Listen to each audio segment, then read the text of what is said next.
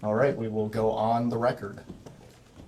This is a deposition of former President William Jefferson Clinton conducted by the House Committee on Oversight and Government Reform under the authority granted to it pursuant to House Rule 10. Accordingly, House Rule 10 grants the committee broad jurisdiction for the committee to conduct investigations of any matter at any time.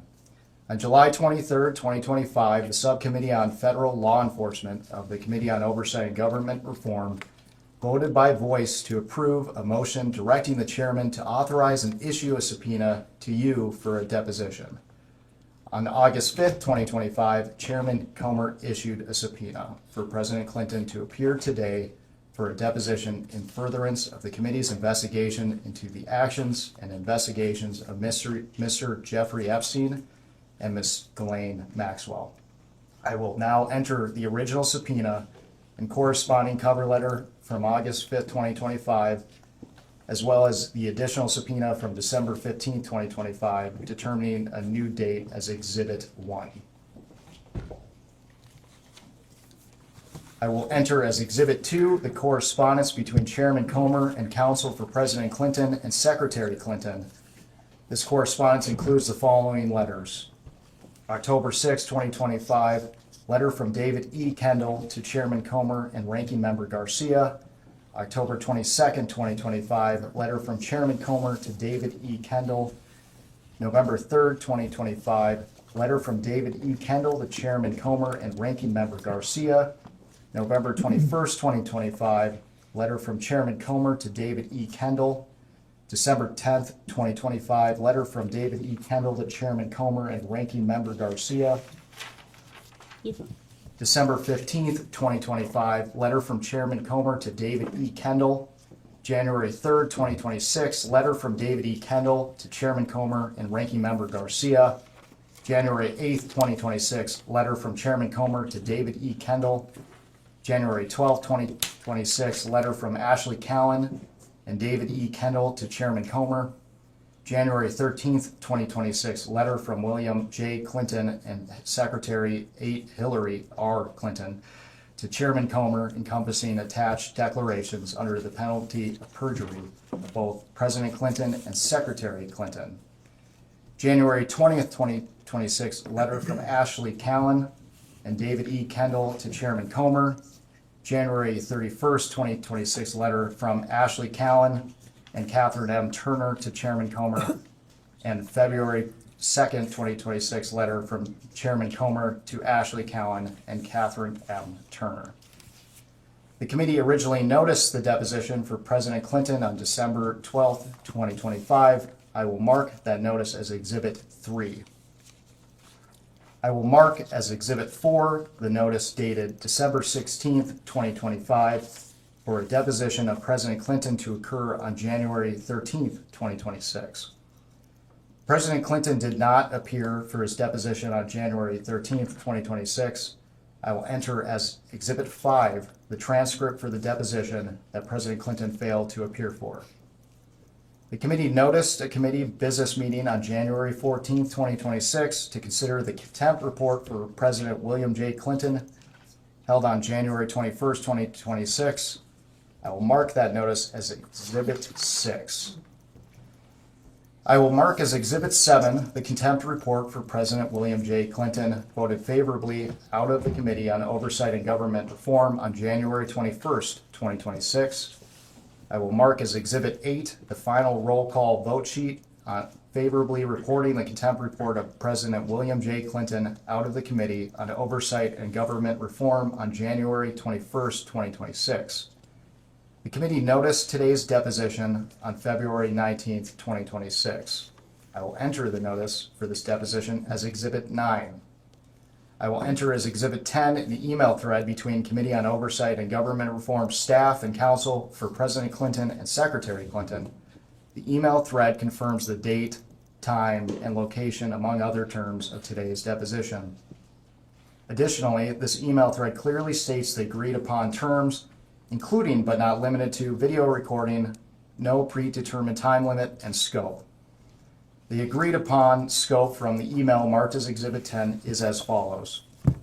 Pursuant to the committee's investigation into the alleged mismanagement of the federal government's investigation into Mr. Jeffrey Epstein and Ms. Ghislaine Maxwell, the circumstances and subsequent investigations of Mr. Epstein's death, the operation of sex trafficking rings, and ways for the federal government to effectively combat them, ways in which Mr. Epstein and Ms. Maxwell sought to curry favor and exercise influence to protect their illegal activities, and potential violations of ethics rules related to elected officials, the committee will ask President Clinton and Secretary Clinton all of its questions regarding Jeffrey Epstein and Ghislaine Maxwell, including, but not limited to, the personal relationships between the Clintons and Mr. Epstein and Ms. Maxwell, and the ways in which Mr. Epstein and Ms. Maxwell sought to curry favor and exercise influence, as well as the operation of sex trafficking rings and ways for the federal government to effectively combat them without the proposed limitations on scope sought in your January 31st, 2026 letter.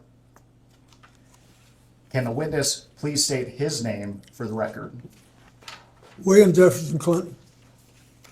Thank you. My name is Jack Emmer, and I am the Chief Counsel of Investigations for Chairman Comer. Under the Committee on Oversight and Government Reform's rules, you are allowed to have counsel present to advise you during this deposition. Do you have counsel representing you in a personal capacity present with you today? I do. Will counsel please identify themselves for the record? David Kendall, Williams and Connolly, LLP. Catherine Turner, Williams and Connolly, LLP. Cheryl Mills, counsel to the president. Thank you. Starting with the majority, can members of Congress in attendance please identify themselves for the record? Billy. Go ahead, sir. Members, Congress. Yes, James Comer, Chairman of the Committee from Kentucky. Congresswoman Nancy Mace, South Carolina. Eric Burleson from Missouri. Congressman John McGuire, Virginia 5. Congresswoman Anna Paulina Luna from Florida's 13th District. William Timmons, South Carolina. Glenn Grothman, Wisconsin. Ranking Member Garcia, California. Congresswoman Melanie Stansbury, New Mexico. Congressman Suhas Subramaniam, Virginia's 11th. Congresswoman Emily Randall, Washington State. Congresswoman Yasmin Ansari, Arizona's 3rd. Congressman Maxwell Frost, Florida's 10th. Congressman Wesley Bell, Missouri's 1st District, St. Louis. James Walkinshaw, Virginia's 11th District. Ro Khanna, California 17th. Lauren Boebert, Colorado's 4th District. Thank you. For the record, starting with the majority staff, can the additional staff members please introduce themselves with their name, title, and affiliation? Billy Grant, Deputy Chief Counsel for Investigations for Chairman Comer. Peter Spector, Deputy Director of Oversight for Chairman Comer. Daniel Ashworth, General Counsel for Chairman Comer. Ryan Giacchetti, Chief Counsel for Chairman Comer. Will Harness, Professional Staff Member for Chairman Comer. Hannah Cathy, Professional Staff Member for Chairman Comer. Melvin Soto, Digital Director for Chairman Comer. Melissa Tolan, Counsel for Chairman Comer. Emily Feyerabend, Counsel for Chairman Comer. Mark Moran, Staff Director for Chairman Comer. Austin Hacker, Communications Director, Chairman Comer. Ashley Ginger, Deputy Staff Director for Chairman Comer.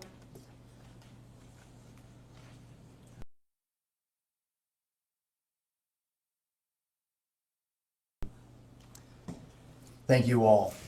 President Clinton, before we begin, I would like to go over the ground rules for this deposition. The questioning will proceed in rounds. The majority will ask questions for an hour, and then the minority will have an opportunity to ask questions for an hour if they choose.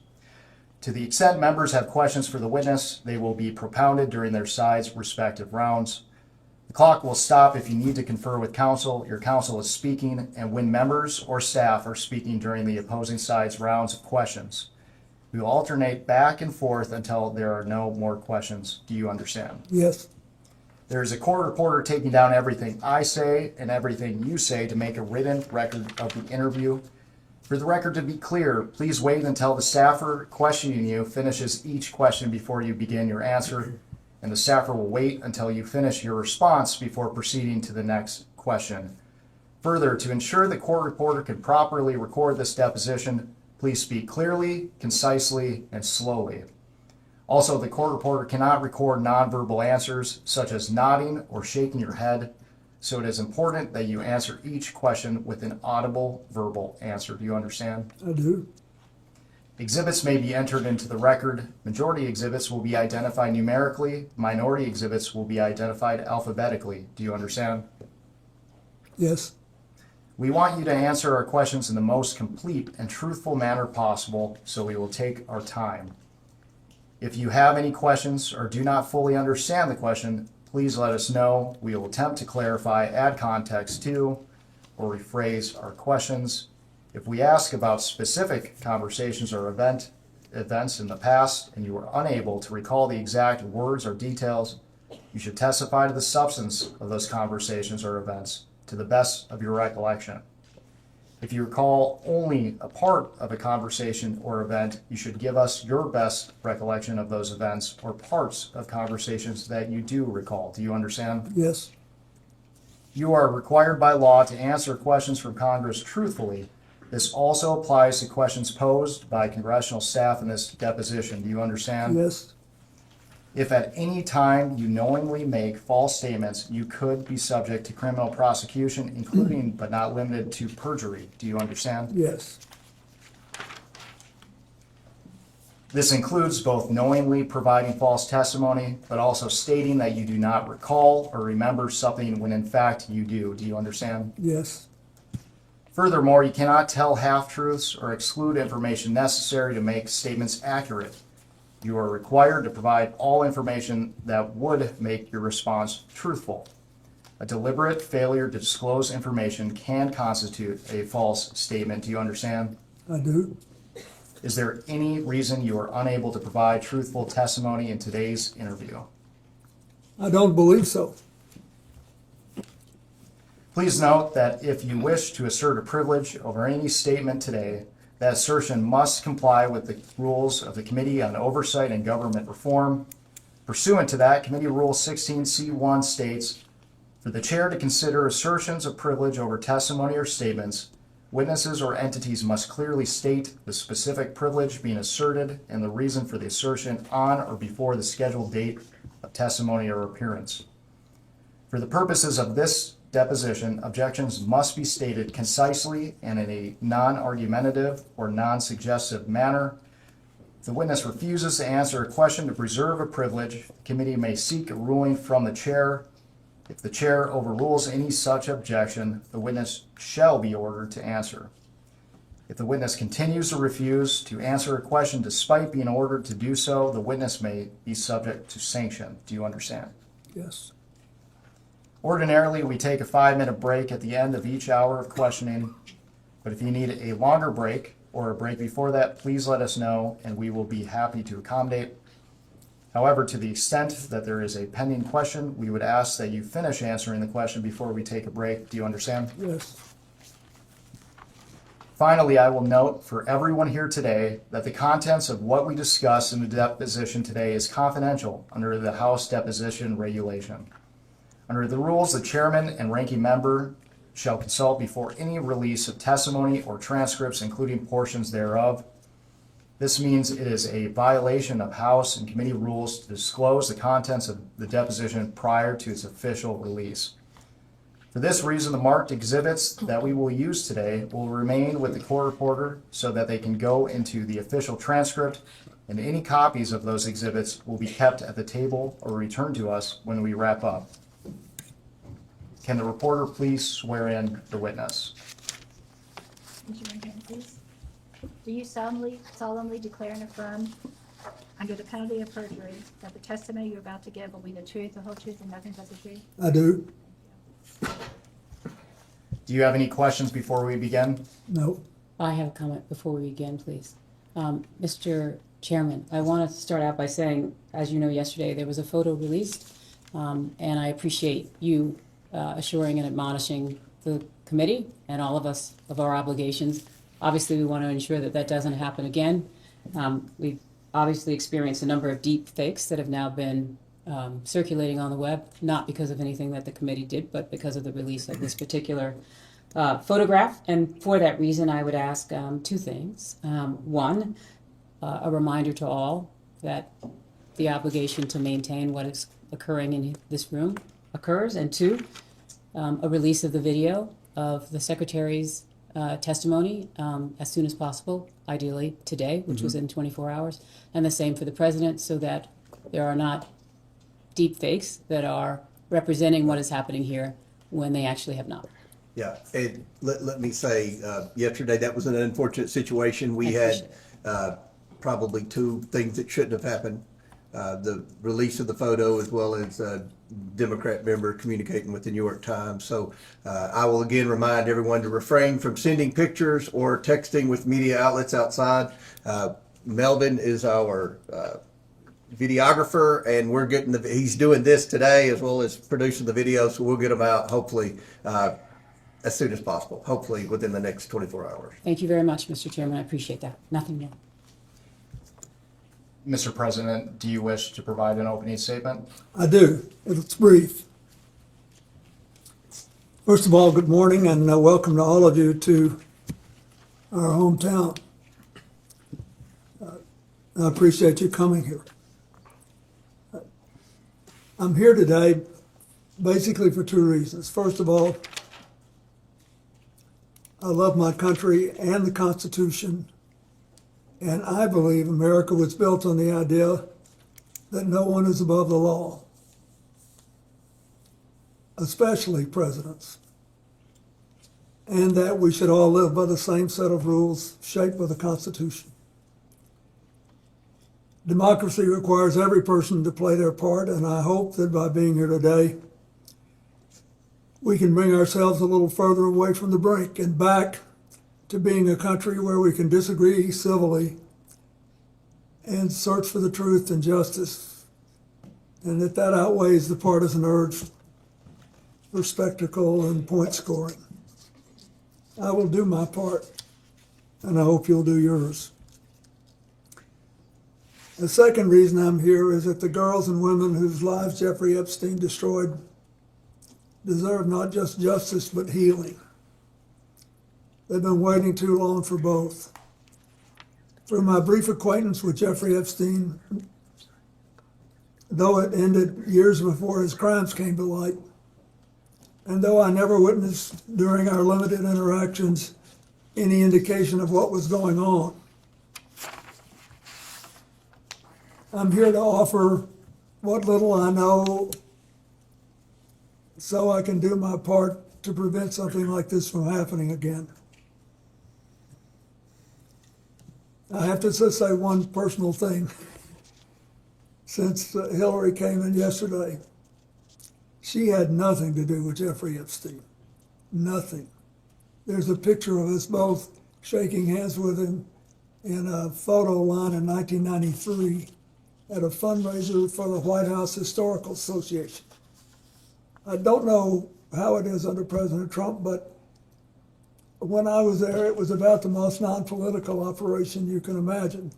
There were people who loved the White House, who were interested in it, would give a little money every year to do things that needed doing around the house. And nothing nearly as extravagant as the ballroom or any of that, just things that had to be done. And neither she nor I remembered shaking his hand all those years ago.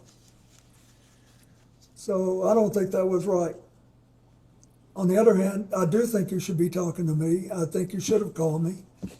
I did take those plane trips with him, and you have a right to ask those questions.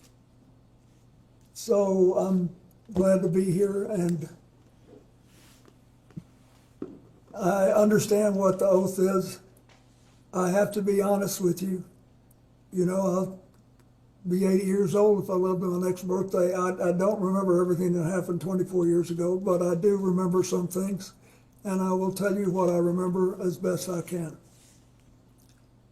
We, each of us, owe the victims nothing less than the truth and accuracy. We owe that to the American people. And I actually hope that you will be able to come up with some suggestions that will reduce human trafficking and especially focus on underage girls. I hope you'll be able to do that. I know that Hillary talked a little yesterday about what the State Department does and what she pushed on human trafficking and girls. And when she was Secretary of State, we had to deal with it. And in my foundation, I saw it in Nigeria when Boko Haram was rampaging through the north of Nigeria. And we were working there trying to stop deaths from diarrhea for young children. And it was interesting. These guys were cold and calculated. They said, oh, you don't have to leave because the kids you're helping are younger than the ones we want. They have to be about 9 before they're worth anything to us. So this is really important. And I will do what I can to make whatever contribution I can. Thank you. Thank you. The time reads 11:28, and the majority's time will begin now.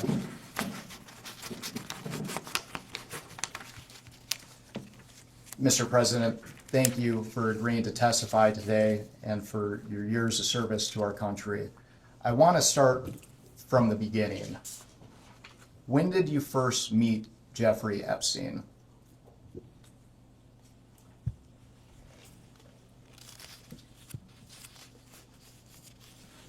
Well, I will try in this testimony, and I will point it out when I'm aware there's a picture or something that predates it. There's a picture which shows him shaking hands in the White House Historical Association reception. That was in 1993, but I'm not aware of that. I first remember meeting him when I got on his airplane to take the first trip with my foundation in, I think, 2002, whenever it was.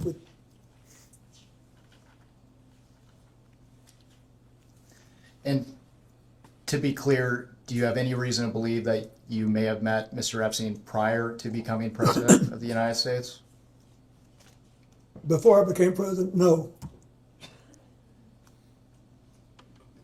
And you mentioned that your first memory of interacting with Mr. Epstein was on your first trip. Which trip specifically?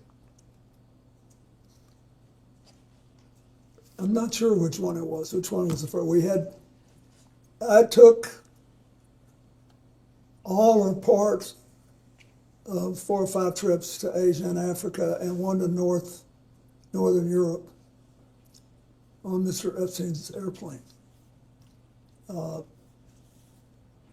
And once when I was in Florida, I was offered a ride back to New York, but I wasn't there having it. It was just coincidental that he was there, and I think that was fairly early in the process, but I don't remember exactly. I just know that I did. I took one flight back from Florida to New York, and all are part of several other, I think 4 or 5 trips to Africa, Asia, and one to Northern Europe. And I want to make sure the record is clear. Is it your testimony today that you have no independent recollection whatsoever of the circumstances of when you first met Mr. Epstein? Objection asked and answered. You can answer again. Yes, I do have a recollection of when I remember meeting him before this trip. I mean, on this trip when I took his plane.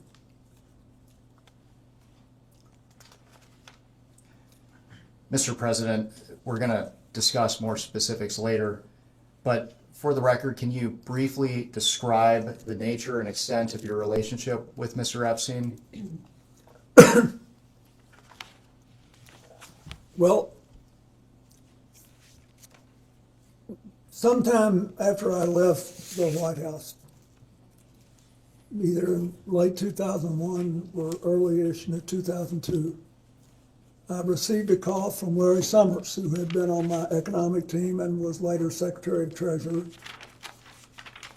and was then president of Harvard. And he said that he was calling because a man named Jeffrey Epstein, who had made a substantial commitment of several $1 million, I think it was 10, but whatever it was, I don't, to brain research. And that he was a information hungry person, and he wanted to spend some time talking to me about economics and politics. And he said, he's got this massive airplane, and he said he would take you, your staff, your Secret Service detail, and anybody else you wanted to bring on the trips that he knew I was planning to set up a global network to provide life-saving AIDS medicine to as many people as possible, as quickly as possible. And I should back up and say, when I left office, we had done all the preliminary work to set up the global fund on AIDS, TB, and malaria, but it was not yet funded. And there were other instruments and institutions who were later founded, including President Bush's PEPFAR program. It had not yet been funded.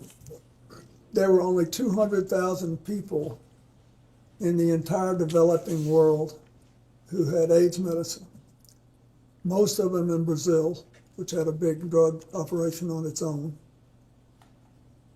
and in Thailand, which also had its own drug population. In Africa, there were like 30,000 people or something, just next to no people. And they were dying like flies. And I thought we had found a way to drastically drive the price down. And that if we could drive the price down, we could, and empower people to administer the medicine right, we could save a lot of lives. And I was obsessed with it. And I was being helped by a man named Byron Magaziner, who had helped us in the White House, and whom I had known since we lived as Rhodes Scholars together in the 1960s. So anyway, that's why when Larry Summers said this, I thought, boy, this would be great. And so we followed up and took the trips. Mr. President, when did your relationship with Mr. Epstein end? When did it end? Well, I believe I took my last flight in 2003.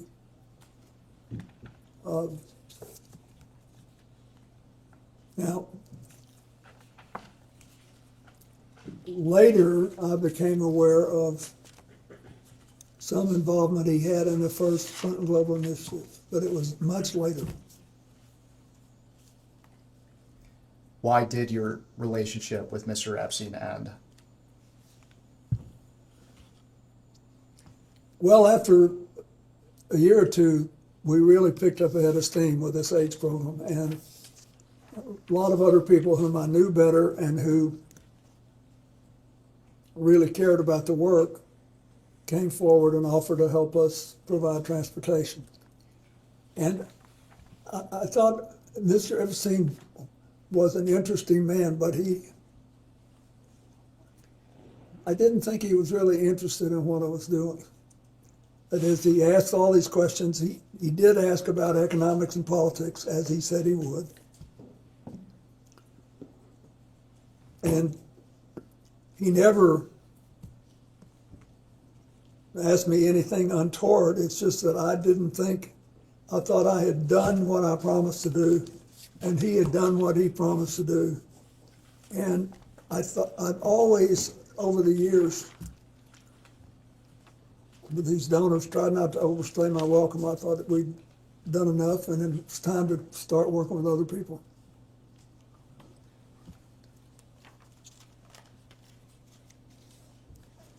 When did you first learn of Jeffrey Epstein's crimes? I think in 2008 when he was prosecuted. There's nothing that I saw when I was around him that made me realize he was trafficking women, and I never.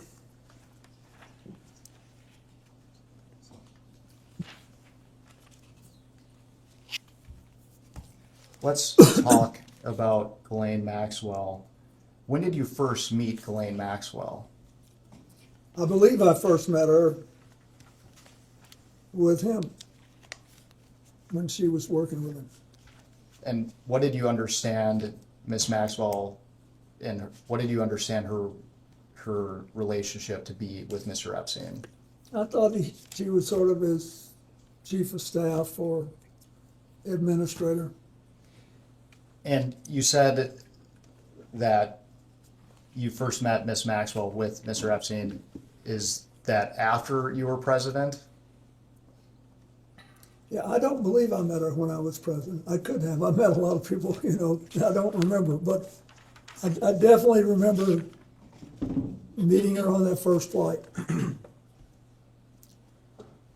Can you briefly, for the record, describe the nature and extent of your relationship with Miss Maxwell?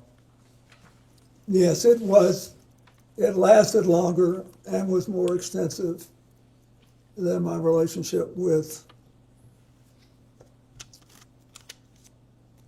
Mr. Epstein, because Ghislaine Maxwell started going with a man named Ted Waite, who had made a lot of money making the first sort of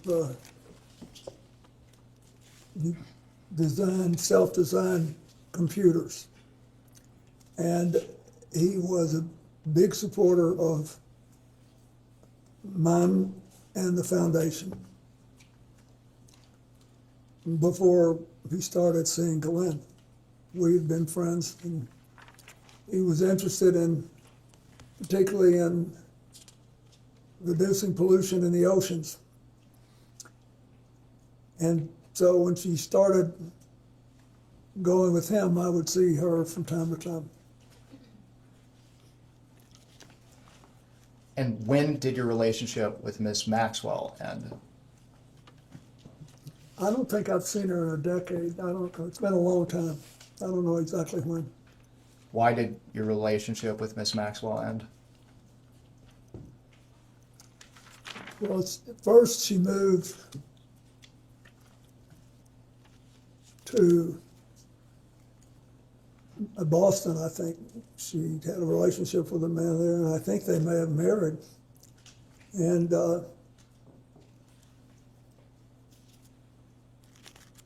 so she wasn't so much around, and then when it became,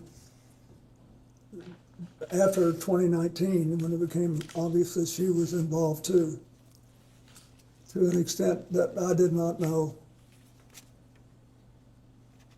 that was the end of it. And I want to make sure the record is clear. You mentioned that your relationship with Miss Maxwell was more extensive than that of Mr. Epstein. Well, it lasted longer, yeah. Okay. When do you have any recollection of what year it would have ended? No, but when she was with Ted Waite, she was when we were kicking off CGI. She was very interested in that, and she participated. But I don't remember, I don't know, it's been 10, 12 years since I saw her. I don't remember when the last time was. Thank you. I am going to ask you some baseline questions regarding who you communicated with and about what. If you don't recall specifics but do recall you communicated with them, you should answer yes, but say you do not recall specifics. Okay. Counsel, can I just ask, if you're going down a list, your question is, did he communicate with the person, yes or no? And then you'll come back if he says yes to ask further. Yes. Thank you. And I will finish the prompt here too. So the question, Mr. President, have you ever communicated with any of the following people regarding Mr. Jeffrey Epstein or Miss Ghislaine Maxwell? And for now, you can say yes or no, and we will come back to discuss each one. And this is to the best of his recollection, yeah? Correct. Mhm. Okay, thanks. Okay, First, Richard Kahn. Richard who? Kahn, T-O-D-D? K-A-H-N. I don't know who that is. Darren Indike. Indike? Correct. I don't know who that is. Sarah Kellen. I don't know who that is. Uma Abedin. Yes. Wait a minute, excuse me, Mr. President, the question is, as I understand it, name the people you communicated to about Epstein and Maxwell. Oh, obviously I know Huma very well. I don't remember any specific conversations we ever had about Epstein and Maxwell. Noam Chomsky. No. Mr. Chomsky wasn't a big fan of mine. He thought I was too conservative. Leslie Groff. Leslie who? Groff. I'm sorry, I don't know who that is. Nadia Marcinkova. I don't know who that is. Jean-Luc Brunel. I don't know who that is, I don't believe. Alan Dershowitz. I know him. And I'm not aware that we ever talked about Epstein or Ghislaine Maxwell. I don't believe we did. Reed Hoffman. I know Reed Hoffman, but he never talked to me about Mr. Epstein or Miss Maxwell. Karina Shuliak. I don't believe I know who that is. I don't think I've ever met that person. Woody Allen. I do know who he is, but I don't think I ever met him, and I never talked to him about Epstein or Maxwell. Sandy Berger. Sandy Berger was my national security advisor, and we were very close personally, but he's been dead for several years. And I don't think I ever talked to him about either one of those people. Jess Staley. Jess Staley? Correct. No.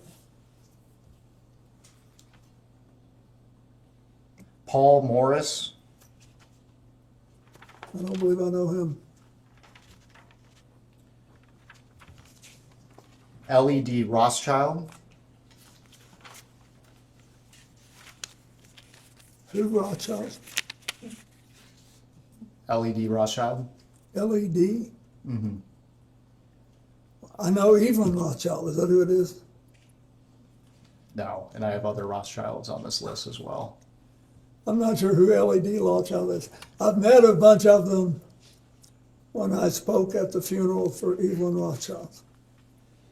And I had met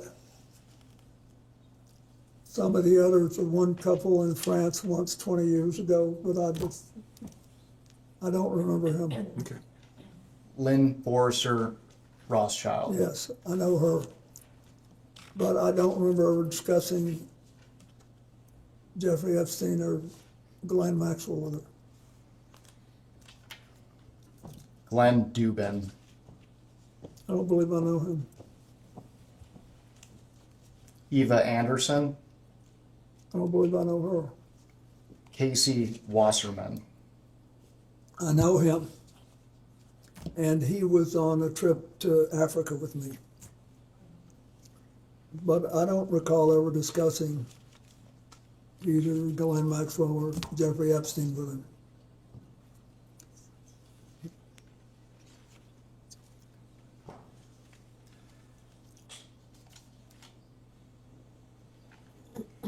Ira Magaziner. Yes, I think I mentioned him earlier.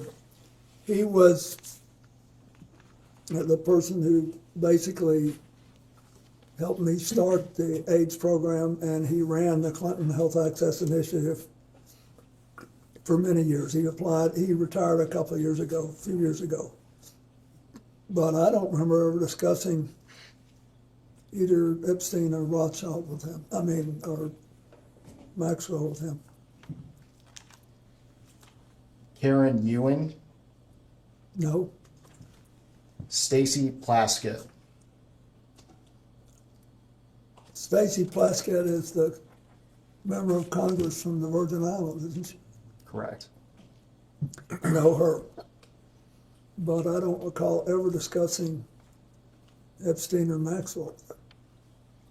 Howard Lutnick, Howard Lutnick is the Secretary of Commerce, right? correct. I know him and from 9/11, and because Hillary worked with his company and helped him to get going again. But, and I know he's now President Trump's Secretary of Commerce, but I don't remember ever having any conversation with him about Jeffrey Epstein or Ghislaine Maxwell. Doug Band, And he worked for me for years. And I know that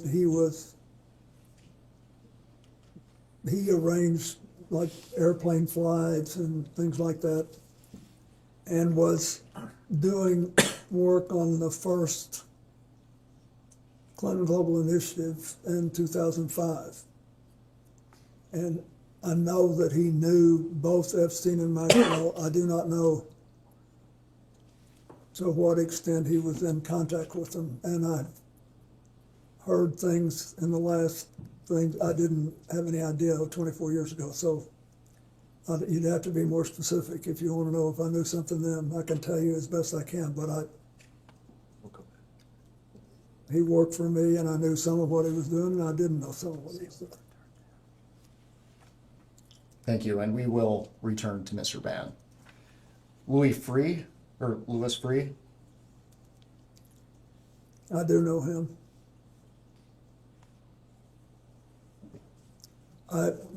To the best of my knowledge, I didn't have any conversations with him about anything practically, but I certainly didn't talk to him about this. Robert Rubin, Bob Rubin was Larry Summers' predecessor as Treasury Secretary and the first director of the National Economic Council. But I don't even know if he knew Jeffrey Epstein or Ghislaine Maxwell. I had no conversation with him about it. and for now, Mr. President, you can answer yes or no. Okay. And the yes or no is intended to convey whether or not you had a conversation about Ghislaine Maxwell or Jeffrey Epstein. Correct. So the answer to Rubin is no. Larry Summers, Yes. Pete Rathgeb, Read who? Rathgeb, Rathko. R-A-T-H-K-O? Rathgeb. Oh, Rathko. I don't recall that name. John Podesta, I don't believe I ever had a talk with John about it. I did stay in touch with John Podesta after I left the White House. And I consider him a friend, but I don't believe we ever discussed Epstein or Maxwell. Andrew Friendly, No, he was one of my, what you call body men at the White House. And we've stayed in touch over the years, but I don't remember discussing Epstein or Maxwell with him. Catherine Rumler, Kathy Rumler is a lawyer who has done some, on occasion, some help for the foundation. I don't believe I ever discussed Maxwell or Epstein with it, but I can't be sure, but I don't remember doing it.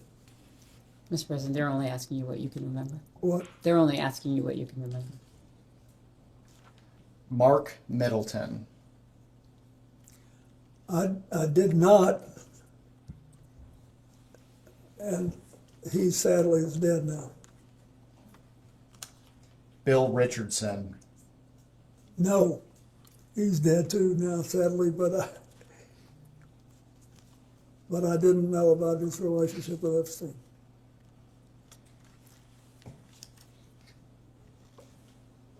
George Mitchell, No, Bill Gates, no, Leon Black, no, Ayud Barak, no, Tony Blair, no, Andrew Mountbatten Windsor. I knew that he knew, at some point I knew that he knew Ghislaine Maxwell. But I did not know, I don't think, that he knew Epstein. So is that a yes that you had communications with him? No, we never had any, Is your question communications about Epstein and Maxwell? Correct. Just generally as a conversation, like you're together?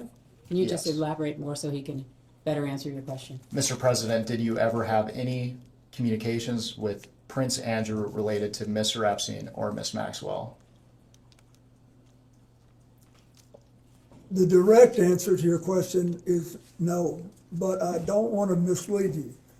I know that because of my friendship with Evelyn and Lynn Rothschild, and because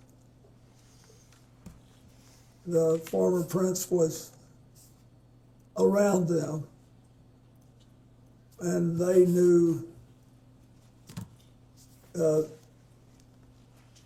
Ghislaine Maxwell from Britain and through her father, her late father. There may have been some conversation there. I don't remember it, but I don't want to mislead you. I knew something that. Thank you. Your question, because it's so broad, means that any social engagement that you might have would be captured. Yeah, So I I think didn't- what he's trying to I don't distinguish want- between is what you're trying to learn and just social engagement. Yes. If I had a social engagement with Andrew, Related to Mr. Epstein? not or related Miss to him, Maxwell? no, Thank you. Peter Mandelson, no, Mohammed bin Salman, no, Larry Page, no, Sergey Brin. no. So let's talk about Larry Summers. You mentioned that you had communications with him related to Maxwell and Epstein. What were the nature of those? For the record, he said with Epstein, just to Just clarify. Epstein. Just Epstein. Thank you. You mentioned that you had communications with Larry Summers related to Mr. Epstein. Can you describe the nature of those communications? Yes, as I said before, he called me on the phone. He knew what I was trying to do with this AIDS work and how important it was to me. And he said he had just talked to Jeffrey Epstein, who he's described as a successful investment advisor who made a lot of money and had made a large commitment to Harvard to brain research. And he said he wants to talk to you about politics and economics, and he says if you will take an hour on the longer legs of these trips he knows you're going to make to Africa and Asia to talk to him about it, that he will fly you on his airplane, and your staff, and your Secret Service detail, and any other people you want to take who are supporting your work.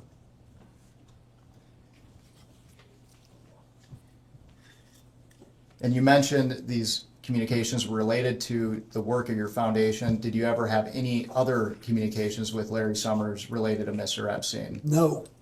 So for the record, you never discussed anything related to Mr. Epstein and young women or girls? Absolutely not.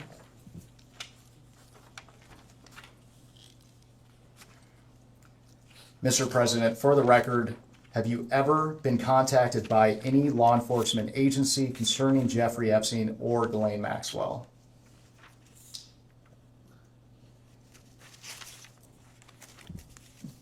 As far as I know, no. That is, as far as I remember. Back in 2008, I sort of thought somebody might ask me something.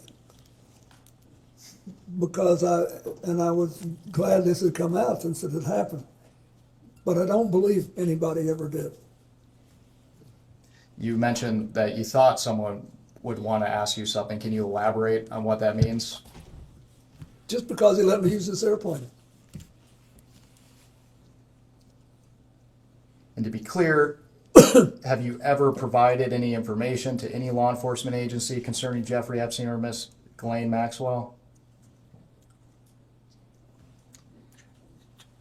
So you asked this question before, you're just asking him to reiterate the response to the question that he previously asked you, Mr. President.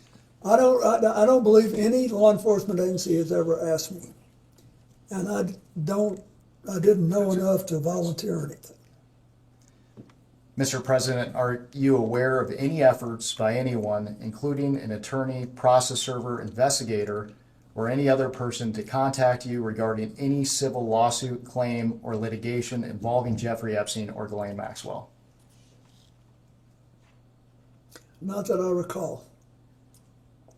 Did Jeffrey Epstein ever inform or represent to you that he was working with any intelligence service of any nation, including the United States? No.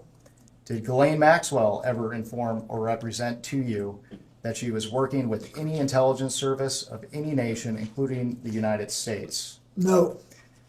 And during your relationship, did you ever suspect Epstein or Maxwell of being affiliated with any intelligence agency? I did not. Thank you.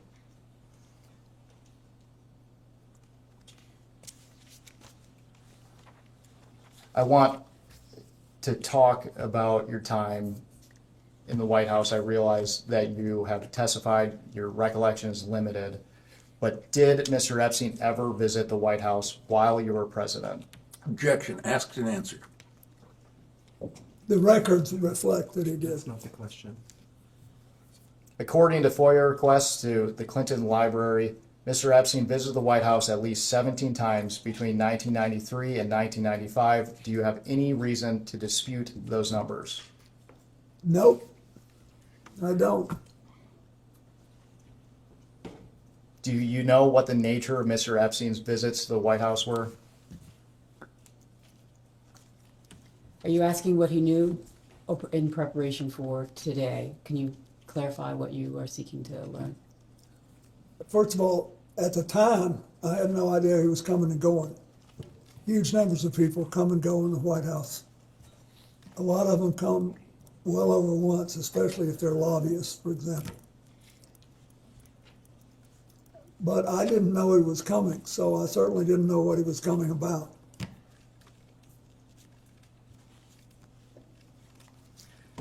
Mr. President, after you left office, did you or your staff ever conduct a review of records, documents, or other materials related to Mr. Epstein's connections to your White House? You're exempting counsel. You can respond to that, but don't say anything about what you talked to your lawyers about. You can respond to this question. Do you need the question again? Yeah, I don't even understand. You mean, did we look into what he did in the White House after I left office? Mr. President, one of the concerns of the committee is how Mr. Epstein and Ghislaine Maxwell attempted or potentially attempted to curry favor with influential figures. My question was, after you left office, did you or your staff ever conduct a review of records related to Mr. Epstein's connections to your White House?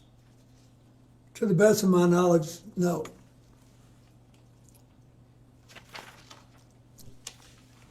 At this time, I would like to introduce what will be marked as Majority Exhibit 11.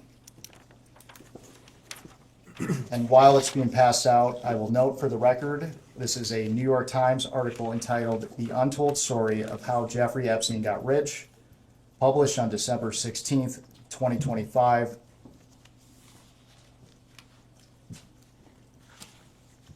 And when you receive the article, I want to direct your attention to the last paragraph of page 31. The last paragraph of which page? 31. And when you are ready, I will also read it into the record.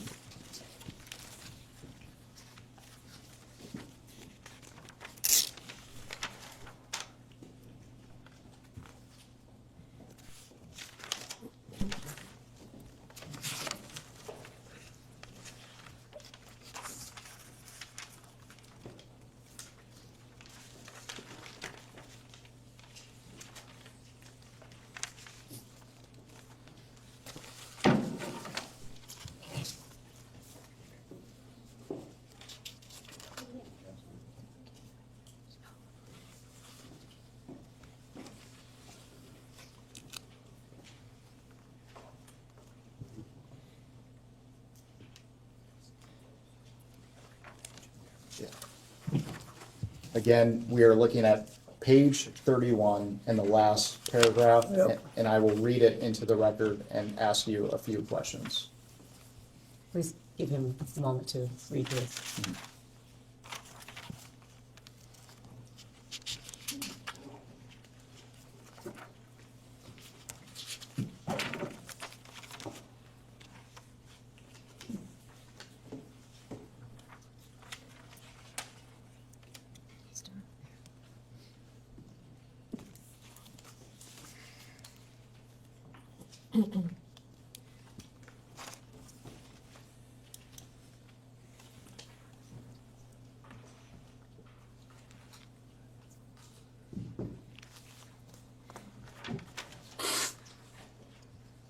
I see this. This is the paragraph he wants Yeah. to ask you guys. Mr. President, the article reads, by 1995, Clinton and Epstein were sufficiently chummy that he wrote a get-well-soon note to Epstein's ailing mother. Hang in there, the president scrawled on a yellow Post-it, which Epstein saved and we reviewed. Mr. President, did you write this note? Are you asking if he recalls writing this note from 1995 on a Post-it? Correct. Okay, thanks. Just clarify. It looks like my handwriting, but I don't recall, but I will tell you this.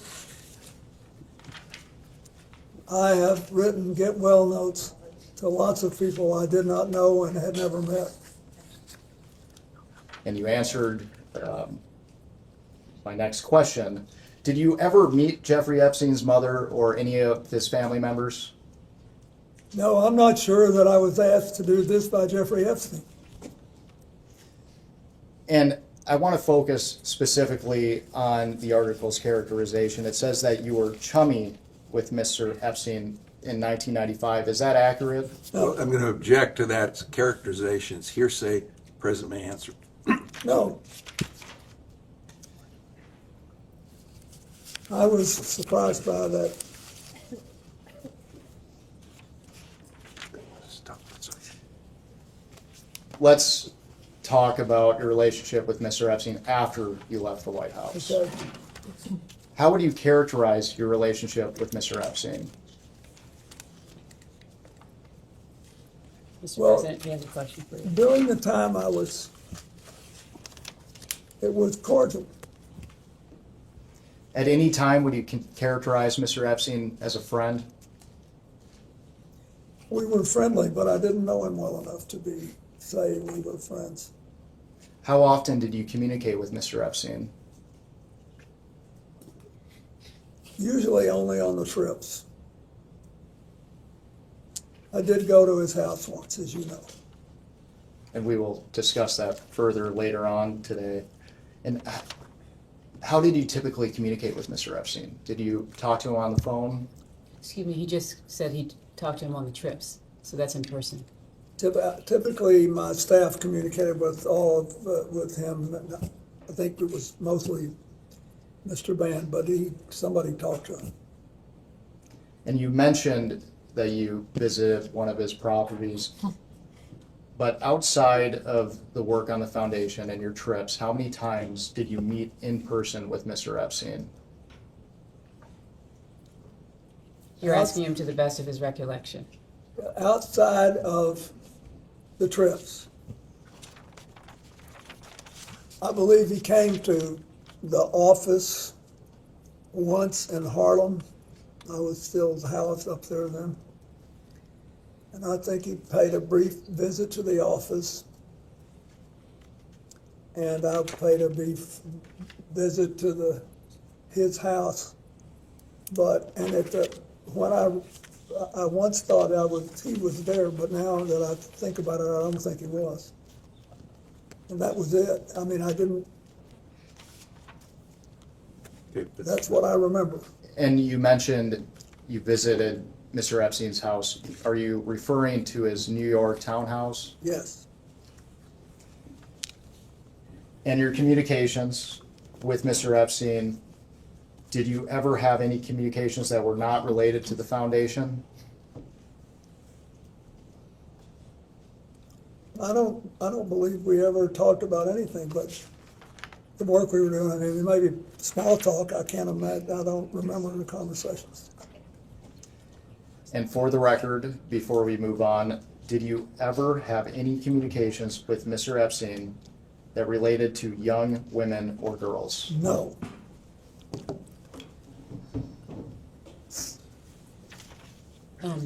Excuse me, do you have your, fantastic, thank you very much. Am I good? Good morning, Mr. President. How are you? Fine. I want to first start out by asking you, have you ever been or traveled on, or has Huma Abedin ever traveled on Epstein's plane? If you know. I don't know. She might have taken one of the trips with us, but I don't know. Okay, so have you flown on a plane with her? Several times. Several times? When you say have you flown on a plane, any plane?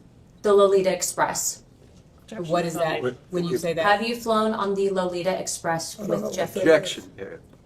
I don't know what that is. Have you flown on Jeffrey Epstein's plane with Huma Abedin? Asked and answered. You may answer again. I don't remember, but I have phoned. She's been sort of a part of our family for a very long time. So when I went to the Middle East, which I don't think I ever took a plane ride with Jeffrey Epstein, but she would typically go when I did. So have you traveled with both of them together? Excuse me, both of whom, Congresswoman? Of course. Have you traveled with Jeffrey Epstein and Huma Abedin together? I do not know. Okay, thank you. If the staff can please pass out EFTA 0021628 and the rest of the documents I have them print regarding passports to the President and Council. This will be Exhibit 12. Thank you.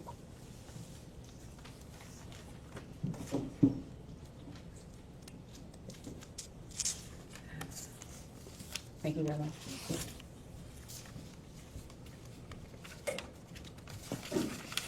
So, Mr. President, if you look at the passport page, the bottom of the document should show the EFTA number. It's 000021628. Yep. There's a name on there. Would you be able to read that name to me? Can you read the name? Excuse me, Congressman, Yes. will you can ask read me the if name. you've ever seen the document before? Yes, well, this is evidence, and so I wanted to ask him specifically. So it's from the DOJ document release, right? I understand, but he may not have seen it, or he may have seen it. no, I've never seen it, but it looks like a passport. Okay.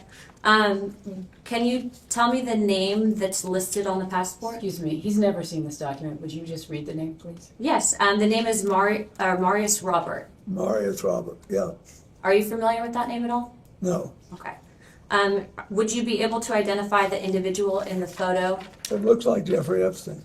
Okay, the reason I ask you about this specifically is because I do believe that Jeffrey Epstein was an intelligence operative. And so this was a passport that was actually entered in and released by the Department of Justice, but this was an FBI filing. It was found in his safe, if you will. So it's an alias. So the reason I ask you that is because given your nature and position, I'm wondering if you were essentially targeted by a honeypot operation and or by intelligence to gather information. So that's why I asked you that question. Well, if it was a honey, Mr. President, there's not a question pen. I have, is there a question? No. You can ask a question. Well, I'll be getting to more, but that's the reason I asked that.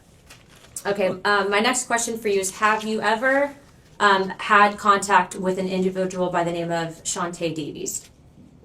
I believe Shantae was, that's a distinctive name, and so I think that was the name of one of his flight attendants. Okay.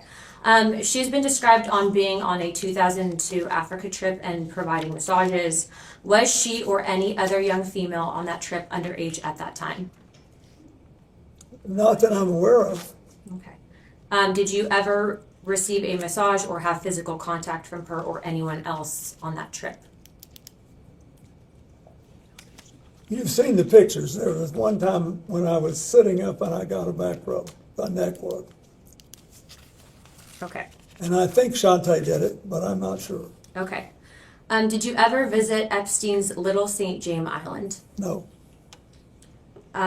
We have Virginia Guffrey, who has testified seeing you on the island with 2 young girls.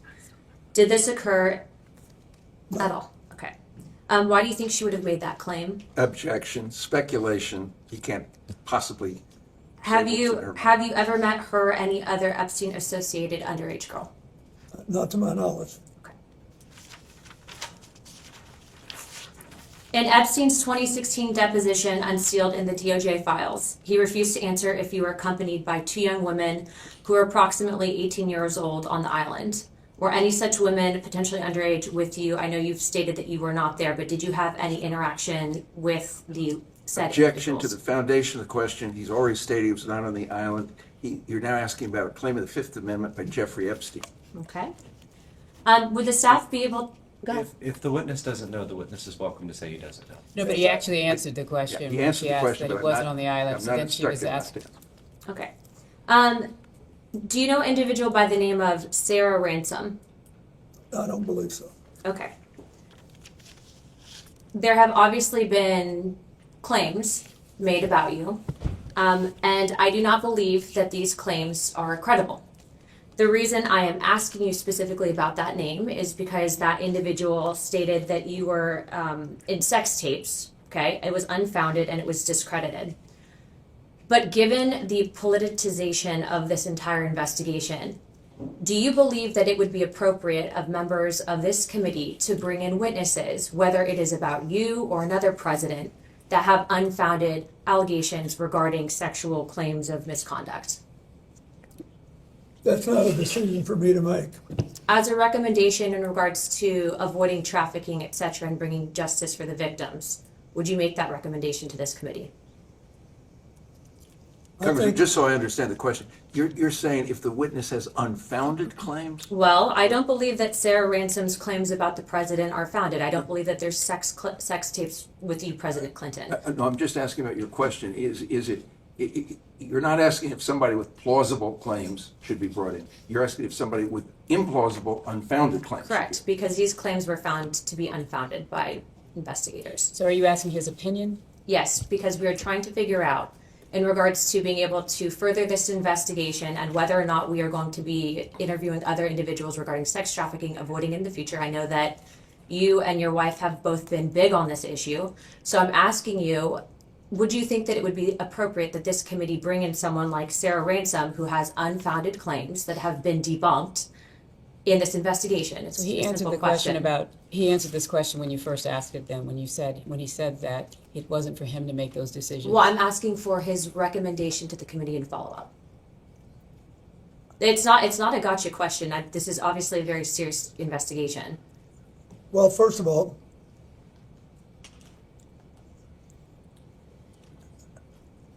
I recommend that you have on your staff a prosecutor who's had a lot of experience in this, dealing with these cases.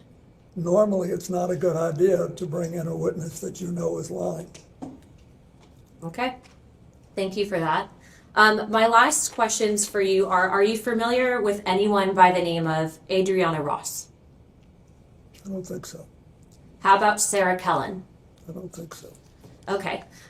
Would you recommend that this committee bring in individuals that were listed as trafficking minors? They were listed as co-conspirators and then given plea deals. I don't know enough about it, but I think you should do whatever you think will strengthen the ability of the United States not to have this happen again. Okay. Is it possible, and in your opinion, that you and or your wife were targeted as a means of an intelligence gathering operation Object the by form of the Jeffrey Epstein and question. Ghislaine Maxwell? Object to the form of the question. No objection to if he knows that they were targeted. I believe that's what she asked. No, she said, is it possible? So she's asking him to speculate instead of asking him, does Do he you know? do you know if you were targeted at any point? I don't, but Okay. I don't. I'd sort of be surprised, but I'm not. I don't know. Okay. All right, Chairman Comer, I think that builds my time. I just want to say thank you very much, President Clinton, for coming in. And I do understand that this has been politicized, but again, I will state on record and I will state this to the press that I don't believe that Sarah Kellen's claims against you were valid. Thank you. Yeah.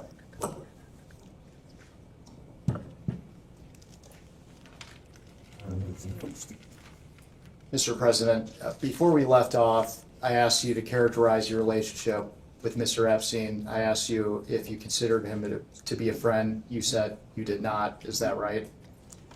I said we were friendly and we had a cordial relations, but I didn't know him well enough because we had almost no contact beyond what I described.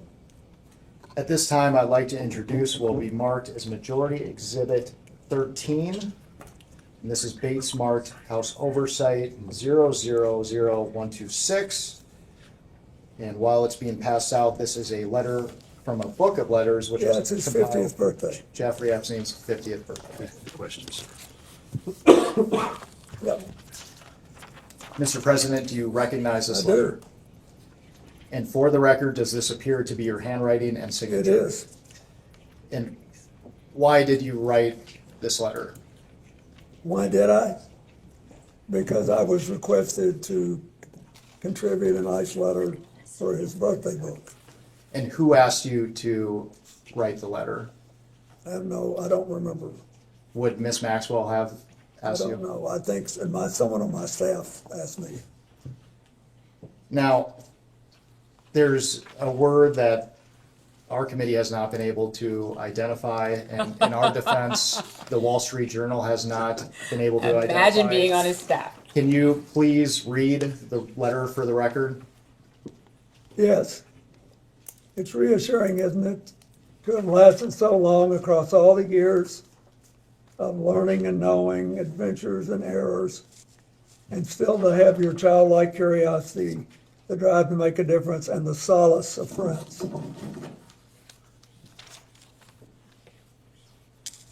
Not a bad letter.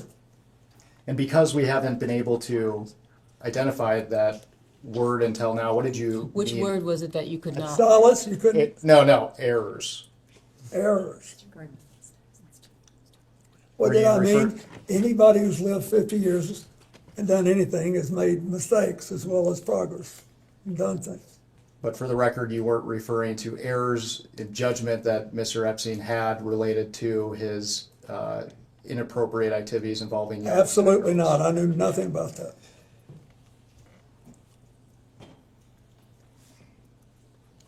Did you ever see the birthday book compiled together? I don't think so. And you mentioned previously you were friendly with Mr. Epstein. Did you typically send birthday wishes to individuals that you didn't consider to be friends, though? No, I send out literally hundreds and hundreds of birthday letters every year to people that have been my friends. But if somebody's doing a special, I've sent birthday letters of congratulations to people I've met 2 or 3 times for their 70th birthday, their 80th birthday, their, 50th wedding anniversary. I do it. And I told you, I thought Epstein was interesting and curious. So I wrote a letter that I thought reflected that. Can you elaborate on what made him interesting and curious? No more than I've already said. At this time, I'd like to introduce what will be marked as Majority Exhibit 14. And while it's being handed out, this is an article published by the New York Times on August 5th, 2025, entitled "A Look Inside Epstein's Manhattan Lair." And once you receive the article, I will just direct your attention to page 10. Where is that? No, we haven't brought it yet.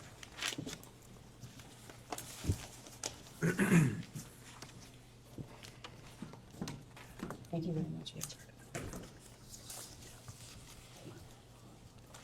And we're specifically looking at a framed photo on a wooden table alongside multiple other framed photos.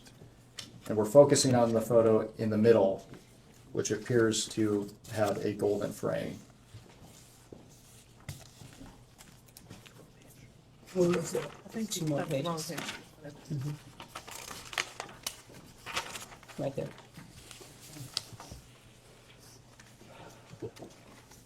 Not the page with the Pope. Yeah, okay, that's it. Page 10, is that what we're on? Page 10. Mr. President, do you recognize yourself in this photo? I do. And it appears that the man on the right of the photo is Jeffrey Epstein, is that correct? I think so. Have you seen this photograph before today? Only in this picture. And for the record, what is happening in this photo? He's smiling at me, looks like he's talking to me. This is one of the friendly interactions that you were describing earlier? Yes. And can you describe the circumstances surrounding this photo? Are you asking if he recalls the? I do not. I have no idea. I see Richard Branson in the back and Okay.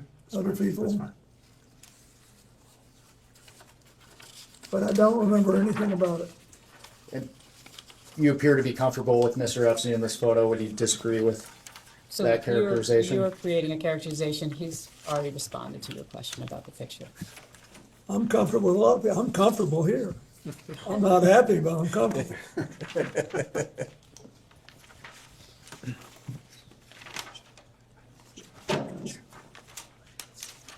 And my conscience is clear. That helps.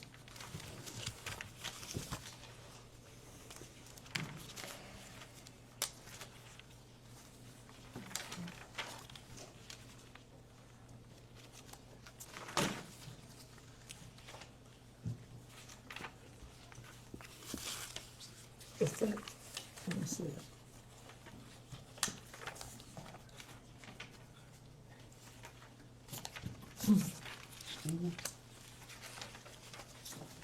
Okay.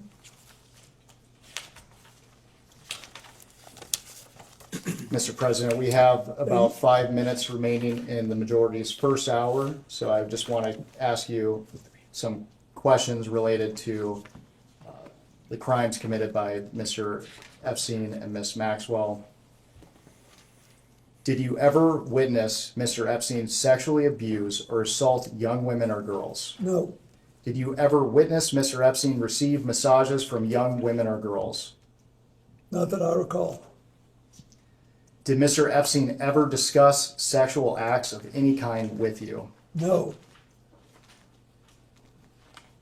Did you ever have any sexual contact with young women or girls in the presence of Epstein or Maxwell? No. Did you ever have sexual contact with any young woman or girl introduced to you by Epstein or Maxwell? No.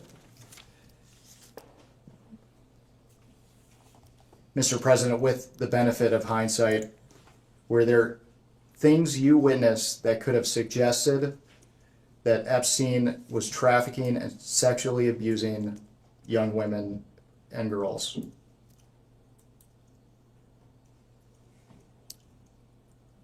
I do not believe so.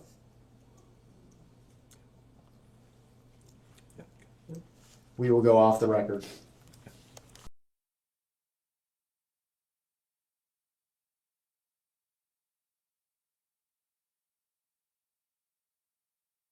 We can go back on the record, Mr. President, good morning. Good morning. My name is,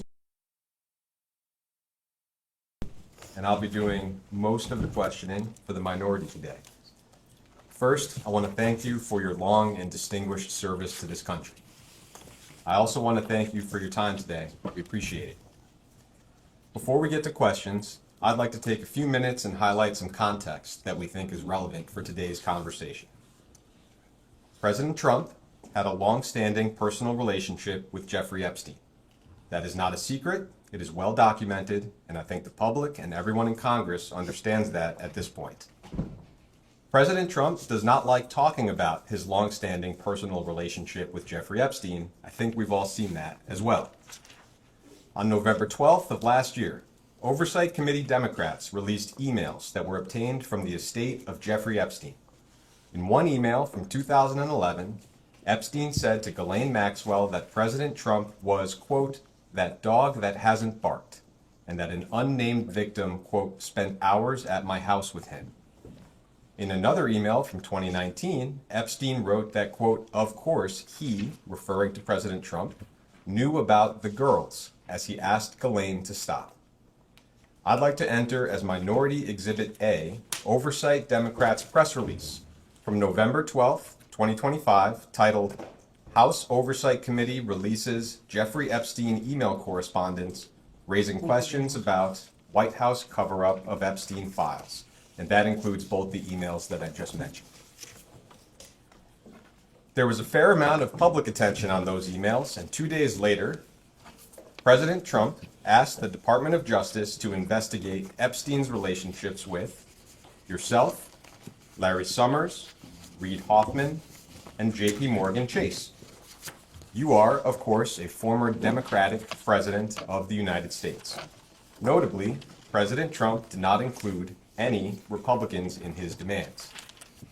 Later that day, Attorney General Pam Bondi posted on social media that the U.S. Attorney for the Southern District of New York would comply with President Trump's directive and take the lead on the investigation. I would like to enter as Minority Exhibit B, Attorney General Bondi's post on X, which also includes President Trump's post on Truth Social. It is well understood that you had a personal relationship with Mr. Epstein, and we will talk about that today, but the events I just described color our perspective on the conversation. It appears as if you and other Democratic figures have been targeted by President Donald Trump in an attempt to distract the American people from his own long-standing relationship with Jeffrey Epstein.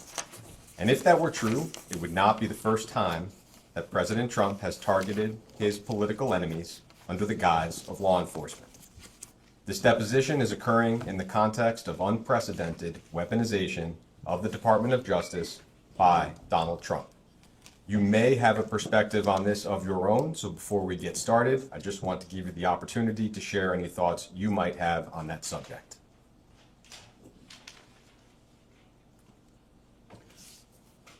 I think I'll let you ask me some questions, and then maybe at the end I'll say something. That sounds fine. Thank you. I'd like to start our conversation with a few foundational questions so we can just set the record straight from the very beginning. With respect to your relationship with Mr. Epstein, did you ever, at any point during your interactions with Jeffrey Epstein, know about the sexual abuse that he was committing against minors and young women? No. Have you ever engaged in sexual activity with a person introduced to you by Jeffrey Epstein? No. With respect to your relationship with Ms. Ghislaine Maxwell, did you ever, at any point during your interactions with Ghislaine Maxwell, know about the sexual abuse that she committed and facilitated against minors and young women? No. Have you ever engaged in sexual activity with a person introduced to you by Ghislaine Maxwell? No. Have you ever, at any point, visited Jeffrey Epstein's former estate on Little St. James Island in the U.S. Virgin Islands? No. In February of last year, Attorney General Pam Bondi said on Fox News that you traveled on Mr. Epstein's plane, quote, because it supposedly had a bed in there where Jeffrey Epstein had young girls. I will ask you, did you fly on Mr. Epstein's plane because it had a bed where Jeffrey Epstein had young girls? No, Are there any other accusations that have been made against you with respect to Mr. Epstein that you'd like to address before we get started with some chronological questions? I think you pretty well covered it. Thank you. Thank you. I will ask a series of chronological questions. I'd like to try to create one clear chronological record. Some of that might be repetitive from what you've already talked about. I will try to keep that to a minimum. All of these questions are from a long time ago. If you don't recall anything about what I'm asking, just let me know. Starting with events before and during your presidency, the earliest known link that we're aware of between yourself and Mr. Epstein is that he made a pair of campaign contributions to you in 1992. There was a $1,000 contribution to your presidential election committee in January 1992, and another $1,000 in June to the Clinton-Gore General Election Compliance Fund. I imagine a lot of folks donated $1,000 to your campaign. Do you have any specific recollection or knowledge of those particular contributions? No, I think this is the first time I've ever known that. Thank you. That takes us into your time as president. You were elected in November of 1992 and inaugurated in January of 1993. Mr. Epstein visited the White House a number of times while you were in office. Our understanding is that Mr. Epstein visited the White House 17 times between 1993 and 1995. I am not going to walk you through each of those visits. I'm just going to break them into categories. I think first, with respect to the only Epstein visit where it is publicly known that you either met Mr. Epstein or had some interaction, was the White House Historical Association reception that you mentioned earlier. I know there's a photograph that you mentioned of yourself and Mr. Epstein meeting. Am I right that you have no specific recollection of meeting Mr. Epstein or Ms. Maxwell at that event? I don't. With respect to the other 16 times that Mr. Epstein came and went, and that spanned 1993 to 1995, am I right that you have no specific recollection of meeting Mr. Epstein any of those times? No, I don't think I did, and I don't know who he saw.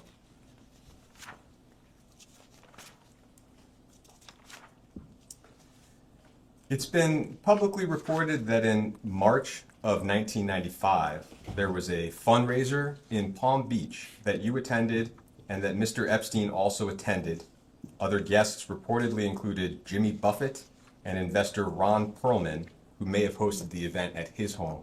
Do you have any specific recollection of that event?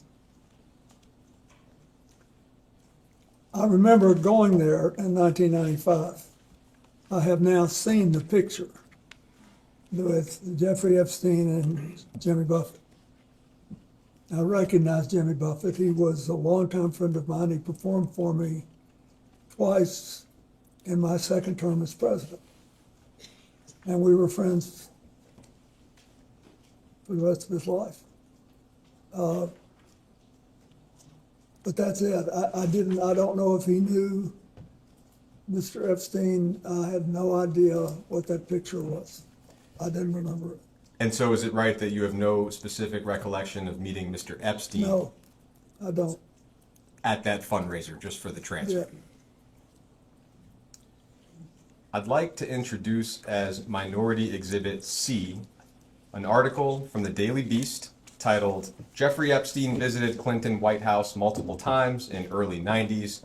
That article is dated July 24th, 2019. Once you receive it, I'll just direct you to page 8 of the article that you're about to receive. Okay. It's not dated.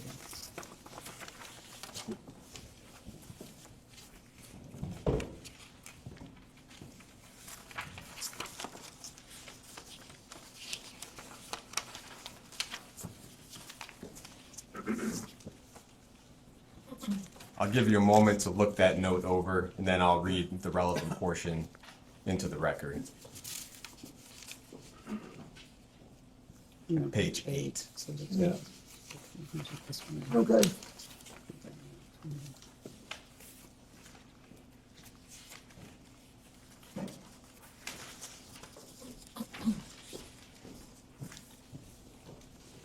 Yep. So you can see here that on April 27th, 1995, Lynn Forrester, now Lynn Forrester de Rothschild, sounds like served on a few committees or boards under your administration, wrote you a note. I'll just read part of that note out loud. Dear Mr. President, it was a pleasure to see you recently at Senator Kennedy's house. There was too much to discuss and too little time. Using my 15 seconds of access to discuss Jeffrey Epstein and currency stabilization, I neglected to talk to you about a topic near and dear to my heart, namely affirmative action and the future. And that's the end of the relevant portion. I just wanted to ask whether you have any specific recollection of this note or of your conversation with Ms. Forrester. I don't.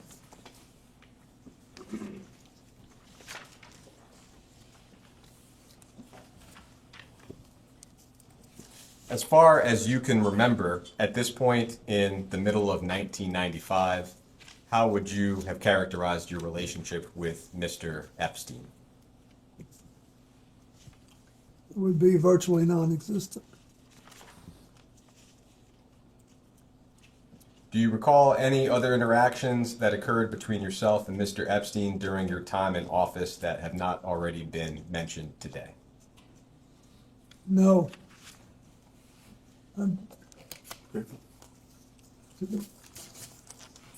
think I've told you everything I know.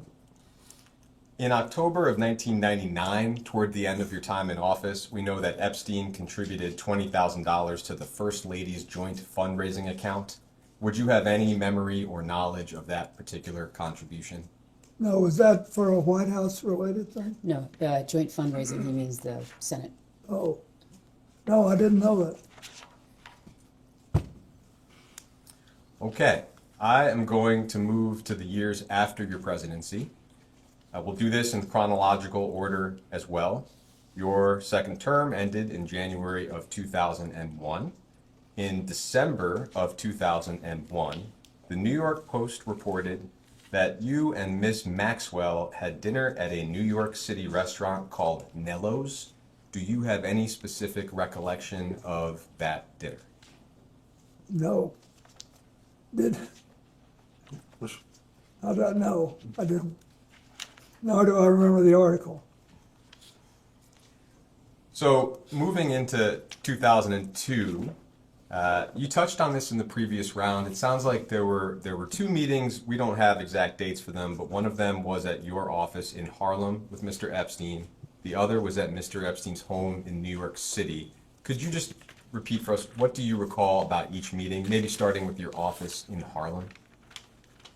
I just remember that sometime in 2002, I think, he paid a visit, and he had become,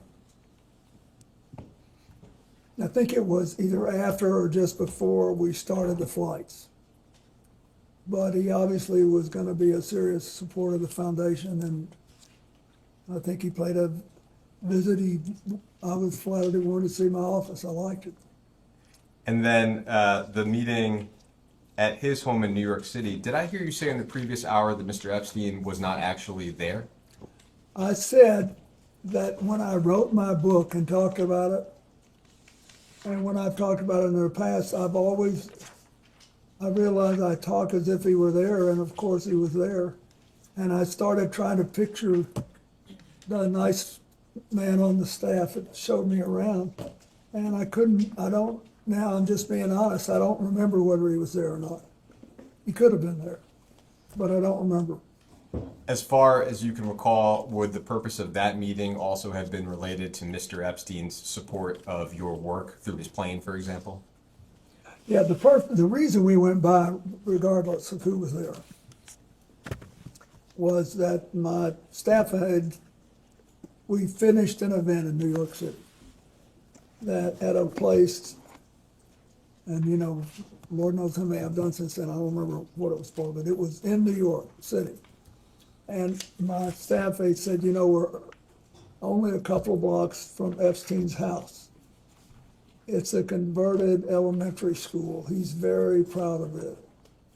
And I think, it'd be a nice thing to do since it's early. You could just go by and take a look at it. So that's what we did. Do you recall seeing anything or anyone in his home that was suspicious or reflected abnormally young women or girls? No, the only people I saw there that night were staff. And him if he was there, I just don't remember. Do you recall seeing any images of young girls or women at Epstein's home? No. So, moving to some of the travel on Mr. Epstein's plane, and we have specific dates for a lot of that, I'd like to move through that chronology of known trips, just one at a time, in order. To begin, flight logs indicate that on February 9th of 2002, and we'll give you the logs, you flew on Mr. Epstein's plane from Miami to Westchester County, New York, with Epstein, Maxwell, and some others. And you mentioned this flight in the previous round as well. I will introduce that flight log as Minority Exhibit D. And we'll give you a moment to receive that and take a look at it.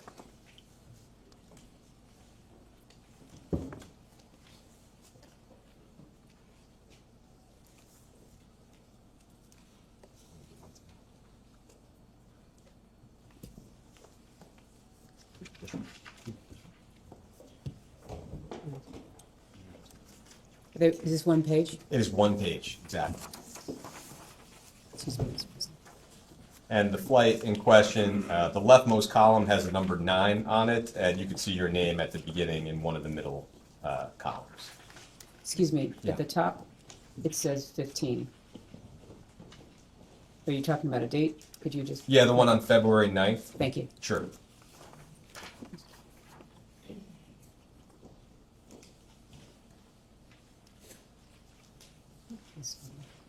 Yeah, I do see it.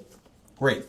I'll just ask some specific questions. As an initial question, and we can see it here, you had a Secret Service detail that traveled with you after you left office, presumably still does. Is that correct? Yeah, that's correct. And did that detail accompany you on all trips that you took with Mr. Epstein? Yes. For this trip from Miami to Westchester, first, just do you recall the circumstances of the trip? No, I was down there and I was coming home. I don't remember why I was down there. In terms of who was present on the flight, and we'll do this exercise with the other trips as well, are you able to make out from the initials here maybe who is who? In other words, I can see your name and I can see 4 Secret Service. And then from there we have 2 males, 1 female, I think Mr. Epstein and Ms. Maxwell, and then SK and AP. Do you have any recollection of who any of those folks may have been? No. I just don't remember. I'm sorry, I don't. And the initials, they don't mean anything to me. This isn't a record from yours, this is their record. Yeah. In February in 2002, so the same month as this flight, it was reported that you and Miss Maxwell were seated together at some type of charity gala in New York. I don't know what the charity was or where exactly the event occurred. Do you have any recollection of what I'm referring to? Could you state the date again, sir? In the same month, February 2002, and I don't have an exact date. What was the report in? Simply that you and Ms. Maxwell were seated together at a charity gala in New York. Wow. I have no recollection of it, but it could have happened. Heading into March of 2002, so the following month, we have a series of international travel, and the first of those trips indicates that on March 19th and 21st of 2002, you flew on Mr. Epstein's plane from JFK to London and back with Mr. Epstein, Ms. Maxwell, and some others. We will introduce those flight logs as Minority Exhibit E and go through the same exercise.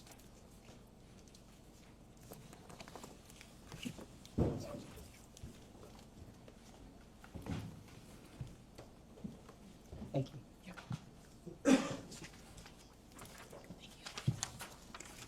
and that's the 19th and the 21st.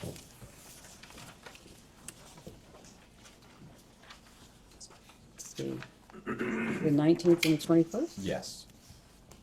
Down toward the bottom of the page. Oh, hold on, it's pretty.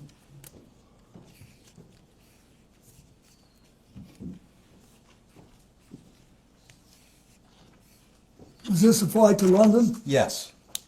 Yeah, this says we had 10 Secret Service agents. So I guess just to start with, do you recall the circumstances or the reason for this trip? And this was when? This was March of 2002. I don't, but keep in mind, there was a lot of stuff going on. India, in the late January, 4 days after I left office, had a horrible earthquake. And lots of people died. And I called the Prime Minister of India, Mr. Vajpayee, who belongs to the current leader's party, but was much less uber nationalist. And I asked him if I could help. And he said, yes. He said, I have the money and organization to fix the big cities, but not the smaller towns. And we need schools, we need hospitals, we need all this stuff rebuilt. Will you help? So that's the first thing I undertook to do, even before the AIDS thing, after I left the White House. So I was there. So by March of 2002, the next year, we were still working on that, and then the South Asian tsunami hit in December. So I was doing all this stuff and also trying to get set up at home too. So that's why it sounds unusual for me to have 10 Secret Service agents, but I must have been going to several stops. And is it the same for you when you look at some of these names? I can make out the name Naomi Campbell. Do you have any recollection of Naomi Campbell being on this flight? Naomi, when we went to Europe once, I think she went on one, but she was a friend of Doug's, and that's what I remember. Let me see. Yep. And Jeffrey, Ghislaine, I don't know who the other people are. Looks like Doug Band is listed there, and that... Yeah, he's there, but SK, I don't know who that is. Okay, great. Thank you.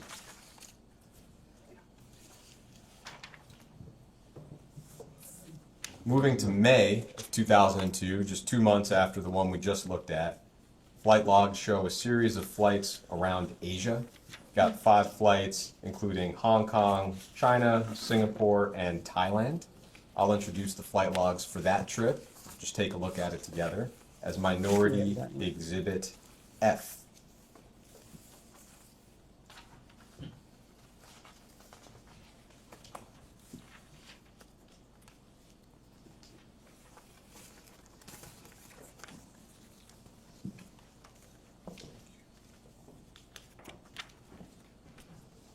You still need it, right? We do need it. Thank you.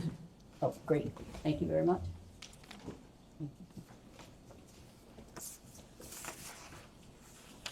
You said So what? those are from the 22nd to the 25th. Let me just highlight that for a second.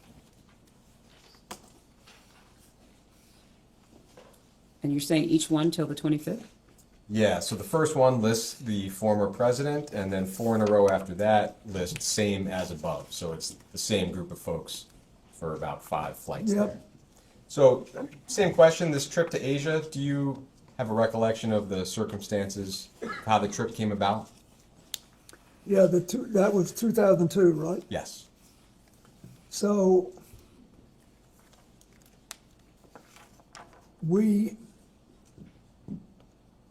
and when was the tsunami? Was it at the end of 2002 or the end of 2001? That I'm not sure of. Just to the best of your memory, you have to share what you know. Anyway, to the best of my memory, this was a trip to raise funds to organize our health network in Asia, which was basically designed to deal with AIDS, but also I was heavily involved in the reconstruction of India after the earthquake there. And was asked to do it by the Prime Minister and later by the UN. So I was involved with that. And do you have any recollection of who these individuals on the flight were? For example, there are a few female names. I think one is Janice, one is Jessica. When you look at the log, do you have any recollection of who's who? No. Do May you, have been a flight attendant, I don't know. do you have any recollection of the flights themselves?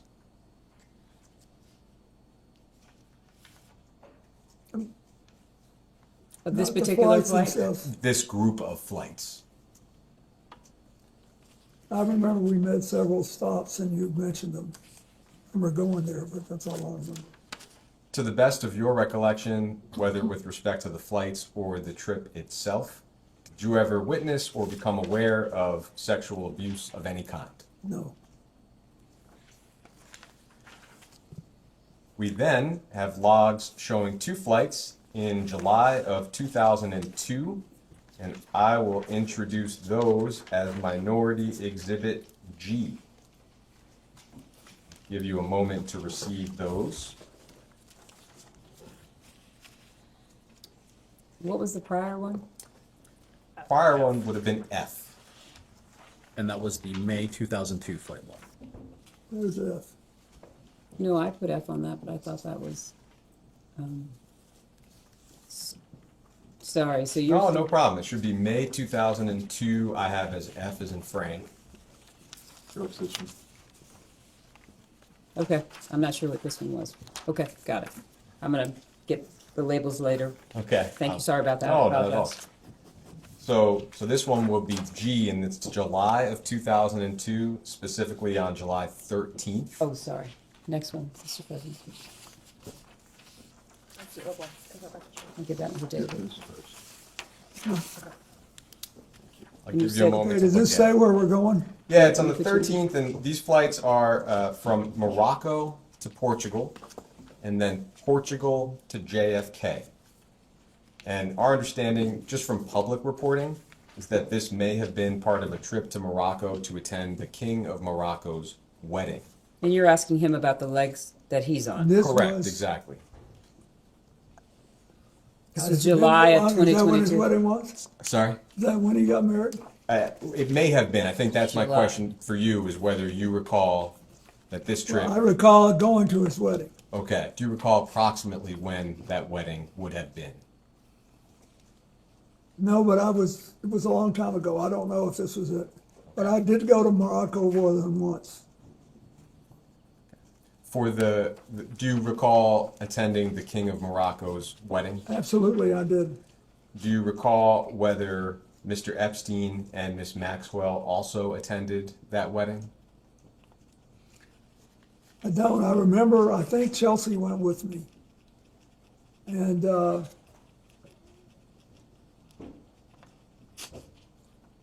remember because my late mother-in-law loved Morocco, and Chelsea was there with her once and she wanted to go. So we went, and it was really nice. I was very close to the king's father, and I marched in his funeral when he died. And so they had this wedding and we were invited, and I very much wanted to go. Hillary was working and didn't go. Chelsea did, and I think Huma was with us too. I think, There's been some reporting that you may have invited Mr. Epstein and Miss Maxwell to the King's wedding. It sounds like, but please you tell me, do you have any specific recollection of that? I don't remember. Do you have any specific recollection of these two flights, which may or may not have been part of the King's wedding? They're from Morocco to Portugal and Portugal to JFK. Mr. Epstein and Ms. Maxwell were on the flights, as well as yourself. When I was coming home. He's just asking you about these two legs, and he's asking you, do you have any recollection of these two legs of the flight? No, I remember the wedding very well and all the stuff that happened, but that's all. I don't remember the coming or the going. Thank you. In September of that year, we have the trip that I think a lot of folks are aware of. This is a trip to Africa in September of 2002. The trip started at JFK, ended in London, stopped in Ghana, Nigeria, Rwanda, Mozambique, and South Africa. Some high-profile figures were on board, including actor Kevin Spacey and comedian Chris Tucker, as well as Mr. Epstein and Ms. Maxwell. I will introduce those flight logs as Minority Exhibit H. I'll give you a moment to receive them. Thank you.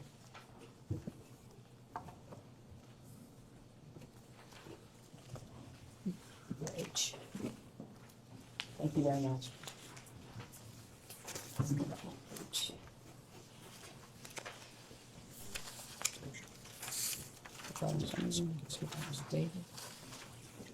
So this is a two-sided document, and the flights are the bottom half of the first page and one flight at the top of the second page. Starting at the 21st? Yes. Sure. Okay. Starting there. I'll just ask you generally, before we look at the log specifically, what is your recollection of how this trip to Africa came about? Well, this is where most of our work was going to be done. And what month is this? This is, I believe, September of 2002. So, and the countries we were going to represent places where we had operations. Like Mozambique, for example, had a big AIDS problem, and we were trying to help. And there was so that's what I know. We in South Africa, we spent quite a bit of time because I wanted to go see Mandela. He was still in good shape then, and we did things together. And then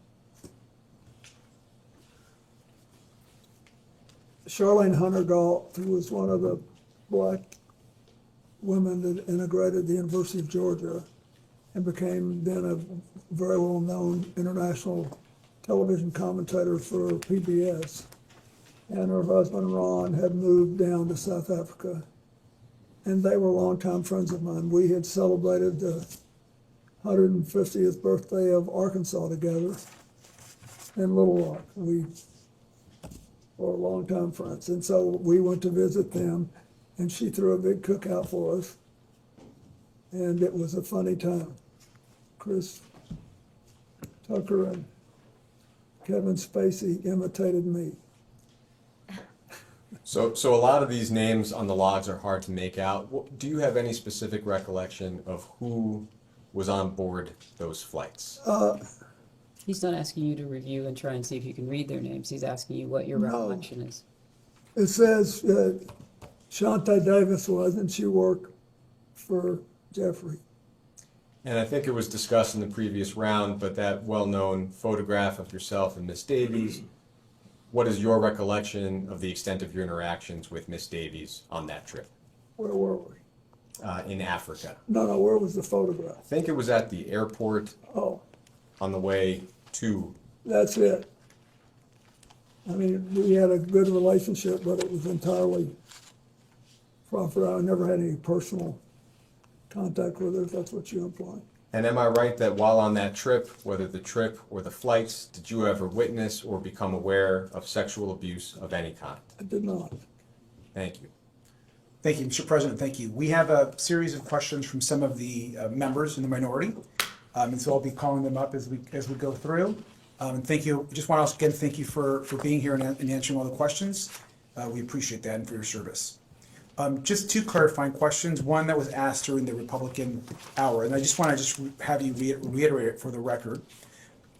Either during or after your presidency, were you ever made aware of Jeffrey Epstein having any kind of relationship, directly or indirectly, with a foreign intelligence agency or service? And I ask because we've received a lot of interest and communication about that topic, and so I want to give you a chance to answer that again if there's anything No, else. I wasn't, and I understood why now when you showed me the passport, but I wasn't. I didn't know anything about that. Thank you. And then second, of course, this deposition also sets a pretty new precedent, I think, which is something that we've been discussing and folks across the country are discussing as well. We're thankful that you're here.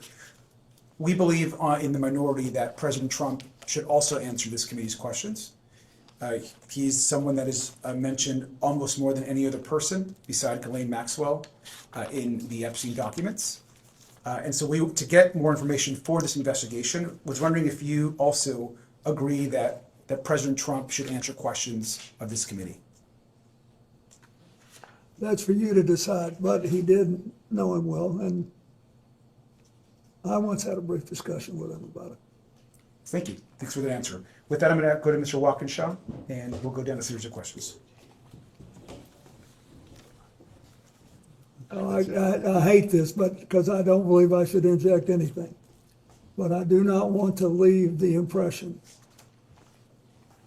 but since there was no follow-up question, the president never, this is 20-something years ago, never said anything to me to make me think he was involved in anything improper with regard to Epstein either. He just didn't. He just said we were friends, and then we had a falling out over a land deal, property deal. That's all. Thank you. Could I ask very briefly, Mr. President, Sure. if you recall, what were the circumstances of that conversation, or at least let's start with when did the conversation occur? It was on his golf course. And there were a couple of years there when Joe Torre, who had been the manager of the Yankees and was a friend, and had a tournament, a charity golf tournament, called appropriately for this investigation, the Safe at Home Foundation. And it was designed to combat domestic violence, of which Joe Torre had been a victim as a child. And so I wanted to support it. And so Donald Trump gave him the golf course in New York to have a tournament on, and I played in it a couple of times. And the day I was there, he would typically, Donald Trump would come out and play a few holes with us. And he somehow knew I had flown in Jeffrey Epstein's aircraft, and he said, you know, we had some great times together over the years, but we fell out, all because of a real estate deal. And he said, I'm sorry it happened. That's all. Do you recall whether President Trump was the first one to affirmatively bring up the subject of Jeffrey Epstein? No, but I'd be shocked if I did. I just don't do that.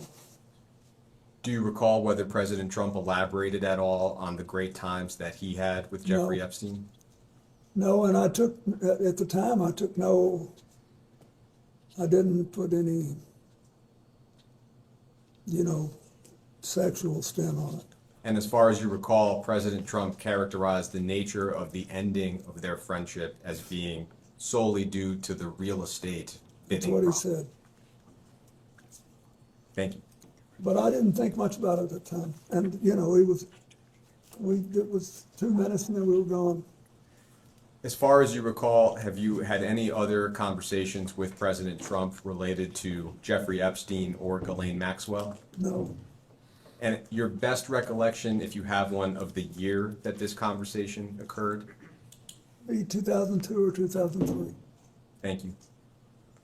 But Thank you, Mr. President. Good afternoon. I just want to focus again on Ghislaine Maxwell. First, I'll ask you just to reiterate, did you ever at any point during your interactions with Ms. Maxwell know about the sexual abuse she committed and facilitated against minors and women? no. When did you learn that she had engaged in crimes against girls and young women? When the first evidence came out, when was it, in 2019? Okay. And have you ever engaged in sexual activity with a person introduced to you by Ghislaine Maxwell? No. You're aware that she was convicted of crimes, as we discussed, and you're aware that she's currently incarcerated as a result of her federal conviction. Yes. Maxwell received a 20-year sentence for her crimes. Are you aware that she has repeatedly called on President Trump to grant her clemency, and that she has said that you and President Trump are not guilty of any wrongdoing with respect to Epstein? I know that now, yes. In your opinion, does she deserve or should she be granted clemency by President Trump? I don't think I should comment on that. I don't know anything about President Trump other than what I've already told you. And I thought it was a mistake to pardon everybody in the January 6th case. And I think that this thing was really hard for me when it came out because we had been friendly with Ghislaine. I was sad, but it was terrible what she did, and she has to be punished. Somebody besides me should make a decision on what it is. So she got 20 years, and there it is. Okay. Mr. President, on July 24th, 2025, the Deputy Attorney General and President Trump's former personal attorney, Todd Blanche, conducted a closed-door interview of Ms. Maxwell at her then low-security prison. On August 1st, 2025, just a few days after that interview, she was transferred to a lower security prison where she's afforded a list of amenities, personalized meals, playtime with puppies, a transfer that I think most Americans agree is inconsistent with a very serious crime she was convicted of. Do you have any opinion on her transfer to that lower security prison and the amenities she's been granted? Did it seem strange to you when you learned of that? I think you're in a better position to find out what happened than I am. Okay. When you were President of the United States, was it common for your Deputy Attorney General to directly conduct interviews of witnesses and or federal inmates? Was it? You were there. You have to testify what you know, He's what asking, you recall. yes, he's You asking, recall if it did was. you ever send a Deputy Attorney General to To the best of my knowledge, I did not do that. All right. Thank you, Mr. President.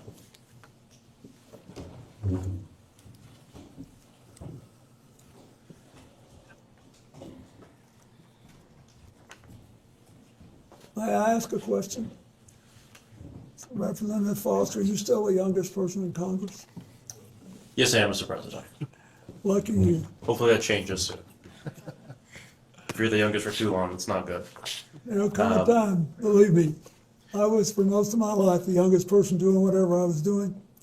And one day I woke up, I was the oldest man in every room, and I couldn't tell you for the life of me how I got from one place to the other. Time will take care of it. Enjoy it while it lasts. Thank you, thank you. It's a blessing to be the oldest person in the room as well. Mr. President, I just wanted to circle back to the conversation around the conversation you had with Jeffrey Epstein on the golf, or with Donald Trump on the golf course in New York. You know, President Trump has said publicly multiple times that his falling out with Jeffrey Epstein was the result of him hiring away workers from Mar-a-Lago and his crimes. He said that's why he kicked them out of Mar-a-Lago. You brought up, I have two questions about this. Did President Trump specifically characterize the result of this land dispute they had as a falling out specifically, to the best? Yeah, he said they both wanted the same piece of land. Mm-hmm. He didn't say what it was, and that's all I remember. And he said it was a falling out as a result of that. Yeah, said it strained their relationship. Do you know when this conversation happened? When the conversation I had with him happened, Mm. well, it had to be in 2002 or 2003, I think. 2002 to 2003. All right, thank you. During any of your interactions with Jeffrey Epstein or Ghislaine Maxwell, did either of them ever mention or discuss their relationships or connections with Howard Lutnick? No. What about their relationship or connection with Alex Acosta? No. Prior to Jeffrey Epstein's arrest in 2019, did anyone ever speak with you about Epstein's relationship with Howard Lutnick? No. And what about Alex Acosta? No. Okay. Thank you. Those are my questions.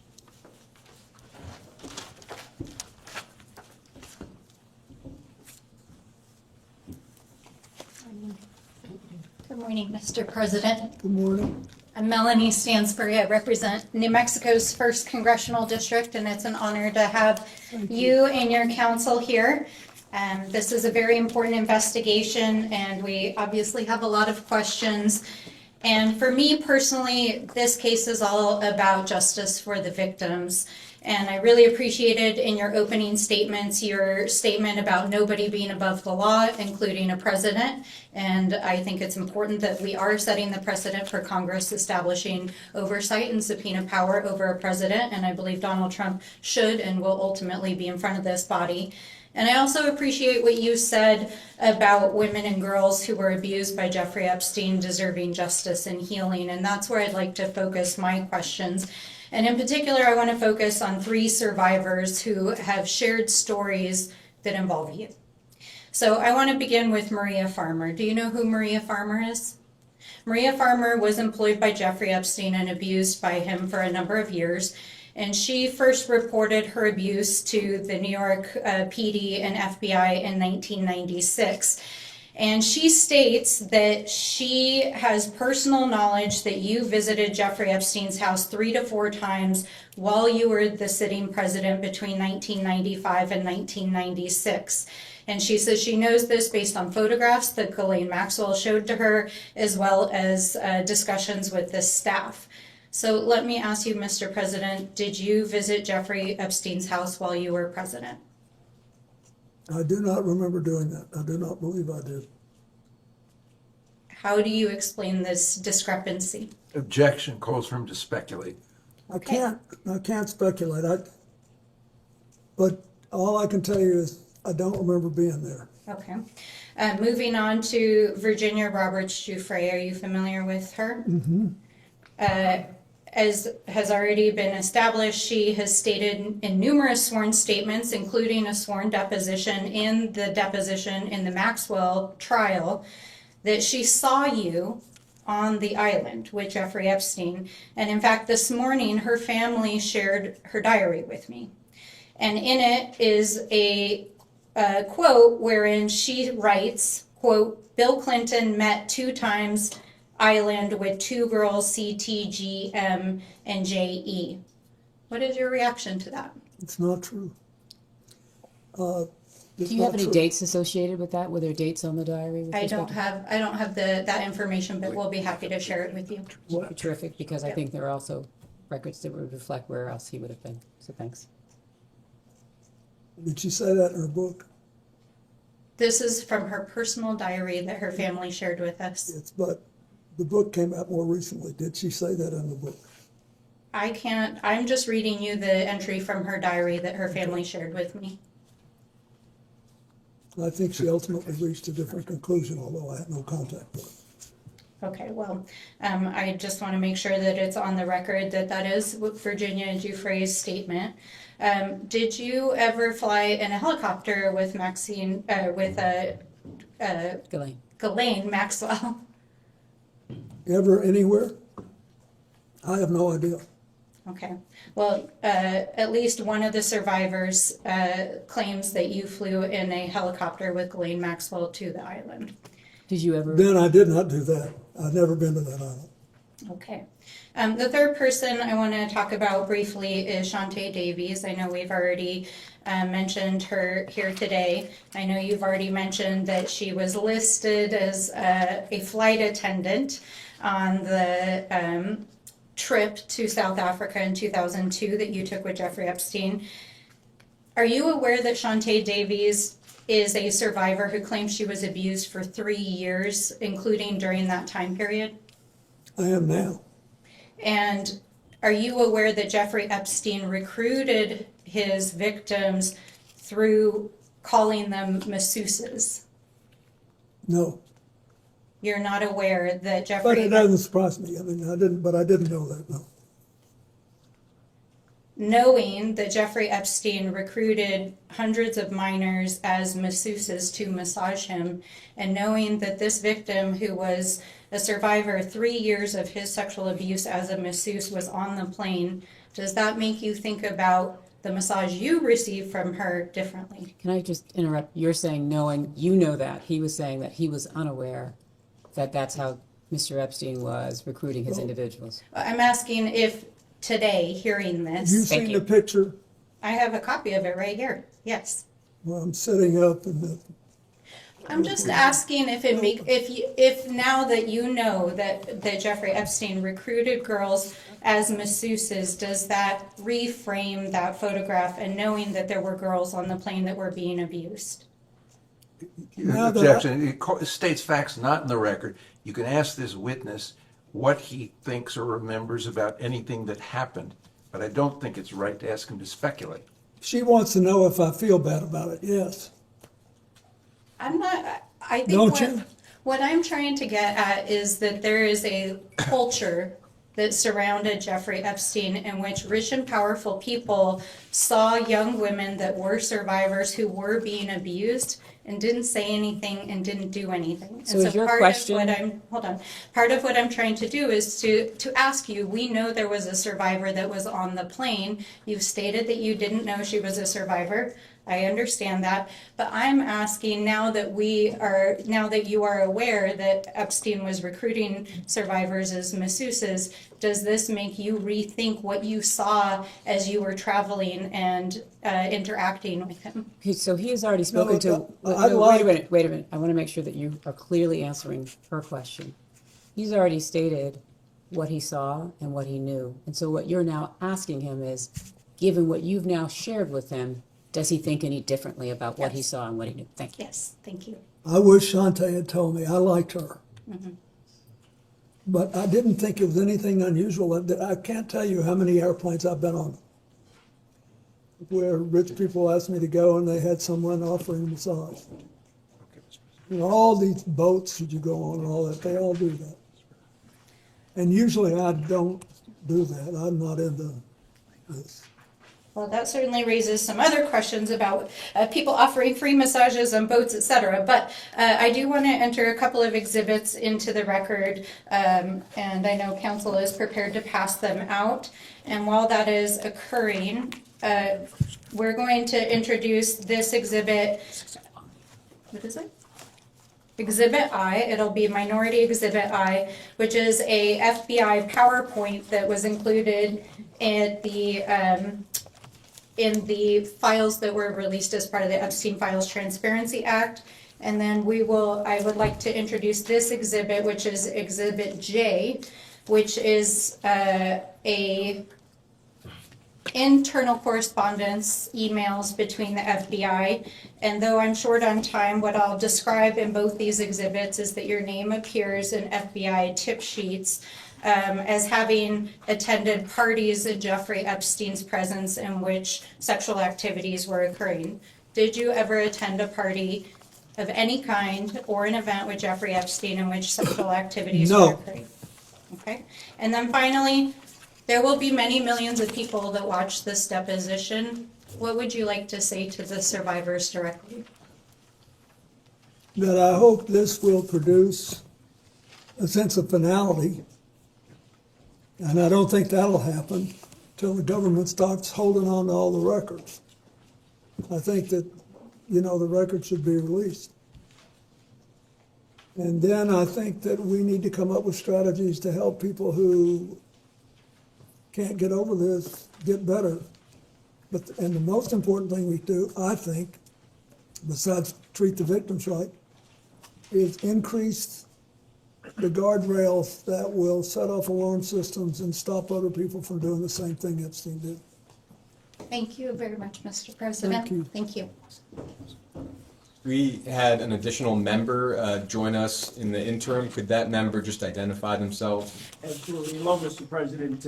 My name is Nick Lankerty. I represent New York's 23rd Congressional District, Buffalo suburbs, rural southern tier. Thank you for being here today. Just for the record, with time check? We've got about 5 minutes left in this round. Thank you so much. I think it's fine. Congressman, how are you? Thank you, Mr. President. Thank you for being here and for your time today. Thank you for your service. We have, as you know, in the files that were released, there were several photos that included you. And we have an exhibit here. That's just one of the photos. And Exhibit K, Minority Exhibit K. Yep. And we'll have that passed around. And what we're trying to get at is some context for the public on whether you remember this photo and any details you may be able to provide us about it. So do you recall the details of this photo or recall the photo being taken? No, I don't think I ever knew the photo was taken. Okay, and for those who can't see it, it's a photo of you in a hot tub. There's a person next to you here. Do you remember where it was taken? Where was it taken? I'm almost sure that this pic, and I think there's an adjacent photograph, which you probably have, that if people saw it, they would feel that someone was trying to con them showing this picture. But anyway, this picture was taken in Brunei. And we flew one night on a trip to Asia, the last very long leg. You said we, is it, who is that including? Well, my TIL team that was working Thank you. on the AIDS issue, and Mr. Epstein was there, and Miss Maxwell. But anyway, we got to the end of the flight was Brunei. It's a tiny place, but a very wealthy one, and the Sultan of Brunei was a man that I had gotten to know well in my 8 years as president. And his first involvement with international matters was basically to join the Asian Pacific Economic Leaders Conference, which I started and which he attended. And so, and then he was very proud of that. And he hosted, his time came to host it. You know, you do these things in rotation. And it came at either at the very end of my term or maybe the next year. Anyway, he wanted, when he knew I was coming, and he said he wanted to help me with my AIDS initiative, and he invited me to stay there. And he said, I want you to stay at this hotel, and I hope you'll use the pool. So I did, and then I got out and went to bed, exhausted. Just for the record, there's another picture that also shows this as part of the larger pool area. Do you all have that so that he can refresh his recollection with respect to that? You should have it. It's quite enlightening. If you watch this, Yes, it's noted. It'll Yes. give you a different feel. Thank you. Okay. We do have it. We don't have it with us right now. Okay, We do thanks. I just have wanted it to as make well. sure he knew the And so context. were there other people in that pool or hot tub with you as well? I don't think there's anybody in the hot tub. I didn't forgotten that there was anybody in the hot tub, but it was big, but it was about. Well, He's asking in the pool It appears area. this photo, there's a girl over here, or there's someone. Yeah, I don't know who that is. But he's also asking in the pool area were there other Yes, individuals? I don't know who that is. Okay, so you don't know? No, and then there were other people in the pool. Okay, so do you remember who, were they under 18? Would you No. know? No. Were they part of your traveling party, he's asking you? Yes, they were, I think. I think everybody there was part of our party. It was late at night or late-ish, and I also believe that there was a Secret Service agent there at the other end of the pool. Okay, and was this in public? No, it was a hotel room, and the Sultan wanted us to stay there, and the water of this big pool was on the same floor that there were several suites, and so We went out, I swam around, I sat in the hot tub for 5 minutes, or whatever it was, and I got up and went to bed. And then I have to ask this, did you engage in any sexual activity No. with this person? Great, thank you. Okay. And that ends this round, and we can go off the record.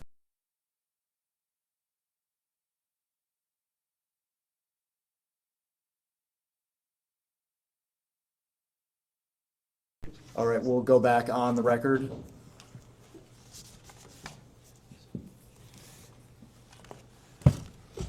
Thank you for that. I appreciate it. Yep. Ready to go? Yep, we'll start with Rivers. Wonderful. Hello, Mr. President. How are you? Fine. Good. Thank you so much for being here with us. For being hoarse. Oh, you're fine, Mr. President. Mr. President, I want to make my questions as quick and as painless as possible so we can move on with the day and hopefully not keep you here for too long. First question I have for you, Mr. President. Have you ever lied in a deposition? No. Have you ever lied while under oath? No. Thank you. Were you personally aware that Jeffrey Epstein visited the White House 17 times during your presidency? At the time it happened? Yes. No, at the time it happened, I was not. Do you know, so Jeffrey Epstein never asked to meet with you personally in the White House while you were president during those 17 visits? Not to my knowledge. Would you know who he was meeting with? No. Okay, I well, didn't know he was coming. is that standard protocol for the president to not know of someone who is attending, visiting the White House 17 times? So wait, excuse me, just to be clear. While you were president. The White House office, which has 1,600 employees, you're speaking of the White House office? Yeah? Yes. Okay. No, I think that most presidents don't have a clue who's coming in every day unless it's somebody of personal interest to the president.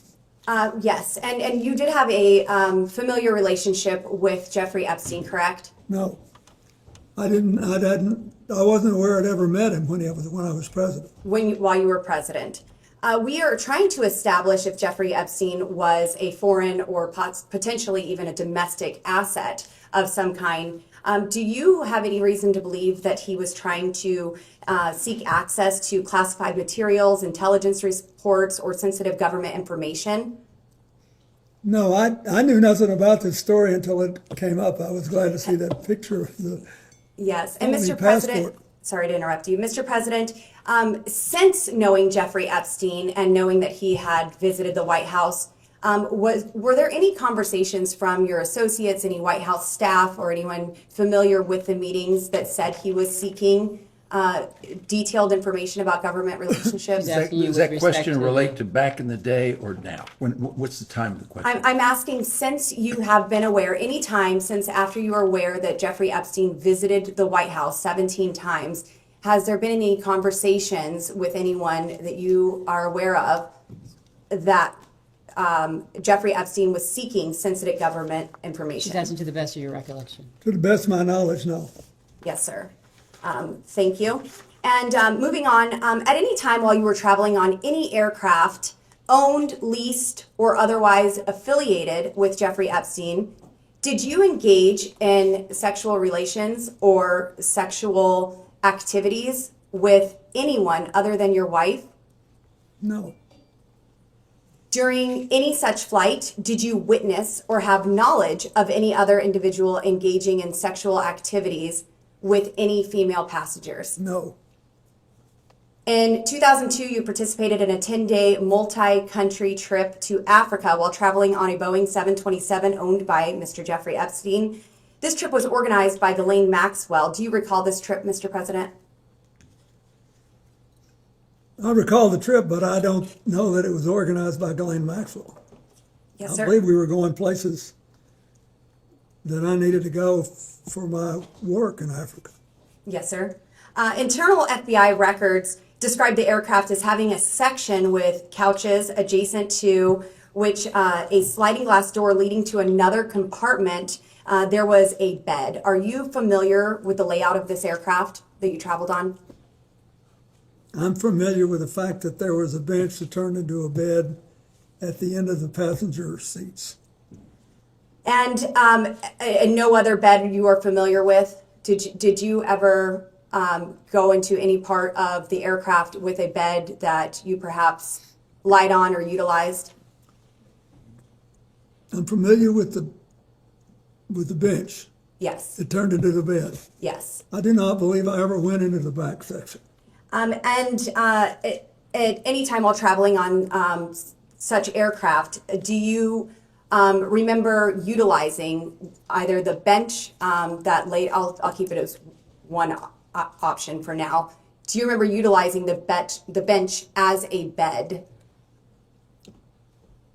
Was it laid out as a bed? Remember? I don't remember, but that doesn't mean I didn't. I'm familiar with the note.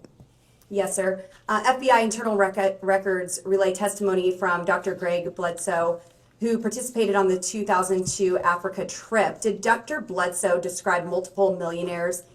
Dr. Bledsoe does describe multiple millionaires and billionaires on the plane. Do you remember any of the names of those individuals, potentially even the actor Kevin Spacey? Yeah, Kevin was on the plane. Did Dr. Bledsoe also describe, he also describes multiple young women were present on the flights and that Maxwell appeared to be in a position over the girls on the plane and was directing the girls. Can you describe the purpose of these women participating in this multi-country Objection to the form of the trip? question. You have no objection to you asking the president what he saw, observed, heard, but he can't possibly speak to what Maxwell was in her mind. Did you witness, Mr. President, Ms. Maxwell appearing to be in the position over other girls on the plane and possibly directing the girls? Well, I thought that she was Epstein's top aide and that she was basically in charge of what happened. What did happen, Mr. President? I don't know. I mean, I've already told you this. I'll tell again. I never saw anybody do anything wrong. I thought they were flight attendants. Do flight attendants typically wear tank tops and jeans? They don't all wear uniforms on private planes. Yes, sir. Most are dressed probably pretty business class. But So, moving wait, on. His testimony was, with respect to private aircraft, people are not wearing uniforms. Mm-hmm. Correct. Go ahead. Dr. Bledsoe described at least one of the girls serving as a masseuse. At any point, did you or other male passengers receive a massage from this young woman or any other young women who are described as a masseuse? Well, I've seen one picture that shows that in a airport waiting area, one of the women was massaging my neck. That's all I've seen. Have you received more than one massage from these trips with Mr. Epstein and the young girls that were present? I don't recall them, but the problem I remember from that trip was that my neck had spasmed and I was in, and so they offered to help and I let them help. One left. She asked whether or not you recalled any other massage No, I trips. do not. Thank you. Mr. President, moving on to my next question. Submitted to the record, we have a painting that seems to be of you, Mr. President, found in one of Jeffrey Epstein's residences wearing a, I would categorize it as a famous blue dress worn by the White House intern, Monica Lewinsky. And I have this image here. This image is being passed around. If we need to go off the record while we do that, we can. I can take the picture. Do you have a question? It will be Yeah, I do. marked as Majority Exhibit 15. Proceed. Thank you. Mr. President, we are looking at an image of a portrait that is looks to be you, Mr. President, in this blue dress. Can you describe this painting? And He doesn't need to describe the painting. You just gave him a picture. What's your question? my question is, are you familiar with this painting? Have you ever seen it in person? I've never seen it in person. Do you know why someone would paint this Are you asking him to Objection. speculate? That's calls for speculation. You can ask the artist. And if I had known Jeffrey Epstein had this painting, it would have saved me this whole day. Did you ever introduce Epstein to Monica Lewinsky or any other young female White House staffers? I did not. Did Epstein ever request introductions to young female intern staffers of you? Did he request you to introduce them? And one regarding this exhibit 15, this portrait, to the right of this image, there appears to be a plain letterhead document that is framed in a gold frame. Are you familiar with... That he's testified that he's not seen this picture? The painting we asked, yes. And now I'm asking about the image next to it. So Are you asking whether or not he's familiar with what's in this small frame? I'm the part that you have covered up. This part? I'm asking if he's familiar with this letterhead letter that was letterhead that we can Is this see. part of the painting? No, sir. This is next to the painting, and it's framed on the wall in the home of Jeffrey Epstein. I guess a better way to ask, other than the birthday note that was passed around here today for Jeffrey Epstein's 50th birthday, Mr. President, did you ever handwrite Jeffrey Epstein any other notes? Well, I wouldn't remember except that I've seen a picture recently of another note where I thank him for getting me away from the crowd on the airplane for a while so I could take a nap. Yes. Okay, Mr. President, I just have two more questions for you, and then I will let you go. And again, I'm so grateful for your time here today. We also have another exhibit from the committee, and it's page 49, I believe, and the, how do you want to classify this one? They'll give it to It will be marked as Majority Exhibit 16. In this is a portion of Virginia Giuffre and her testimony. And in it, she is referencing you, Mr. President, and says he, Mr. Clinton, told me long ago that everyone owes him favors. They are all in each other's pockets. She's asked, I'm sorry, maybe that wasn't you that you was referencing, Clinton. I'll start over. He told me long ago that everyone owes him favors. I believe that's referring to Mr. Epstein. They're all in each other's pockets. Sorry, could you, what line are you starting at? Yes, ma'am. I'm starting at the first line, and I do believe I incorrectly said that she was referencing Mr. Clinton.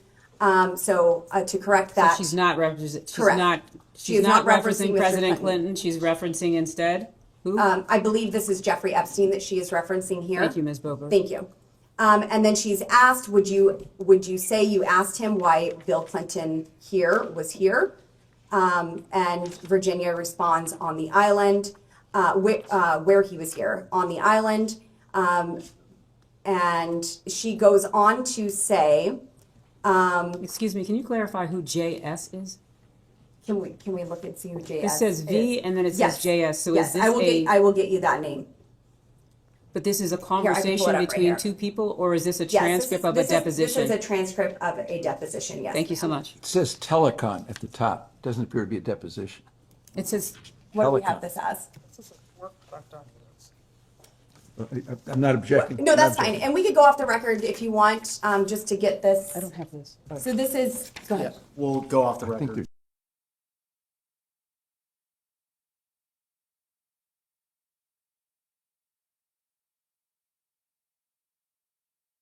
We can go back on the record. Thank you very much. And this is a long dialogue between Mr. Jack Scarola and Virginia Giuffre, and I will summarize this. It is mentioned by Virginia that everyone owes him, presumably Jeffrey Epstein here, favors. Mr. President, were you ever in the position to owe Jeffrey Epstein a favor? I didn't consider that. I thought we had an understanding about the airplanes, that he would let me use the airplane to set up my AIDS programs around the world if I'd agreed to talk to him for an hour about economics and politics on every long leg.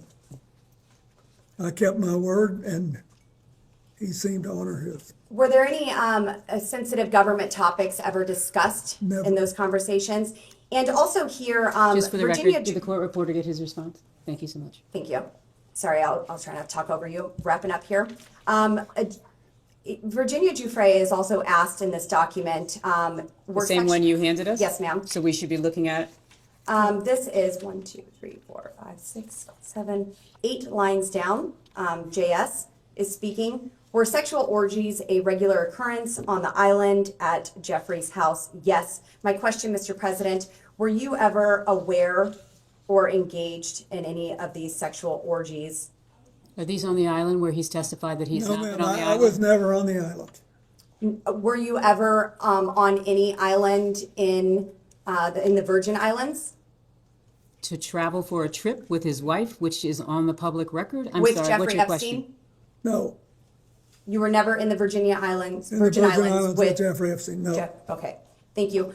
Mr. President, there's been new information that has come out regarding the autopsy of Mr. Epstein. I would just like to ask you personally and directly, do you believe that Jeffrey Epstein killed himself? Are you asking him to speculate on how Mr. Epstein died? I'm asking what the President thinks of. So you're asking his opinion? Mr. President, was your friend Jeffrey Epstein Are you suicidal? classifying him as a friend who he has testified that he was has friendly? called him a friend in a letter. He said he was friendly, but not, you've asked for his testimony Mr. here. President, do you believe that Jeffrey Epstein was suicidal? Do you know? Was he ever She's asking for the suicidal? best of your I understanding. don't know, I only know what the medical finding was. I think maybe That's it. he finally got caught, and I don't know. I've accepted it in my own mind, I don't know what happened, Mr. President, what did you accept? That he killed himself or that he did not? that he did, but I don't know. Yes, sir. And Thank you, neither do Mr. you. President. We don't, none of us know, we weren't there. Mr. President, it's been an honor. Thank you. Thank you.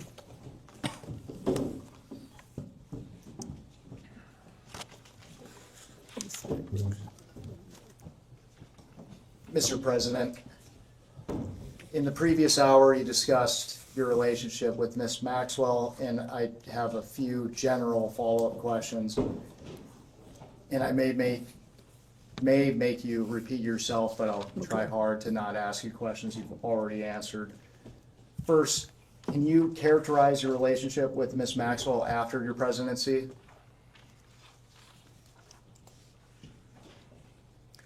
Well, I didn't, to the best of my memory, I didn't see her very much until I started flying on Mr. Epstein's airplane.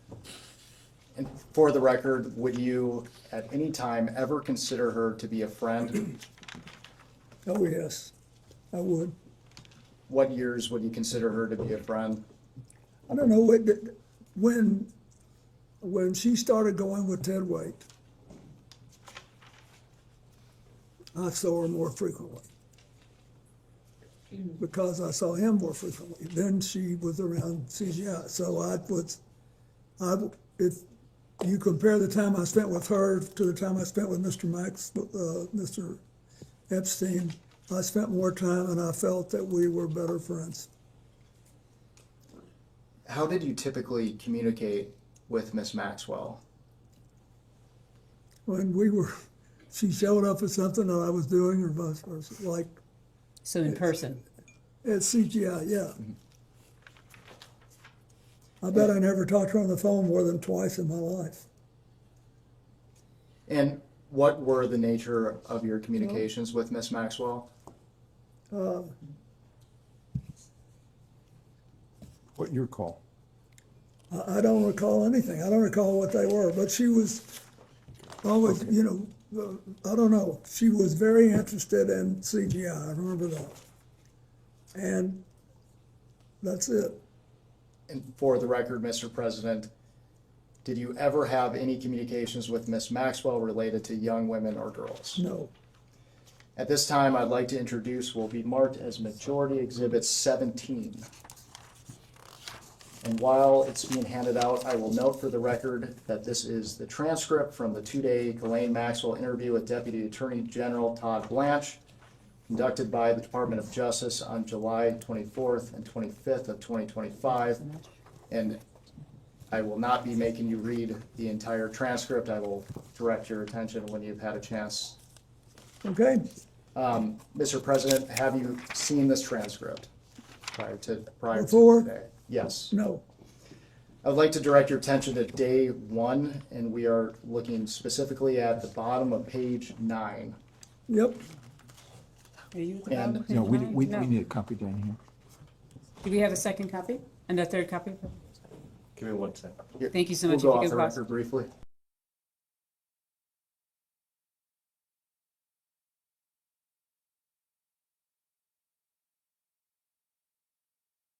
We will go back on the record.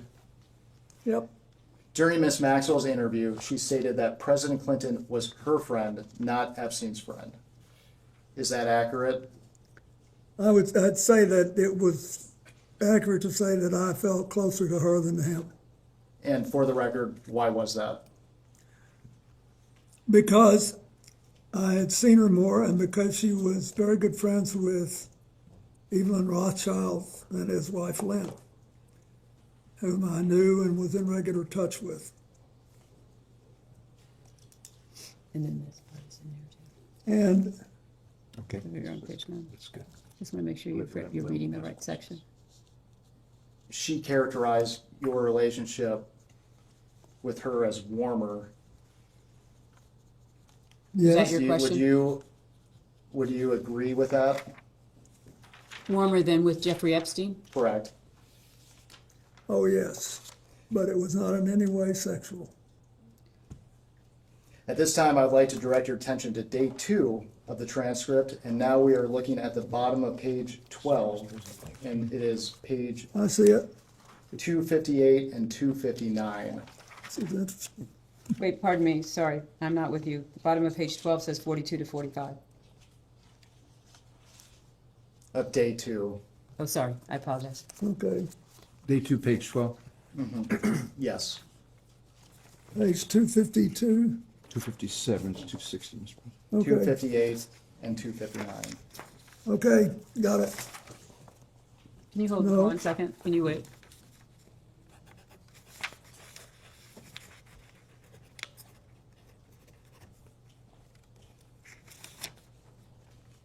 What do you have?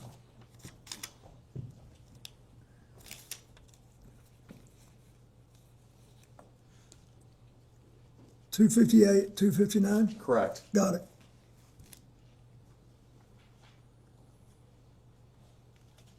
Are you asking us to read that? Yes. All of 258 and all of 259? Correct.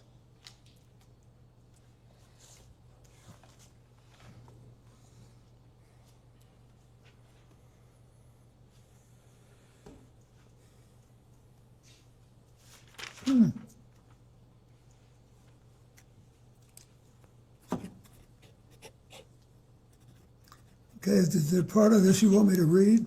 No, No. he has a question. He wants to make sure You you've read read through two- here. two And you've pages. read through here. Okay.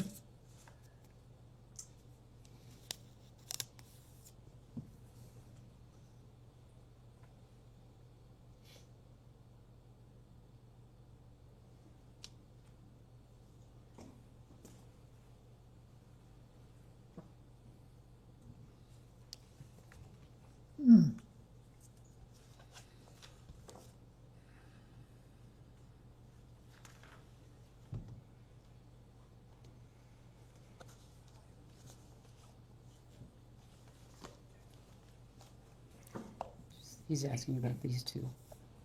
You read them? This and this. No, you don't have to read the other part yet.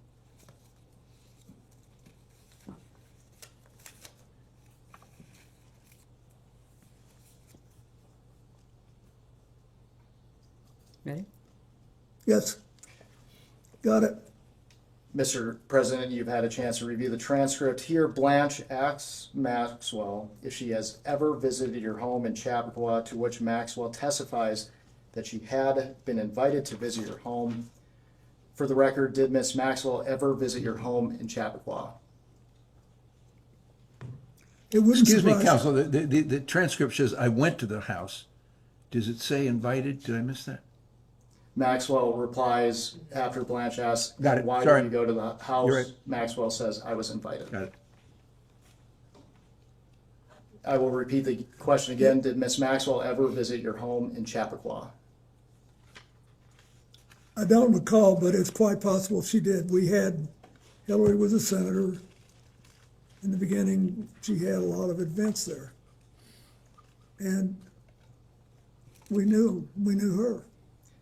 During the same exchange, Miss Maxwell implies that she may have been just driving past Chappaqua and stopped in if you were home.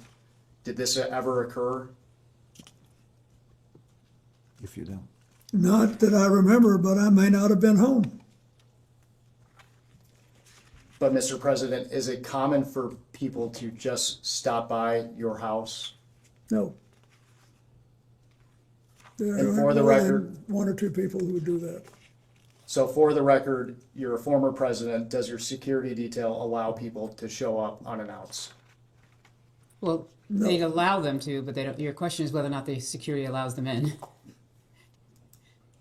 Yeah, they have to be cleared to be able to come and go Thank you. like that.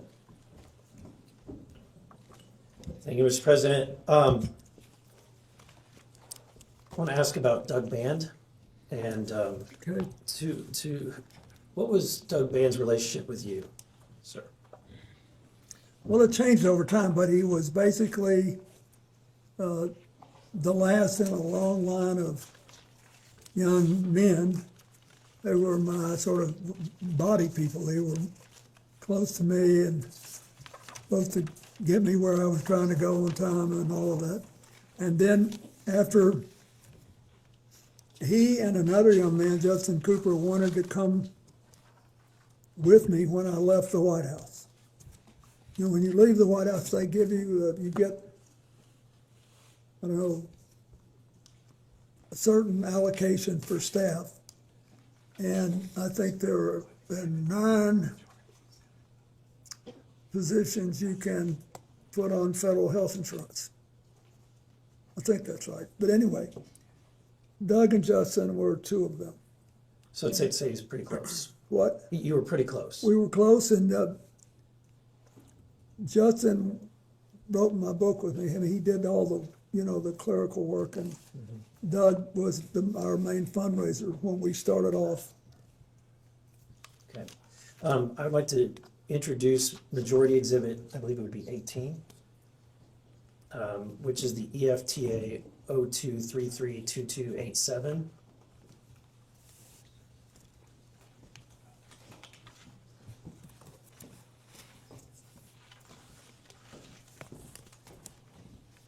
Thank you very much. Thank you for that. So this is pretty short. This is an email from Doug Band to Yep, I'm familiar with it. to GMAX, which is commonly known as Ghislaine Maxwell. Yep. It says, for the record, the email states, "You back? Another way to get in touch with me quicker is on my BlackBerry, actually the president's, but we share it." The email that's listed there, WJC, is that your email address? Or was that your email address? Practically, no. That is, I never sent one email on it. But you recognize that? I recognized it, and I think Doug thought it would increase his cachet if he had an email with WCC on it. And But he's asking you, is this your email, Mr. President? no, I didn't send emails on it. Did you share a BlackBerry with Mr. Band? Well, he says we did, but I think I finally got another BlackBerry. But this was back before, okay, sorry, Mr. President, this is back in, think of the year, look at the year, so you make sure you're answering the question. 2001. Did you have a phone in 2000? Did you have, he's asking you, was this your BlackBerry, or did you share this BlackBerry with him? Well, I've been out of office then 9 months. Did you have a phone, Mr. President? I don't think I did. I don't, anyway, but the truth is I don't remember. I just know that I did not email. Okay. So you did not email. How often do you send emails? Or did you send emails? Have you ever sent an email, Mr. President? I sent one email to John Glenn, Senator John Glenn, when he was in space at age 77. And I sent an email to the men and women aboard a U.S. ship in the Adriatic during the Kosovo War. Have you sent any other emails, Mr. President? He's asking. Since then, I'm not sure I've sent one. Okay. I'd like to introduce Majority Exhibit I number know that 19. makes me a certified, Which ends in 2335030. yeah.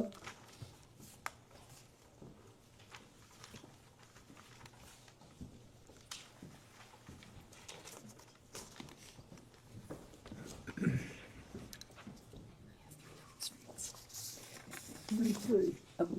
One goes to,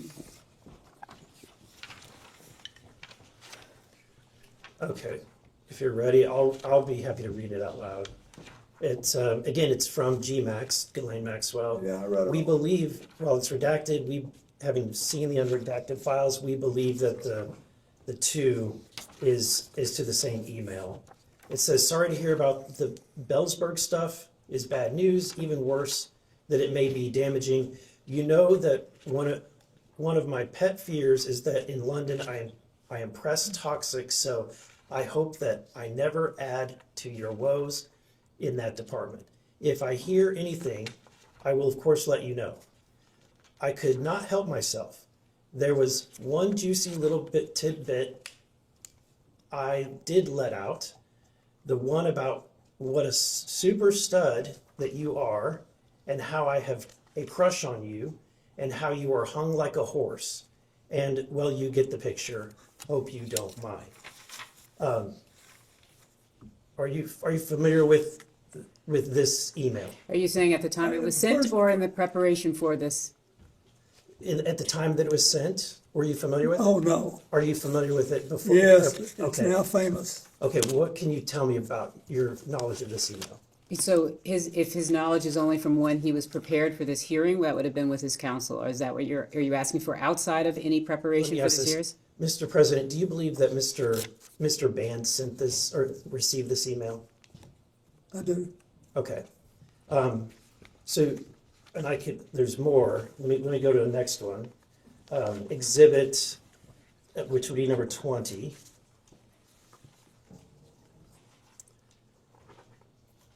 And the answer is, that I Oh, don't wait a know minute, about there's this. no question. Okay. At the time. I would just ask you to clarify whether or not you're asking if he knows about these emails at the time they were sent, or if you're asking whether or not he came to learn about them in the course of preparation, just so that distinction in time is clear. Okay.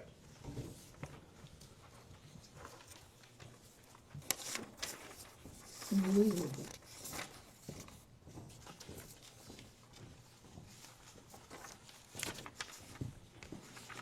I believe this email is also very short. It's just at the top. Again, it's from the WJC email, same one. And it says, this email is silly. I want to spank bottoms tonight. Who's it from? It's from the same email account, the same email that has been used before, the WJC email. What was your knowledge of Mr. Band's relationship with Ghislaine Maxwell?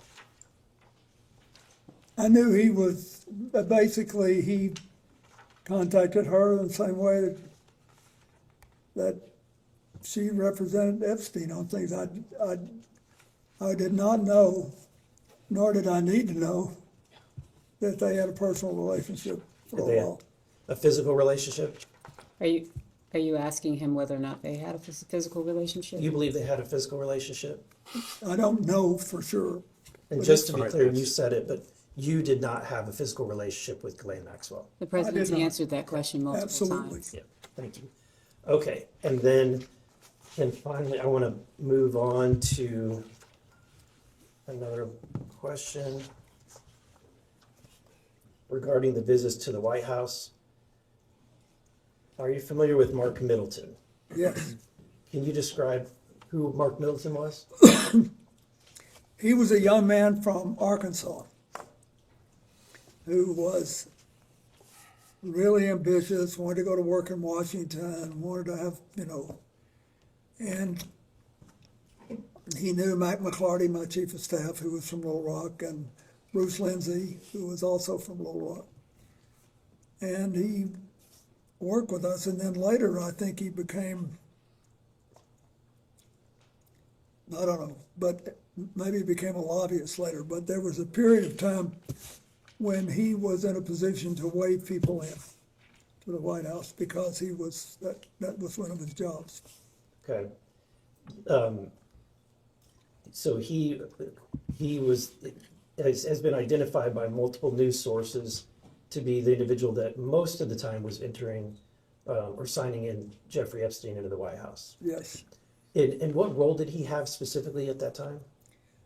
He was working and, you know, on logistical things in the White House, but there must have been someone else who he told him to let him in. Maybe Mark had I don't know if he had the authority to let people in. You can only testify to what you know. He's asking, who did Mark Middleton work for in the White House? I don't know the answer to that. Okay. I can find out, but So knowing that he met with Mark Middleton or was signed in with Mark Middleton, do you have any knowledge of the content of the meetings or the topics of the meetings that Mr. Epstein would be coming for? no, Mac never said anything to me about meeting with him. And by Mac, do you mean Mac McClarty, the Yeah. chief of staff? Did he work for Mac McClarty? Well, he might have been, but at the time, was this at the beginning of my presidency or at the end? This would have been during the 90s at the beginning. whenever he was 1993 to visiting. 1995 is what they provided before Yeah, the he period was- of time for the visits. He was my first chief of staff, and then he became my special envoy to Latin America, so, And this is Mac McClarty. I'm McClarty, so Okay. it depends on, well, we could tell what he was doing if we knew when this happened. Okay. Are you aware that Mr. Middleton committed suicide? Yes, I in am. 2022. He was found dead at Hefner Ranch, approximately 30 miles from his home in Little Rock. He was discovered hanging from a tree by an extension cord around his neck with a self-inflicted gunshot wound to the chest. So he was shot and hung. Do you have any information that leads you to suspect that he did something other than commit suicide? No, Okay. Do you have any concerns that this was in relation to his knowledge or relationship with Jeffrey Epstein, given the date? But the president has Of the already suicide? testified to the fact that he was unaware that Mr. Epstein was visiting the White House. So are you asking him then as to what he would have known? I'm asking, when you heard about the death, knowing about the things that have been, at this point, it's all over the news, seeing that he has committed suicide. Have you ever had any conversations with people about whether or not that there's any relationship between the two? oh, no, no one's ever suggested it to me. Okay, thank you. I yield back. Next up, Mr. It's really sad. It is. McGuire from Virginia. He represents UVA. He represents UVA. What about UVA? He represents UVA. Thank you, Mr. President, for being here. I served in Navy Special Warfare during your presidency. Thank you. In your opening statement, you talked about preventing future or more human trafficking in our country, and I agree with that. I think that's one of the big purposes of being here. Today, we hope we can get justice for the victims, have accountability and transparency.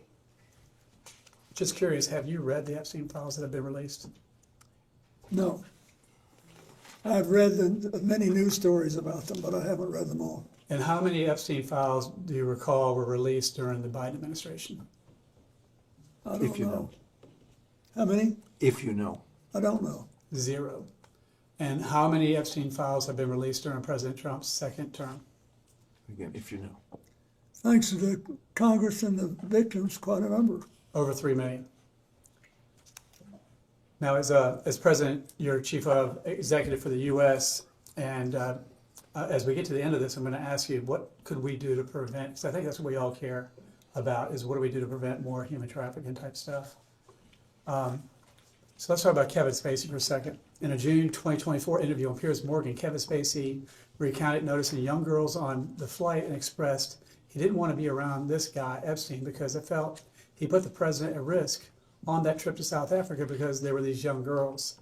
So did Mr. Spacey ever communicate these concerns to you directly? Not that I recall, no. Did anyone else express similar concerns about these young people? No. Do you agree with Mr. Spacey's characterization that these young girls on the flight were concerned? I'm sorry, what exactly is the characterization that Mr. Spacey gave? That these young girls would put the president at risk.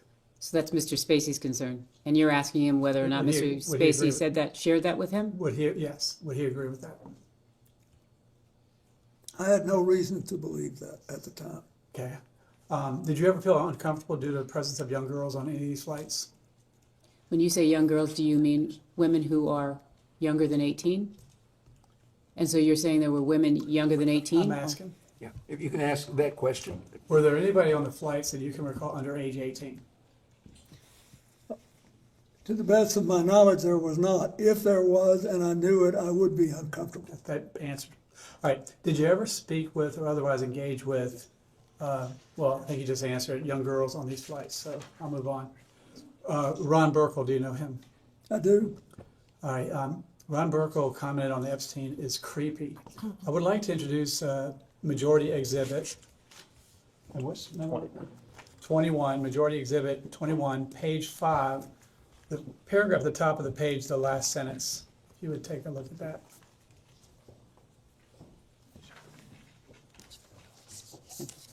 Could you say what page again? Sure, it's page 5, the paragraph at the top, the last sentence. If you could give us a minute to read it, that'd be Sure. great.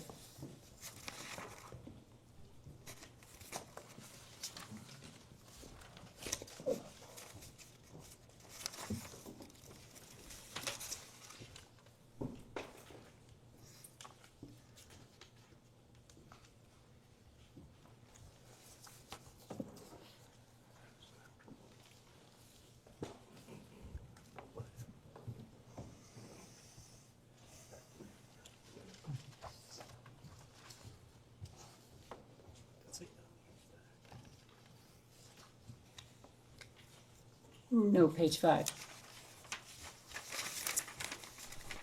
Top this paragraph. paragraph.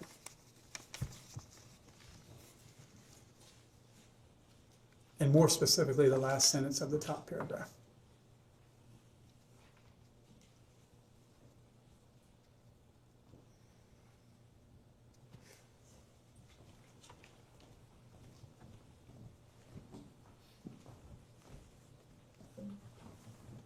Yeah, I didn't know about this.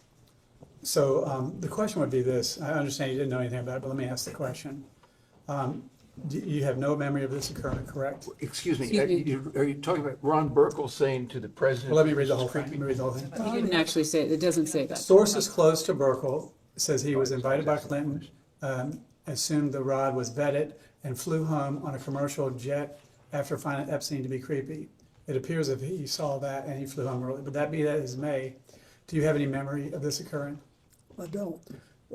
Why do you think Mr. Burkle would think Epstein is creepy? Are you asking Objection, for him? speculative. He can't know what. I don't know, Ron Burkle's some thinking. people thought I shouldn't fly with him. Did you witness anything unusual with Epstein that would lead you to believe that Epstein was creepy?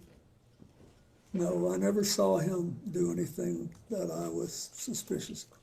And you don't recall Mr. Burkle leaving the trip early to fly home commercially after I don't know. Okay. I'm surprised I don't know that. Sure.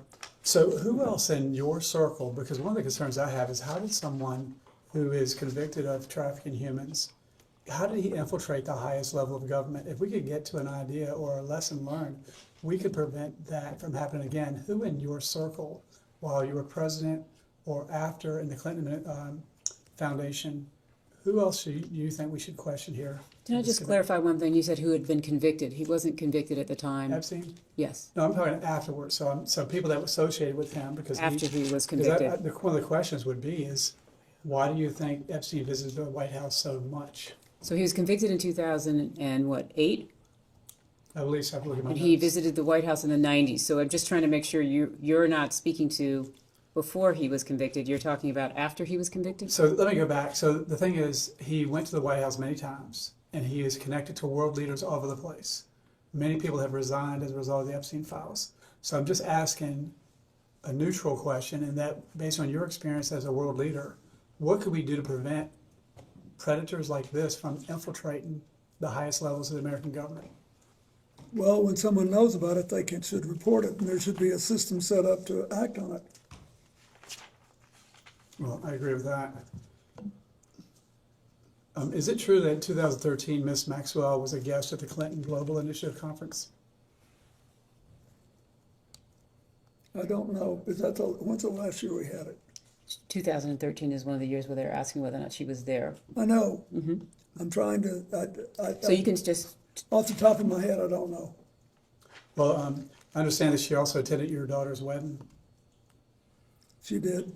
And so understanding now the unspeakable evil that these people committed, do you believe it was a mistake allowing them close to your family?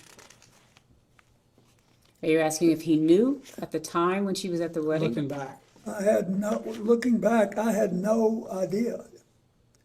If I had known what she was doing, I would have done the right thing. I understand. Well, I think that... But I also, keep in mind, I felt bad for Ted Waite, who was a very close friend of mine. And I never had any doubt about him, and I still don't. Roger that. Well, I think you would agree that we all want justice for the victims. We all want transparency and accountability. We want to strengthen our anti-human trafficking laws. And President Trump has secured the border and gone after the cartels and even passed legislation to help human trafficking victims. What other legislation could we do, based on your experience, that would help stop trafficking in America, if not the world? Well, first you need to ask people who know more about how people get over it. I mean, there's already been a large number of dollars put into settlements, but I think there must be damages to people that will take a lifetime to heal. So I think there needs to be a lot of study on that. And then I think there's the hotlines where people make reports need to be taken seriously, and you need to follow up on them. And I think that the more we talk about it, the less likely it is that another big network will form. Thank you for answering my questions. I think you're doing a good, just having us talk about it is important. Thank you. Next will be Mr. Groffman from Wisconsin. Can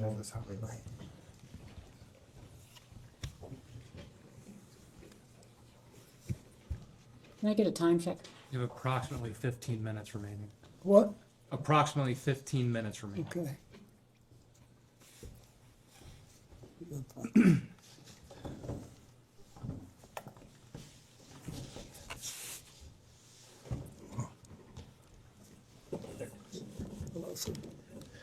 Oh, Mr. President. It's on here. Yes, we can hear you. Was Jeffrey Epstein on? You apparently took 26 flights on planes connected to Jeffrey Epstein. Was he on every flight you were on? Was he on every flight I was Yeah. on? That's a good question. If you know. What? If you know, their flight manifest, do Yeah, you know? There'll be a record of it, but I think he was, or certainly on most. You think he was? Well, that's okay. Was Ghislaine Maxwell on every flight you were on, as far as you remember? The same answer. I think she was, but there'll be a record of it. Okay. When you took these flights, you're saying a lot of them were on behalf of your foundation or your charitable work, correct? Yes. Who did you normally bring on these flights? I assume, employees of the foundation, whatever. I brought people who worked with me, especially people who would have to follow up on the fundraising or people who were involved in my AIDS work. I bought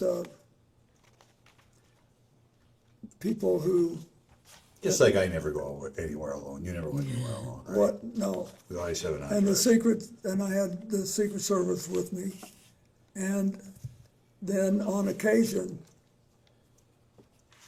I had people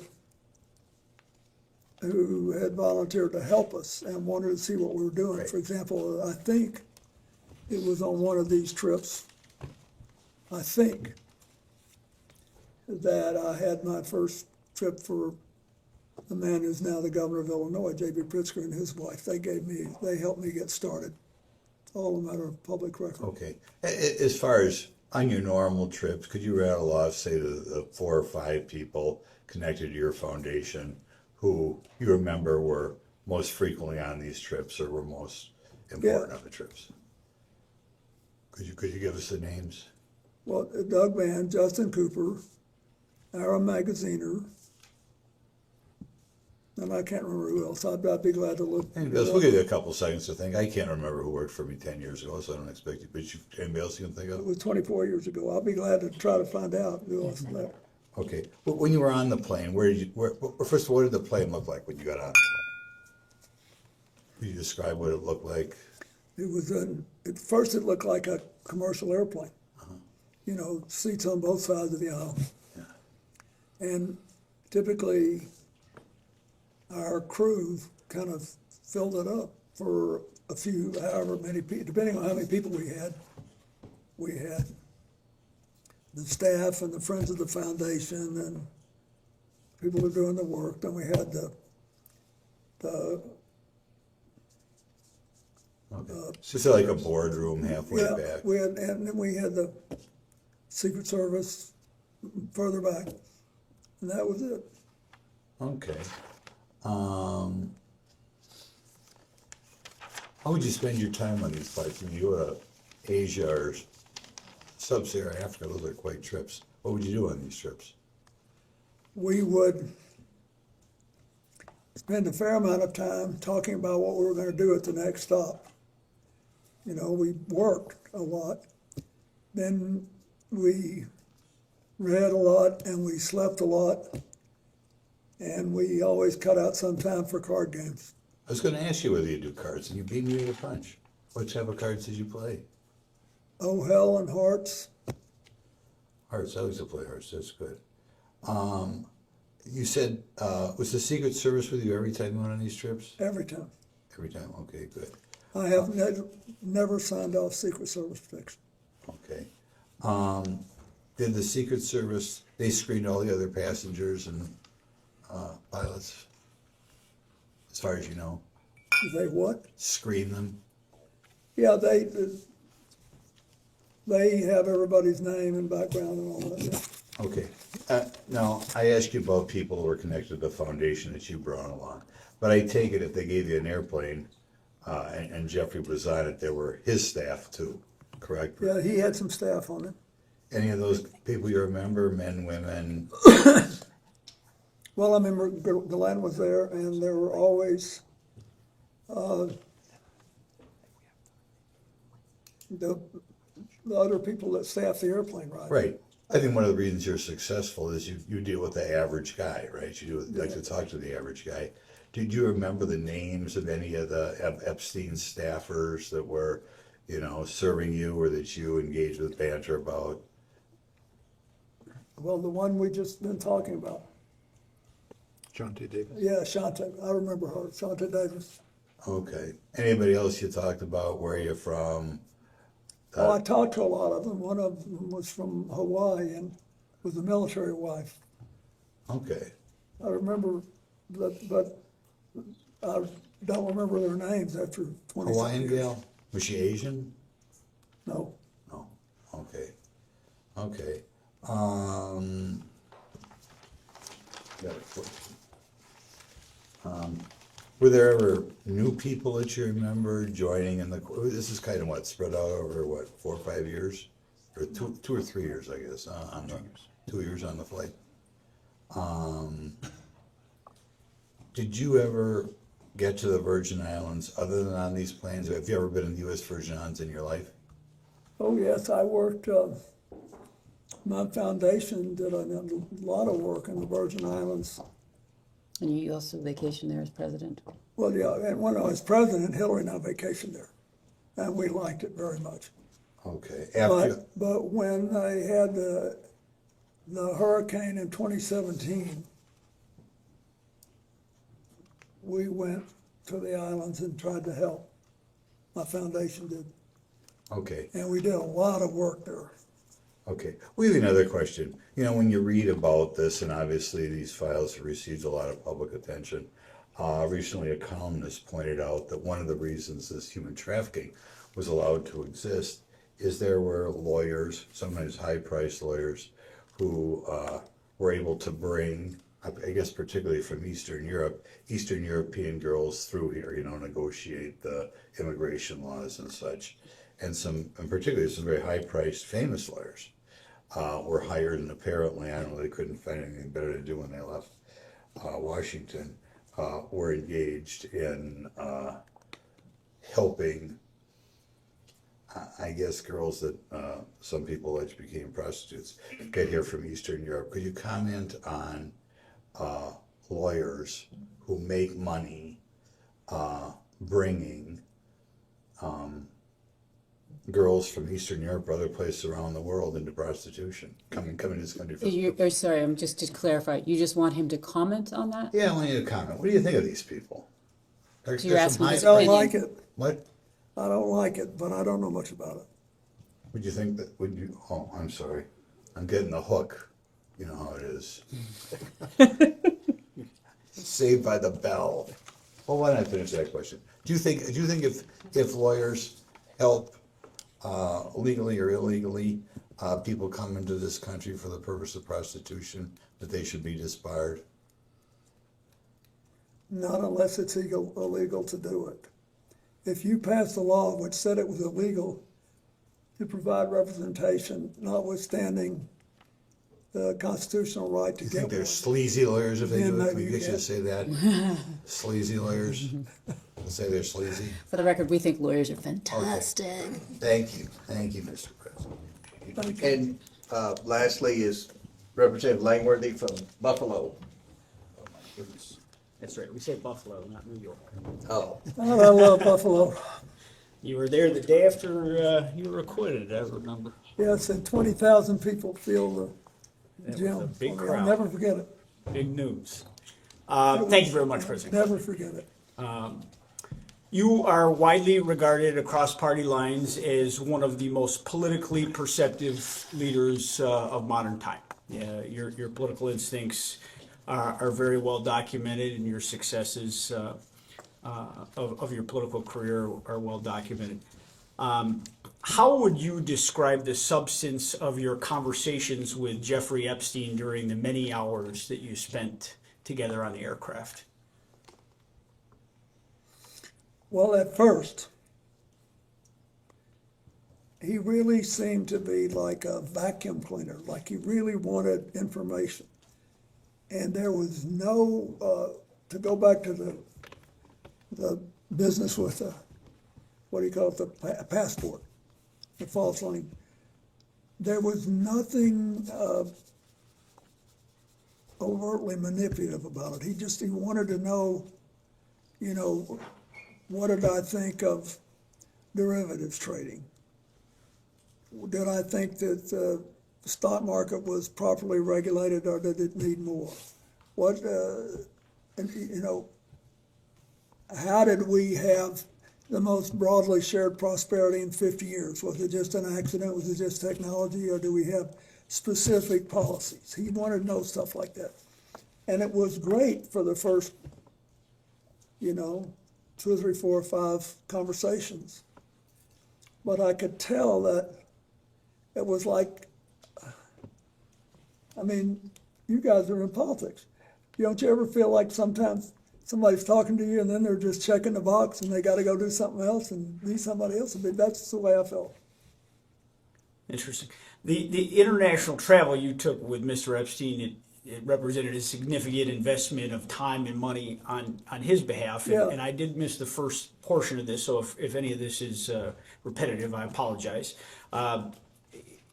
Your arrangement was that you would spend an hour of conversation with him on topics of his choosing, and that So he testified, just so that I'm you sorry, I know, wasn't- on economics and politics. on economics and politics. Thank you. Okay.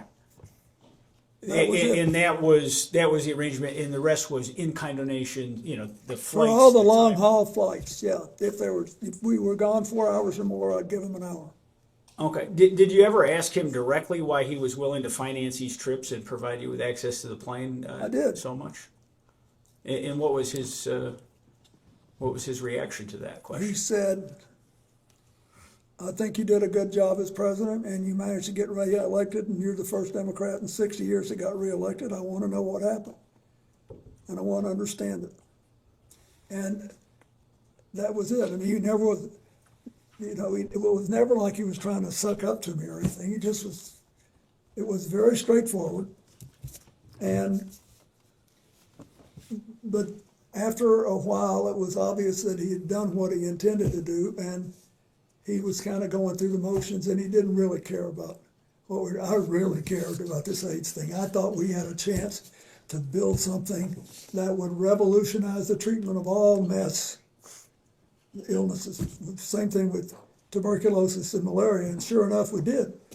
But I thought we were on the verge of something big, and he didn't much care about it, and I had a bunch of people that did. So we went our different ways. And as you pointed out, I mean, we're all in the political process, certainly not playing at the levels that you have in your career. But do you believe that this was, in essence, Epstein being a political junkie and looking for that association? Yes, and I didn't know what else. All I knew was that but after we started, when I got this thing going and people could see it like a chugging engine, then we had more and more people interested in helping. And I wanted to have people there that I knew were genuinely caring. I know it sounds funny, but it matters, because when you start something like this, you're going to have rough spots, things are not going to go right, you're going to have to solve new problems. Far better to have people who are passionate about this. So on these overseas visits, did Mr. Epstein accompany you to any of the meetings or the private dinners or the official engagements? And if he did, what capacity was he introduced? He went to some of the meetings, and some of the dinners, but the big public dinner we did in South Africa, he did, for example.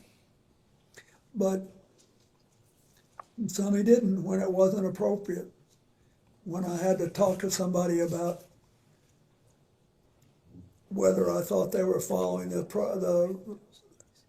proper legal path and trying to let us sell generic drugs and how we're going to get them. There were a lot of complicated things. Can I get a time check? We have like a minute left. Did he ever seek introductions to foreign dignitaries or leaders from you? Not that I remember. Okay. Did he ever ask you to make phone calls on his behalf? No, he never did. I remember that. He didn't. I mean, I would remember.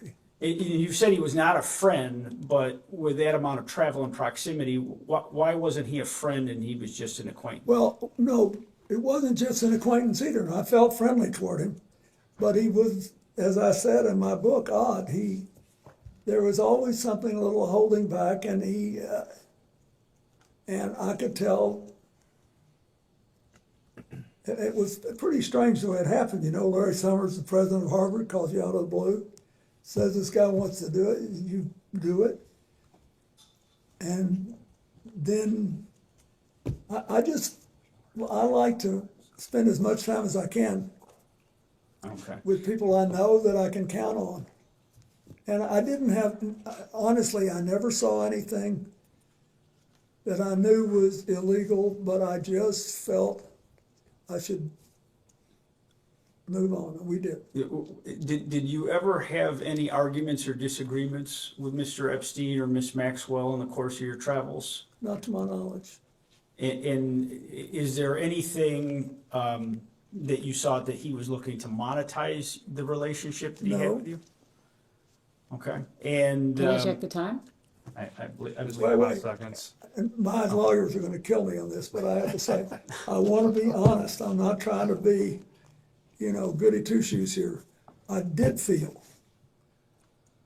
closer to Ghislaine Maxwell because of Ted Wade. So I wasn't against the whole deal until I knew what they were doing. Okay. By then, it was too late for me to do anything about But it. I think your response is to was he trying to ever monetize the relation, to your knowledge, was To clear. the best of my knowledge, he never did. thank you for the opportunity, Mr. President. Thank you. We will go off the record.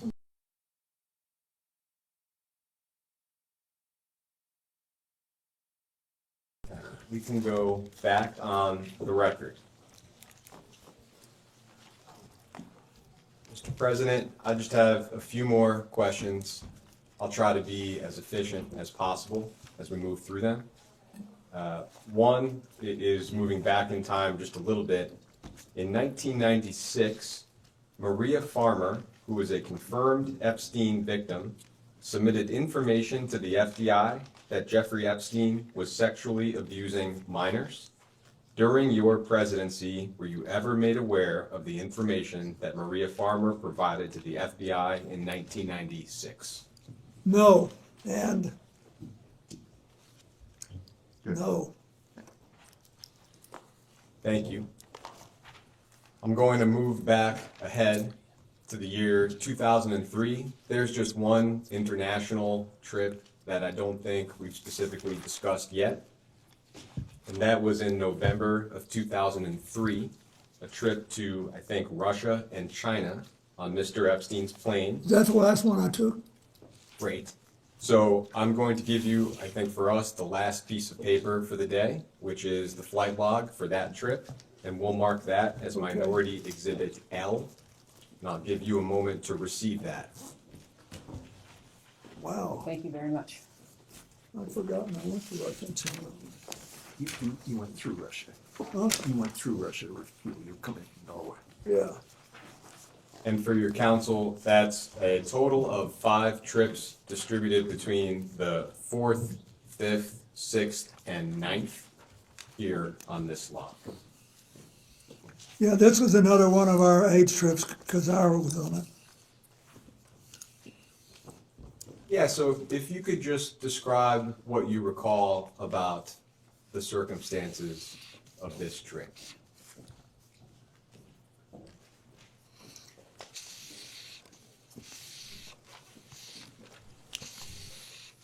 Can you refresh my memory about what stops were actually taken?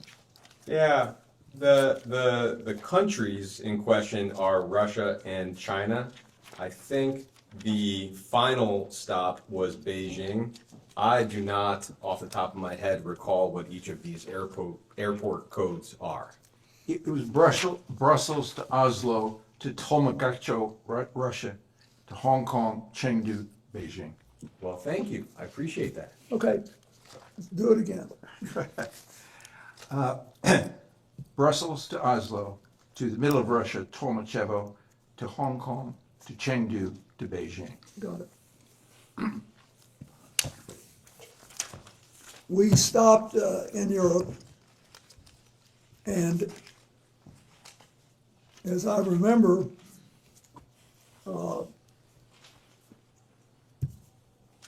that we did something with Brussels as the parliamentary capital of Europe, and I think we did something with the EU, and then Oslo was important because the Norwegians had funded a project that we did for them, for the Clinton Foundation, for Russia. And they asked us to try to develop a plan for Leningrad.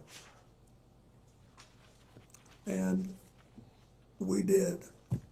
What kind of plan, Mr. An President? AIDS plan, because Leningrad had a very high age rate because it was near the ocean and people were coming in and out. And I think that's what happened then.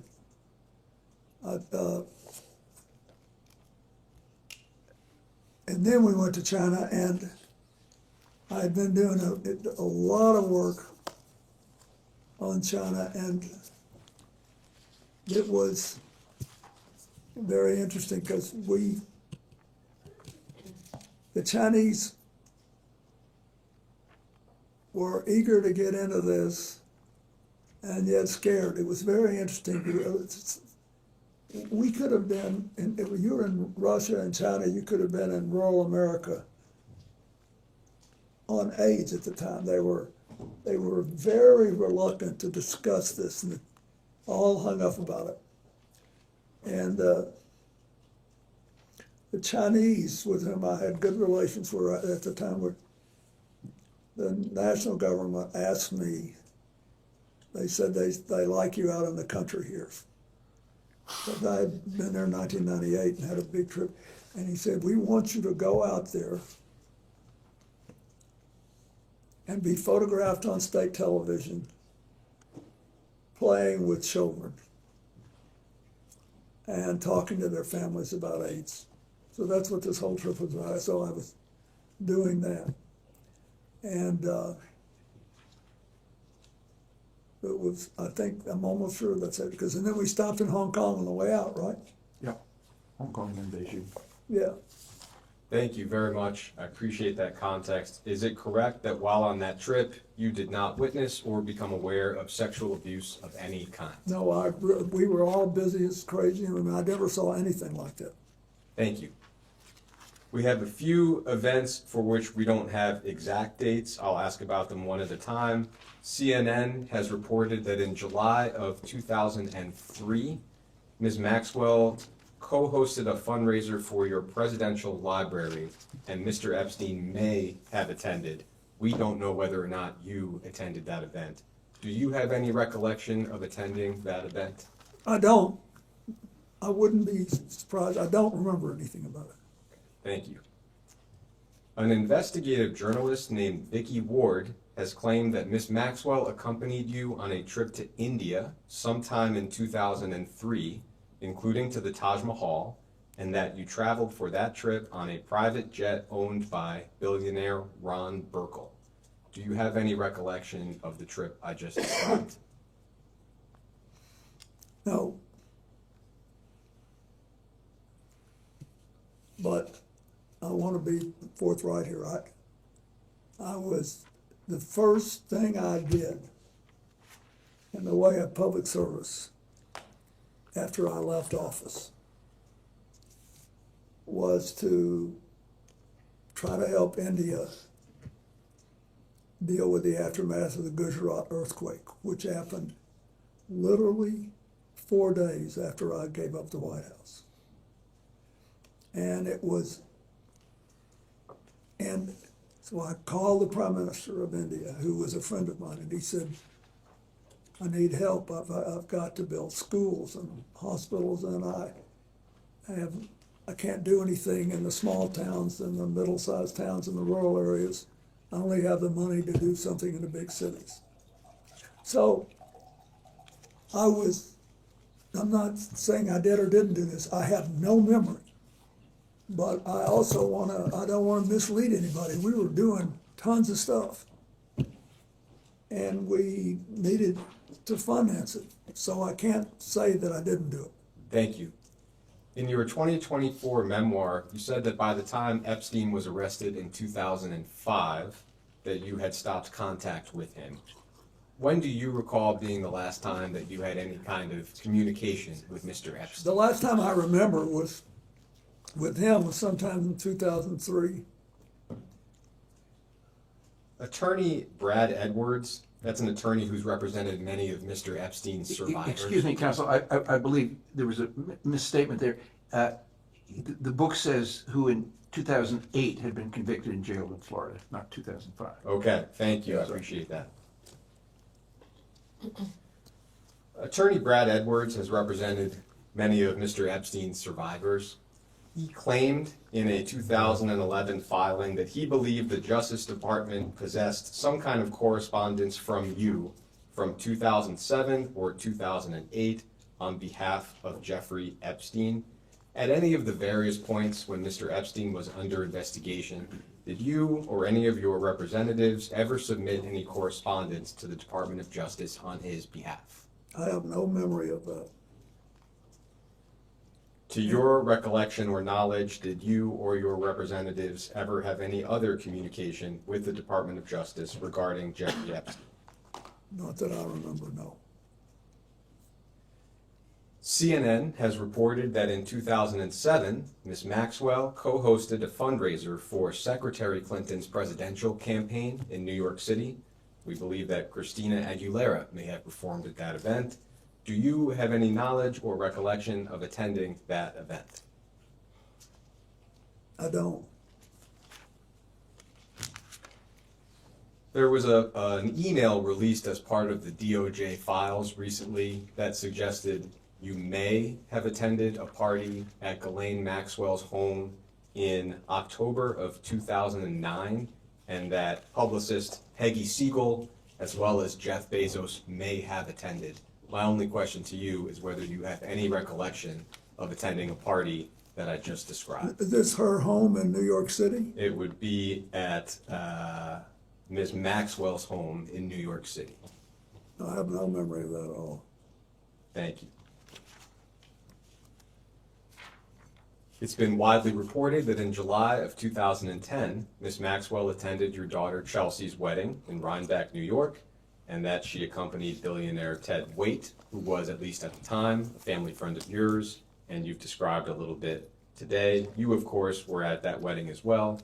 Do you have any specific recollection of interacting with Ms. Maxwell at that wedding?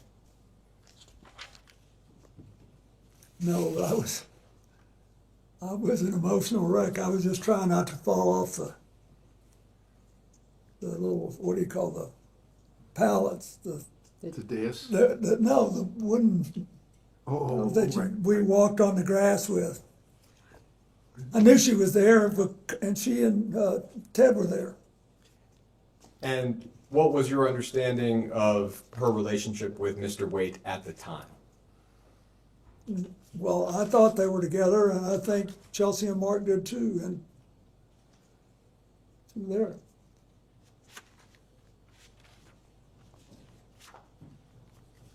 It's also been reported that in 2011, your advisor, Doug Band, instructed an aide to remove Ms. Maxwell from all attendance-related lists for Clinton-related events. This was reportedly in the wake of Virginia Roberts Giuffre and allegations that she made at the time against many people, including Ms. Maxwell. Do you have any memory or knowledge of Mr. Band's instructions that I just described? I don't. Thank you. That takes us through most of the known timeline of your relationship with Jeffrey Epstein. There's just one more topic I would like to cover. That is the Clinton Global Initiative. In 2007, Mr. Epstein's lawyers claimed that he was part of the original group that conceived the Clinton Global Initiative. Would you agree with that characterization? No. Can you elaborate a little bit on why you would not agree with that? I wouldn't agree with that because the first time I ever discussed what became the Clinton Global Initiative was with Doug Band and the rest of our small group on the way back from Davos. And Doug said we should have a meeting like this in New York at the opening of the UN. And we can make a lot of money because you don't have to go to Davos. You can meet all these people over here. And I said, I want to do it for an entirely different reason. It's fine if we make money, but the most important thing is that we give serious people a chance to go to meetings and actually make commitments to make positive change. I'm tired of going to meetings where everybody just bloviates and doesn't ever do a damn thing. So If we can figure out how to do that, I'm interested. And then we got, a team. There was, to operationalize it, it was Doug Bann, Mary Morrison, who had worked for me in the inner office at the White House, and a man named Ed Hughes, who was a wonderful young guy who stayed with us the whole 12 years. And they were working on how to stand up and do the mechanics of this.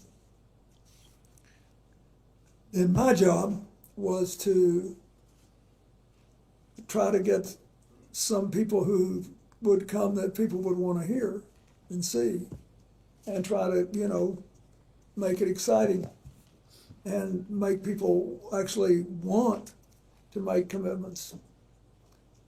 And so I think it was at that point that Ghislaine may have gotten involved. I don't know. You can ask them about it, but I'm just telling you how it began. It began with Doug said, let's do this and make money, and me saying, let's do this and make commitments. I think the question, Mr. President, which you've answered was Jeffrey Epstein involved in the At the time, no, initiation? not at all. Thank you. But I do not know what happened afterward.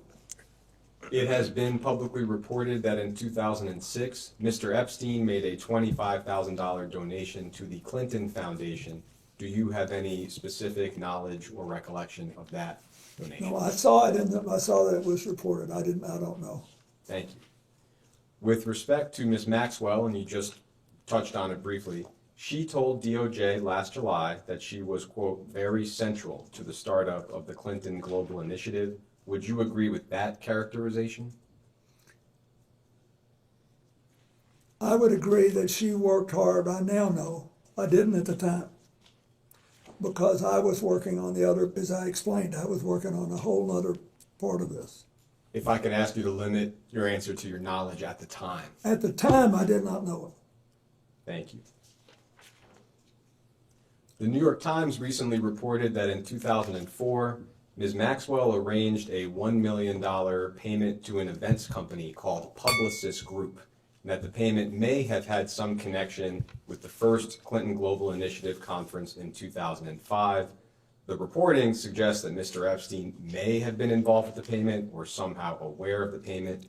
Do you have any specific memory or knowledge or recollection of the $1 million payment I just described? No. It's also been reported that in September of 2013, at a Clinton Global Initiative conference, Ms. Maxwell was recognized as a Commitment to Action partner for her work on behalf of the Terramar Project, which was an ocean conservation nonprofit that she founded in 2012. Do you have any memory or knowledge of that conference? I do. Great. Could you describe a little bit what you recall? Yeah, because this shows you how the CGI work, not for Ghislaine, for everybody.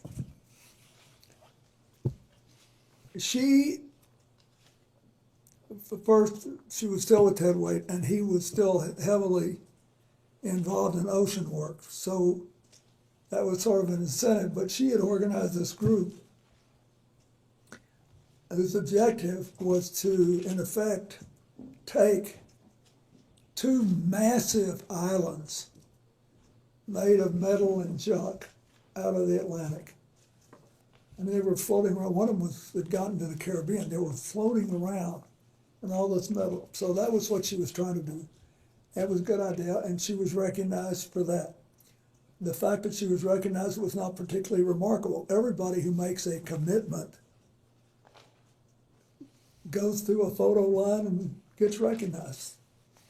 Did you have any personal role in Ms. Maxwell's recognition at that event? Or would that have No, I been... might have been in her room by the time she got it, but it wasn't. No, they put the recognition in that room. I remember this specifically because it was where all the ocean freaks were, all the people that cared about this, that wanted to be. So that's why they wanted those things announced By there. ocean freaks, you mean people who are passionate about the ocean. Yes. Thank you. I mean that. People who were passionate about doing this, it was great. And so I didn't think a thing about it. Do you have any additional knowledge or recollection related to Ms. Maxwell's role at that event? No. Reportedly, in February of 2014, you had dinner with Ms. Maxwell and others in Los Angeles at a vegan restaurant called Crossroads Kitchen. That dinner may have been organized by your then Deputy Chief of Staff, John Davidson, perhaps around 20 guests. Do you have any recollection of the dinner I just described? I had a lot of dinners like that in Los Angeles, so I don't remember that specific one, but whenever I went to Los Angeles, I attempted to have a dinner someplace in public with a lot of my friends, just to keep in touch with them, keep going. As far as you can recall, when was the last time you had any form of communication with Ms. Maxwell?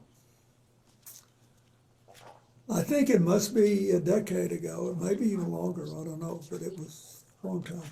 Thank you.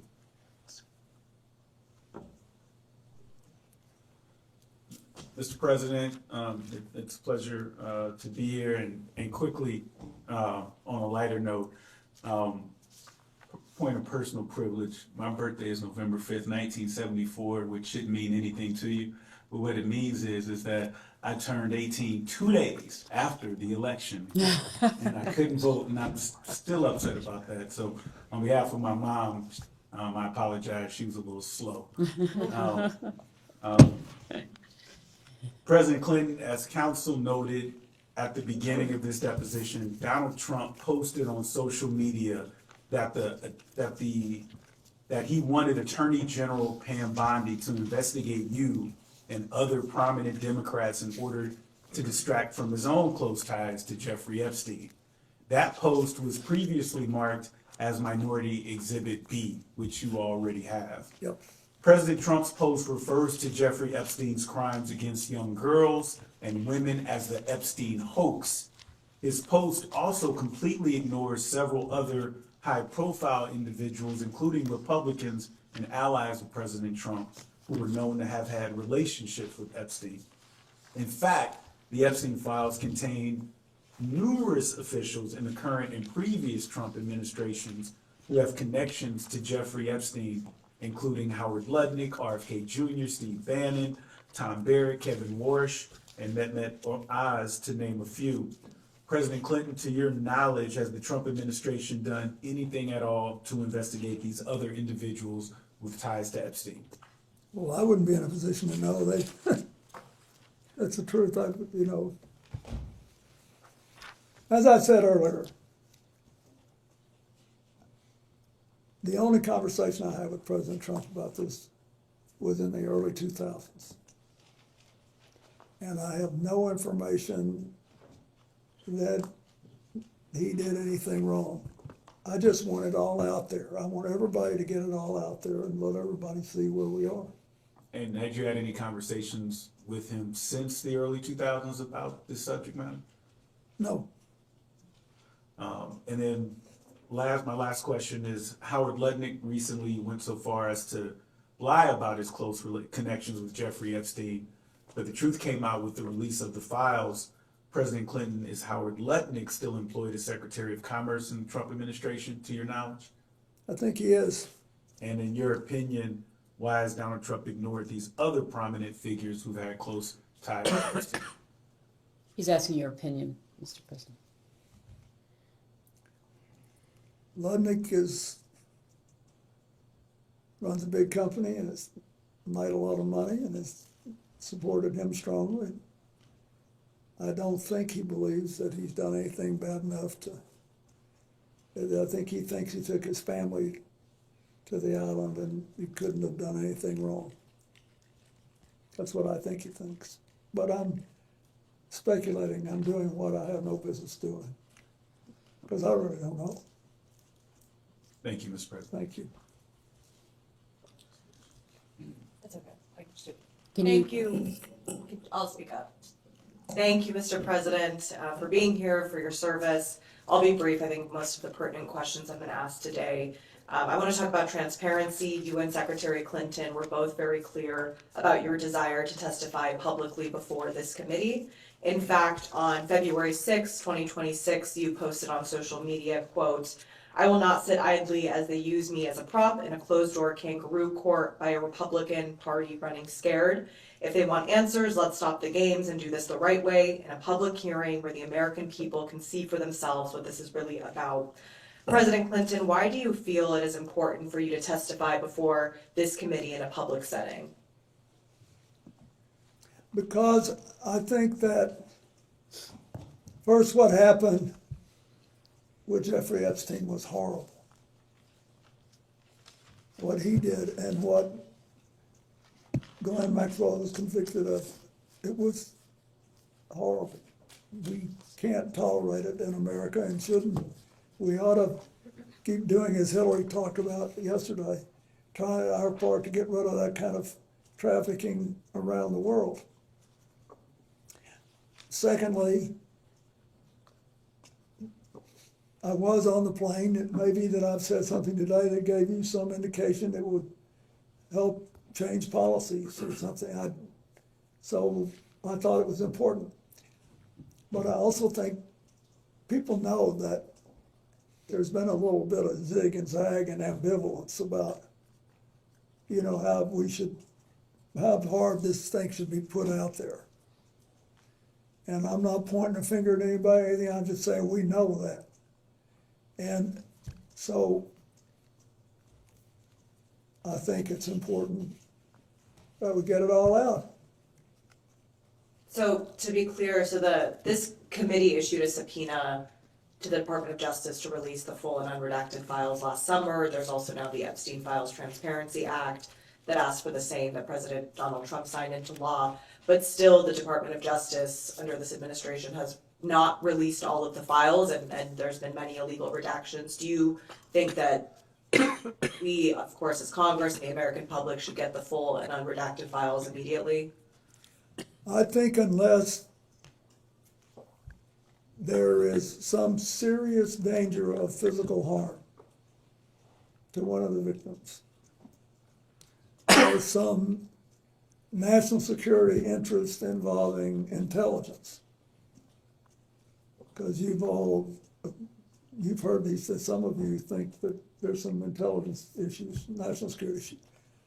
I think the rest of it ought to be gotten out, and I think we just need to get to a point where we can put this behind us. And then I think I hope you can and will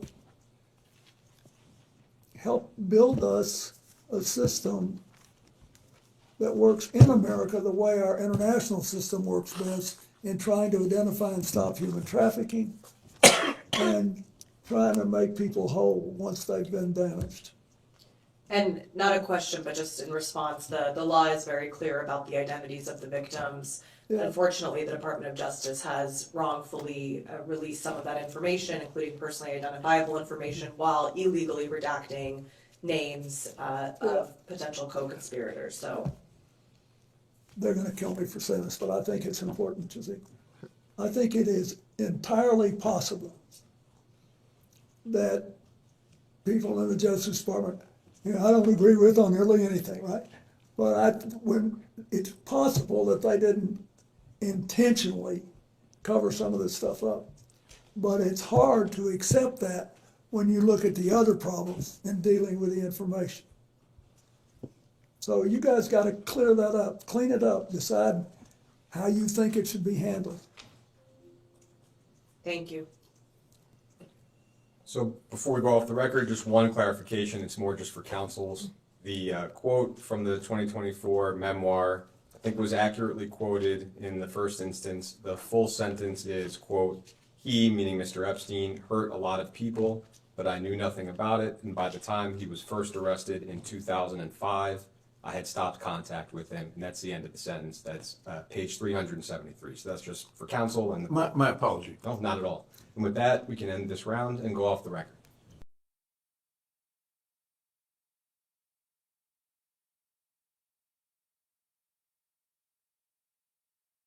We'll go back on the record. Mr. President, during the last hour, there was a discussion related to your book with Minority Counsel, and I just want to read the excerpt into the record, and just a quick question for clarification. You said, "I had always thought Epstein was odd, but had no inkling of the crimes he was committing. He hurt a lot of people, but I knew nothing about it, and by the time he was first arrested in 2005, I had stopped contact with him." We understand that Mr. Epstein was arrested in July of 2006. Can you explain the discrepancy? Are you asking him to fact check his own book?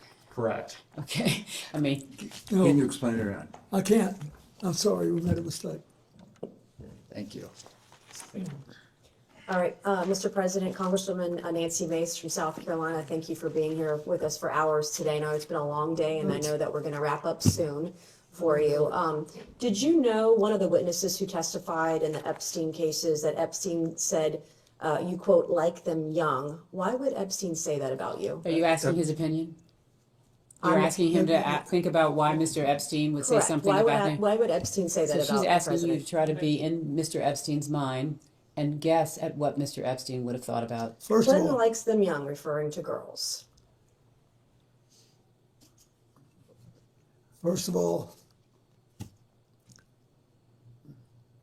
that's not true.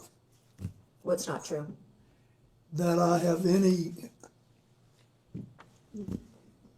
interest in underage, I didn't say underage. I said young. but it's still not true. Is an intern young? Yes, Okay. at my age, anybody younger than I am Did is you know young. Jeffrey Epstein instructed a witness to deny you were ever on his island? He didn't have to since I was never there. Did you ever travel to Zorro Ranch? Is that the one in New Mexico? Yes. No. Okay. Have you ever flown on anyone else's private jet 26 times or more for overseas trips? I have flown as many miles on other jets, but never with as many stops. How many other people's planes have you used, like Epstein 26 times or miles, etc.? I don't know. I did with Steve Bing, who's now deceased, and probably with 4 or 5 others. Okay. Interesting. So maybe about a half dozen billionaires total. So, how many dinners did you have with Ghislaine Maxwell or Jeffrey Epstein in attendance? She's asking to the best of your recollection. I have no idea. Okay. Did you ever discuss sexual misconduct allegations made against you with Epstein or Maxwell? Never. Did Epstein or Maxwell ever offer to help manage or silence women who made sexual misconduct allegations against you? No. Did Epstein or Maxwell ever offer financial support directly or indirectly to legal defense funds related to impeachment proceedings or civil actions against you? Not to my knowledge.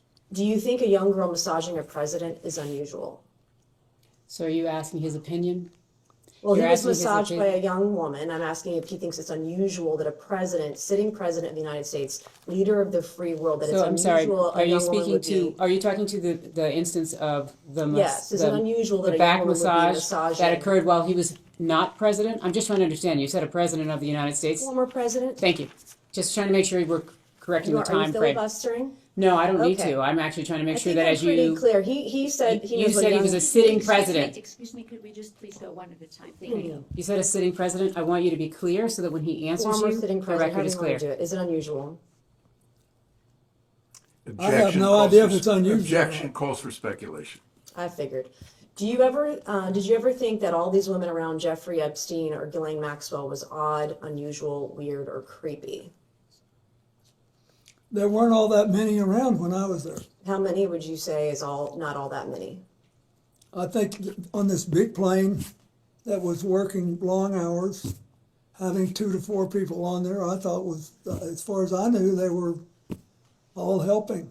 Flight attendants in tank tops and jeans, right? No. Do you believe you were a victim of a Jeffrey Epstein intel operation? Do you think that you might have been caught up in some of what he was maybe potentially doing? Excuse me, Congressman, which question are you asking? I'm asking Intel if the- operation? First of all, I don't, some type of intel operation. I'm just curious because it's been speculated on today and yesterday understand. that he may have been an intel asset. Do you think, perhaps knowing what we know now, the proclivity of it all, that he may have been targeting you as part of an intel operation? I doubt it. In 2019, you stated after he was arrested, I guess this would be the second time, you stated you knew nothing of Epstein's, quote, terrible crimes since you only met, quote, briefly on only, quote, 2 occasions. Was this statement false? Excuse me, Congressman. That's not an accurate statement. Can you please share us what you said? Yes, in 2019, as reported by the media. Which media? This says this is the. Could you share a copy of it, please? Okay, Daily Beast. It says the title of this is Bill Clinton failed to mention his intimate 1995 dinner with Epstein. We can give counsel and the witness a moment to review the exhibit. Well, we'd like the statement. I mean, he put out I a don't know anything statement about in 2019, full statement.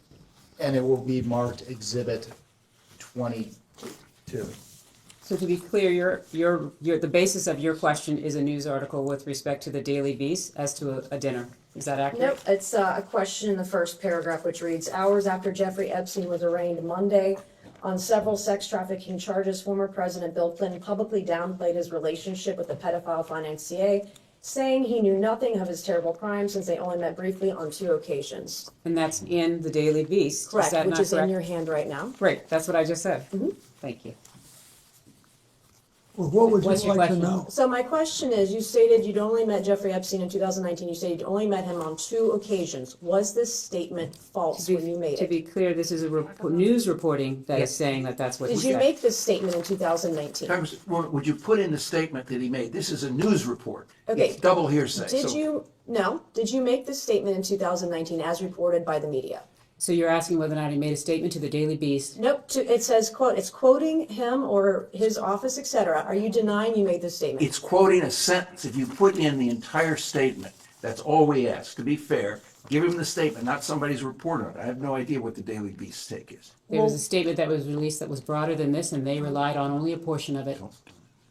They relied on only a portion of his full And statement. that's the portion I'm focusing on. Well, He said he then- only was with Jeffrey So Epstein on it's 2 actually a occasions. misrepresentation of his entire statement. Well, can you let your client answer the question? Well, can you ask it in a way that would make it clear that what you are I'm being actually very asking clear. His statement said is he the met with broader Jeffrey question of Epstein. what did he say? He said he briefly met with him only No, on 2 the occasions. Daily Beast selected that piece out. So are you denying that the president made this statement? What I'm saying is that there is an entire statement, that's the statement on which the president spoke to. Would you like to provide it to this committee? We're happily to provide that committee. It's Okay, been I would like publicly to ask the reported. president this question. Was that a false statement that you made in 2019, that you only met with Jeffrey Epstein briefly on 2 occasions? Object to the basis of this question. Wait. This is, you're asking him about a news article, not the statement he It's quoting made. him. It's quoting the president of the United Quoting States. Are a you sentence. denying? Are you denying the president made this statement? I'm telling Are you denying he No, made I'm this statement? telling I you- want to know. No, I'm telling you that the Are you president making a made a false full statement statement. You are selecting a piece of it. Let's put in the My entire source- statement he made. I wasn't in federal office in 2019. I was not a part of this committee. I was a state house rep from Goose Creek, South Carolina, and I'm quoting open sources that I have. To the best of my knowledge, I'm not rich with a bunch of attorneys, okay? I'm doing the best that I can to get the information I can, and I'm asking if the president was telling a lie in 2019 when he stated to the public he'd only met with Jeffrey Epstein on 2 occasions. He didn't did not say say to that the only public, in you're the statement, misrepresenting. Congresswoman Mays. Let me be clear. I'm not asking about your right to ask him any question, but don't do it on the basis of a news article. The news article is quoting his statement. So is the news It's article quoting- lying? Is the news It's not article lying. false? It's false if you take it to mean what you say, which the statement did not do. Do you understand English? I think Seriously. I do. I I'm don't not think from you South do. Carolina, but I think I do. Did you make a statement, Mr. President, in 2019 that you only met with Jeffrey Epstein twice? I'm asking a question a different way. I have no idea, but I think that when I answer that, I don't believe I remembered anything about meeting him in 1995. So when making a statement about Jeffrey Epstein in 2019, would you have checked with your staff on maybe White House logs about the 17 times he visited, dinners you had with him, fundraising that you did with him, fundraising dinners he was on, you were on his flights 26 times. Would you have checked with your staff before making such a statement, or would you have just Congressman Mason, what statement are you talking about? Are you talking about the entire statement that he made in 2019? Ms. Mace, can I just ask you know for what the it purpose? is. Ms. Mace, can I ask you for the record? Excuse me. Ms. Mace, can I ask you for the record? Can you read the article into the record, please? I'm not going to read the article into the record. Well, Ms. Mace, you are indicating that this I'm article quoting misrepresents a from, piece. Could you you have read not the asked article anybody into to the read an record? article into the record. I'm not going to do that. You've Well, not this done is the that yet. basis I'm not on which going you're to. relying. You're not in charge of me. I am quoting I'm from not this seeking to be in article. charge of you, believe me, that is something I would not at all Don't even try. seek to be, so I want to be respectful. But I am asking, if you're asking him to speak to this, can you please put the entire article in the record? The entire article is in the record as an exhibit. What exhibit number is this? 22. 22. And yet, Counselor, It's the already in the question record, has been Counselor. clarified to reflect only the small portion of the larger statement, to whatever extent the witness is able to answer to his recollection of that portion of the statement and any preparation that occurred to make that statement. so in other words, what you have just articulated, that the question's been clarified by Ms. Mace or by you, that what is intended is to actually only be speaking to the selected piece out of the entire statement that was released by the president's office. Is that what you're clarifying? That's what I'm focused on, yes. Okay. So if you read this,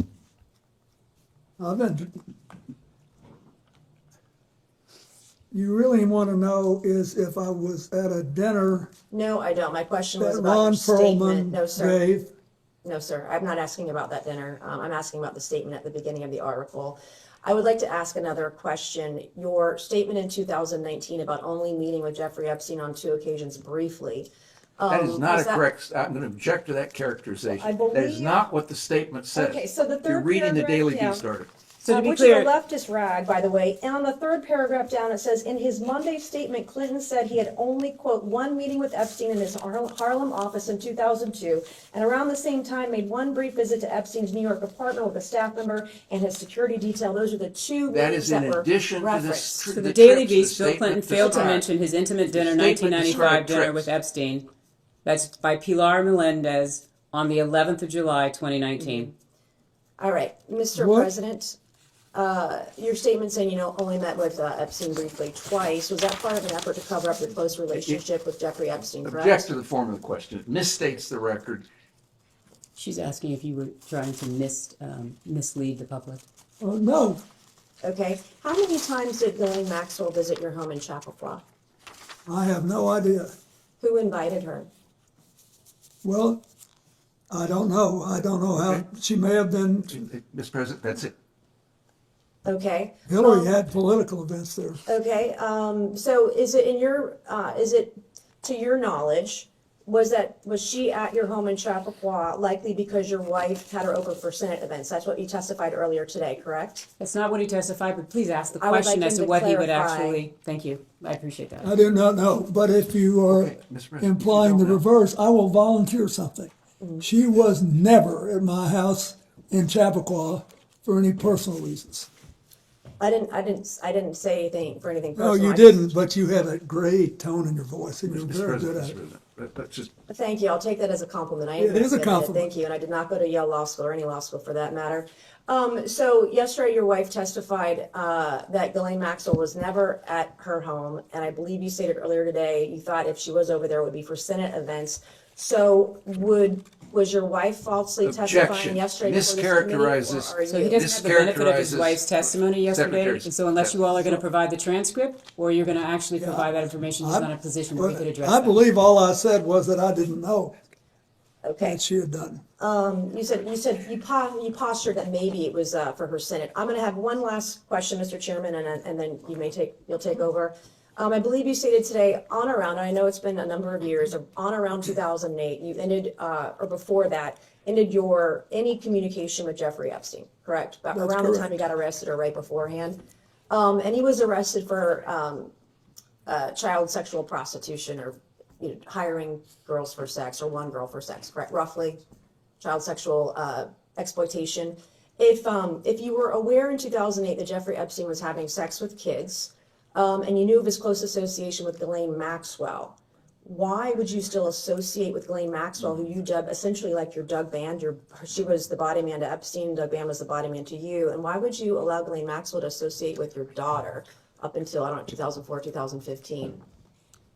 you knew he was a bad guy, why would you allow your So, daughter excuse me, to- what's the period in which you're saying he would have known that Jeffrey Epstein was After a bad guy? 2008, so up until Ghislaine Maxwell was involved with CGI until what, 2015, and we confirmed today that he had a dinner with Ghislaine Maxwell in LA in 2014, so he's still hanging out with a close associate, the closest associate to convicted pedophile Jeffrey Epstein. But Excuse me. I guess my question is Congressman, why? Yes, the question, excuse me, is the question why Ghislaine Maxwell came to the wedding? Is that the question? No, I didn't even bring up the wedding.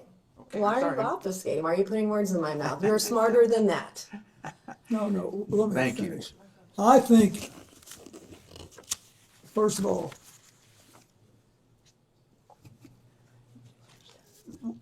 when the wedding occurred, she was with Ted White, and she was for several more years. We did not know when Epstein was arrested that she was still involved with him.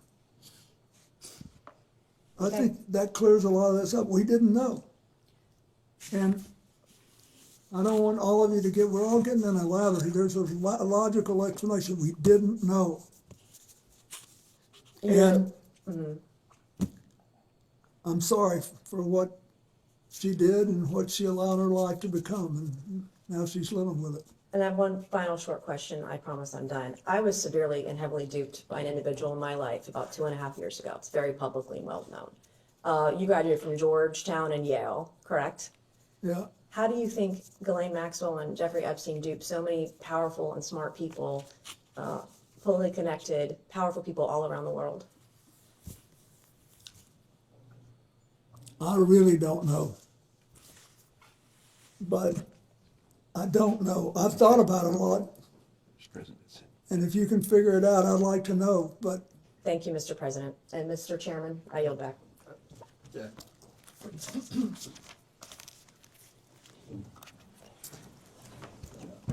Point of privilege? I would like to say, since you made a great deal out of all this Ivy League stuff, I'm also the last president ever to live in a place without indoor plumbing.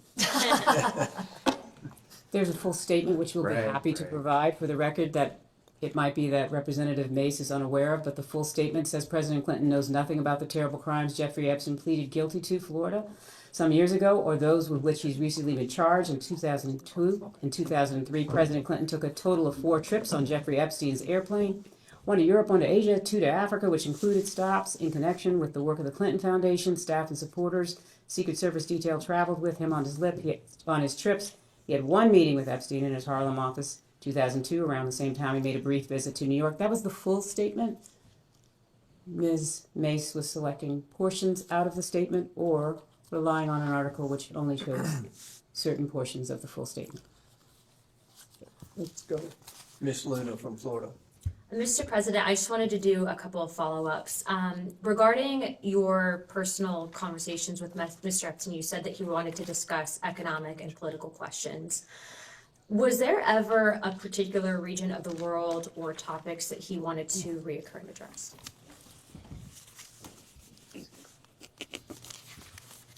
I do remember that he was interested in the 2 places that I was setting up the AIDS mark, in Asia and Africa. In Asia, he wanted to know if I thought it was going to be the Asian century and the thing would be sustainable. And in Africa, he wanted to know whether I believed that you could have broad-based prosperity there, whether they could achieve something that they'd never achieved before. It seems that Mr. Epstein also had asked a similar question about America's prosperity and economic policy. Did you feel that when he was asking questions, particularly maybe pertaining to the regulation of our stock market and/or derivative trading, did he, on a number of occasions, come back to that and maybe pick your brain about policy or future policy here in the United States? No more than any other big issue. I knew that, everybody lives in New York with money, and look at, he made his money advising Les Wexner, so he had to be interested in markets. Okay, and then I know that Ghislaine was a little bit more probably chatty with you. Did she ever share a similar interest to Mr. Epstein on economics or political topics of discussion? Were there any reoccurring topics that you felt that she would want to focus on? Not that I noticed. Okay, all right. Thank you, Mr. President. Thank you. Good.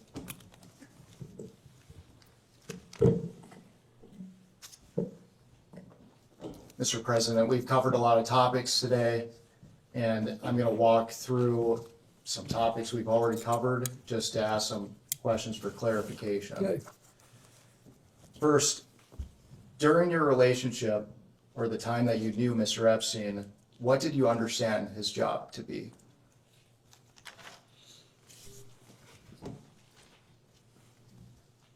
I'm not sure I knew. It was never clear to me.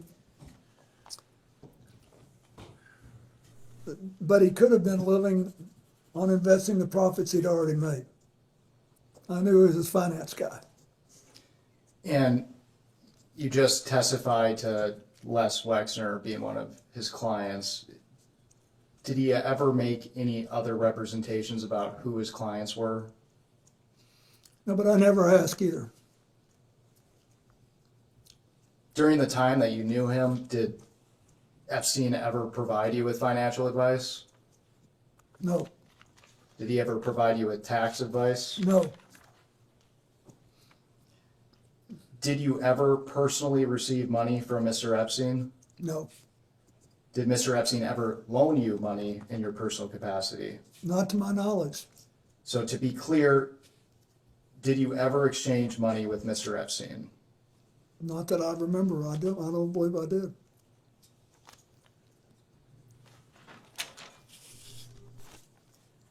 And throughout today's questioning, we talked about the various properties that Mr. Epstein owned. You testified to have visited the Manhattan townhouse. Is that right? Yes, I did go there once. And just for clarification, it's been reported that what we've seen from the files from the DOJ, Mr. Epstein decorated his home with creepy and disturbing artwork. Did you notice anything unusual as far as his decor at his Keep residence? in mind, I was only on the first floor, ground floor. I did not see anything like that there in any of the rooms that I saw. It's been reported that Mr. Epstein had cameras on his premises. Did you notice anything, any cameras at the Manhattan townhouse? I didn't, but that may have been the whole point.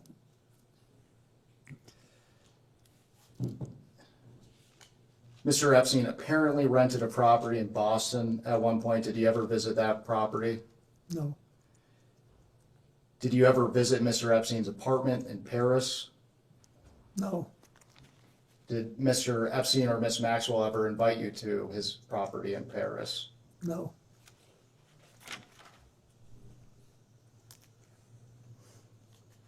Did you ever visit Mr. Epstein's home in Palm Beach? No. Were you ever invited by Epstein or Maxwell to visit the Palm Beach property? I don't think so. Did you ever visit Ghislaine Maxwell's New York townhouse? No, I don't even know that I knew she had a townhouse.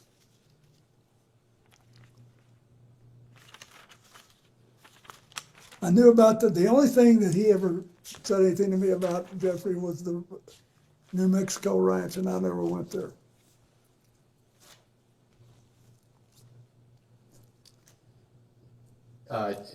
Did he invite you to the New Mexico ranch? Sort of. Can I you- mean, he was a little, but I didn't go. By then, I didn't go. Was there a reason? I don't remember, but I didn't. I think it was as we got closer to the end that he said something about it. Mr. President, in 2005, police in Palm Beach, Florida began investigating Epstein. In July 2006, Epstein was arrested for the first time for soliciting prostitution for minors. For the record, prior to Mr. Epstein's arrest, were you aware of any investigation into Mr. Epstein? No. On October 20th of 2005, police executed a search warrant for Mr. Epstein's Palm Beach, Florida home. Palm Beach Detective Joseph Carey spoke out about his belief that Epstein was tipped off about the raid since multiple computers expected to be at the house were missing when the search warrant was executed. To your knowledge, was Mr. Epstein tipped off about the October 20th search warrant in Palm Beach? Just asking for your knowledge. I don't know. I don't know. It's the first I've heard of it. They're only asking for your knowledge, Mr. President.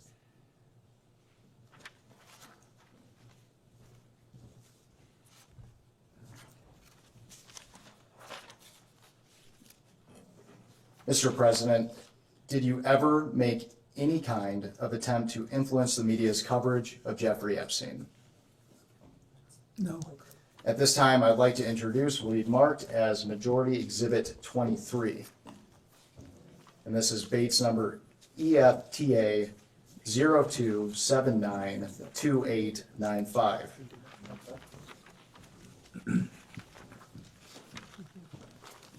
One page. Yes, ma'am. Thank you. Who's Shaza? I don't even know who that is.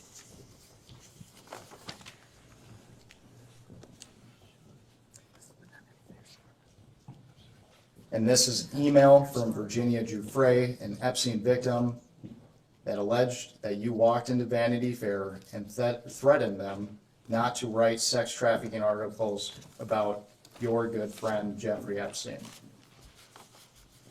Mr. President, is this true? No.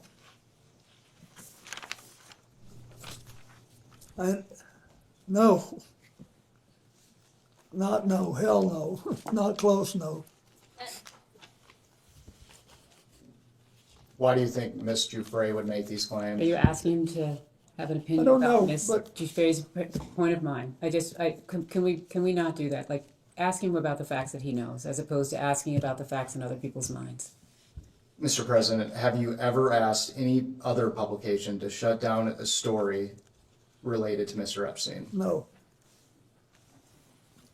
And by any other publication, counsel, he's answered the question about Vanity Fair, correct? Yes. Thank you. I absolutely didn't. Okay. No. Okay. I thought it was hell no.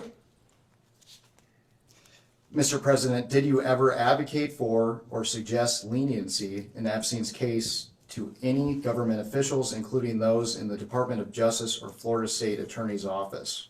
No. On June 30th of 2008, Epstein pleaded guilty in Palm Beach County, Florida State Court to 2 felony charges, 1 count of solicitation of prostitution and 1 count of procurement of a person under 18 for prostitution. He was subsequently sentenced to 18 months in Florida County Jail and began serving his sentence on June 30th of 2008. To be clear, you have not had any direct contact with Epstein after his arrest in 2006, is that right? That's correct. After his arrest or after the publication of when he went to jail in 2008? Can you just clarify the dates there? I will ask another question. To be clear, you have not had any direct contact with Epstein after his arrest and when he was incarcerated in 2008. Yes, to the best of my memory, that's correct. Are you aware of any effort by Epstein to contact you while he was incarcerated in Florida? I'm not. Mr. President, who is Arnold Paul Prosperi?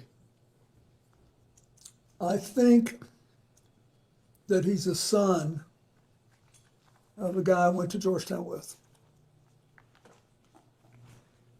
named Paul Prosperi.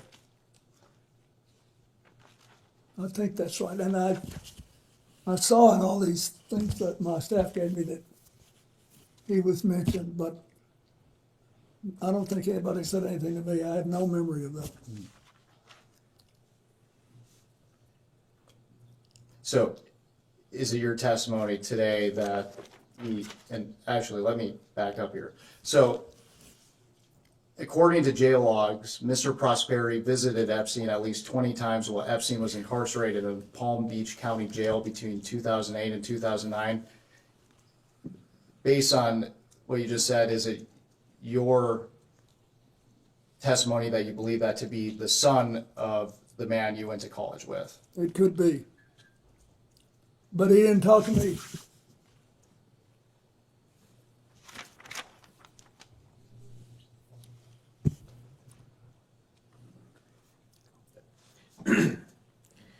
Thank you, Mr. President. Last week, Lex Wexner testified that Jeffrey Epstein often name-dropped powerful people to give himself an air of credibility. Did he ever do that to you?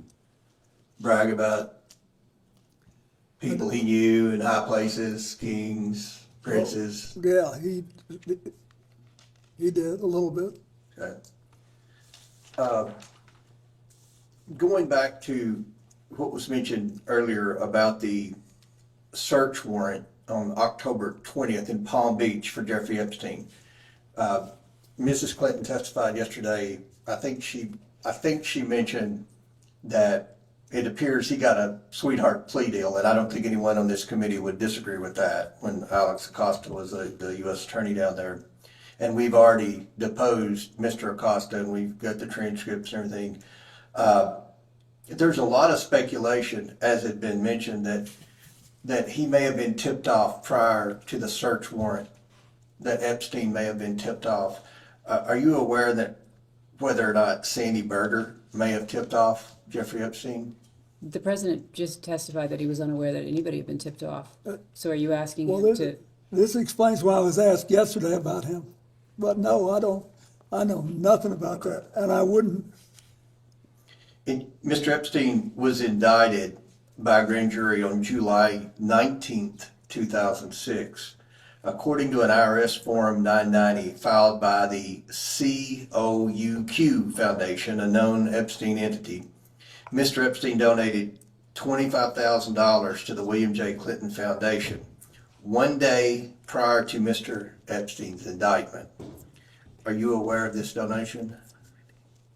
I know that they told me that the records showed that he'd given $25,000. When did you become aware of that, Mr. President? Were you aware of that then or in preparation? No, now. I mean, when I was preparing for this. Yes, sir. Did you solicit that donation from Mr. Epstein? Not personally, I didn't know. Did someone else solicit it? I have no idea. Do you know why Mr. Epstein made that donation? He's asking you to speculate about what No, Mr. I Epstein don't. would be thinking. We try to raise a fair amount of money every year to pay the bills. It seems to me that as investigators were narrowing in on Mr. Epstein, he may have been trying to earn some goodwill with you. What do you think about that? It wouldn't work. Right. Did it ever seem to you that Jeffrey Epstein was trying to suck up to you or get on your good side in order to further his schemes? No, I didn't think about it that way. I thought he wanted to do what he said. But he was, very idiosyncratic. Right. After his arrest in 2006, did you have any further contact with Mr. Epstein? I don't believe I did, no. Did anyone affiliated with Epstein, including Miss Maxwell, contact you on behalf of Jeffrey Epstein to discuss his arrest and the allegations against him? No. Did they ever ask, either Jeffrey Epstein or Miss Maxwell ever ask you for their assistance once Epstein was in trouble? No. Or once Miss Maxwell was in trouble? No. Did Jeffrey Epstein ever attempt to contact you while he was incarcerated in Florida? No. He didn't attempt ever to contact you? Not as far as I know, no. Yesterday, during the deposition of Secretary Clinton, she suggested that we follow the money with Epstein, because there's a big question: how did he accumulate so much wealth? And I think you had testified earlier, and if I'm wrong, feel free to correct me, that you didn't really know how he made his money. I mean, he had a big plane, and I knew that he had made an extraordinary amount of money from Les Wexner, who was quite wealthy. I had no idea whether he had made enough to support the lifestyle that I saw.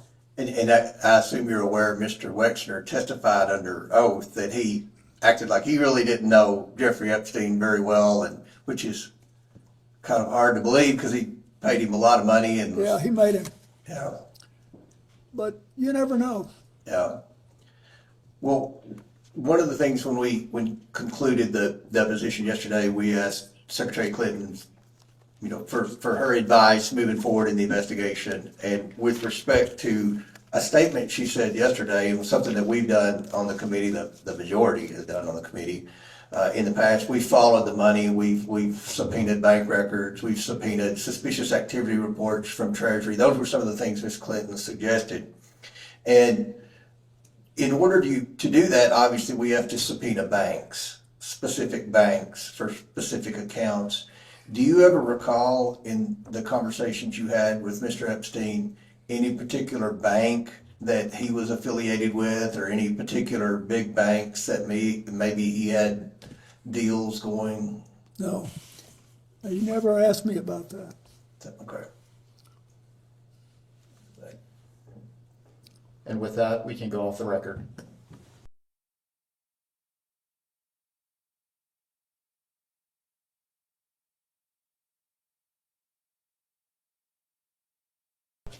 We can go back on the record. Mr. President, I just wanted to clarify one thing from the previous round. Our understanding of your testimony today is that with respect to the dinner with Ms. Maxwell in Los Angeles, you were not actually sure whether or not that dinner occurred. That's Is that correct. correct? Is that correct? That is correct. Thank you.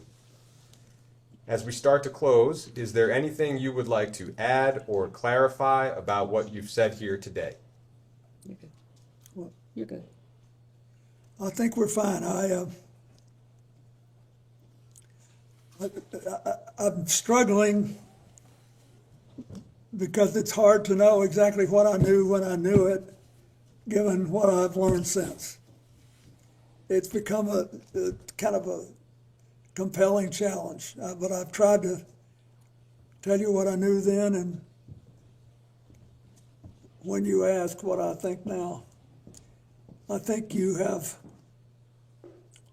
all of you, Mr. Chairman, you've had a chronologically challenging thing. You've got all the stuff that happened with Jeffrey Epstein, some of it as regards to President Trump going back to the late 90s. And that's a long time ago. And then what we learned later, it's been difficult. But I have enjoyed it. You've been very respectful to me and given me a chance to talk to you. Well, we thank you for your time. And I wish you well. I still will say, if you can think of some things to do that will reduce the incidence of trafficking in America, and it should be possible for us to virtually eliminate underage abuse. It should be. We just got to figure out what kind of technology we need and what kind of policies. So thank you. And the answers that you provided today are to the best of your recollection. Is that correct? Yeah, the answers I provided today are what I believed at the time and what I think was in my heart, including about previous testimony. Great, thank you. Unless there's anything else you would like to share, we can go off the record.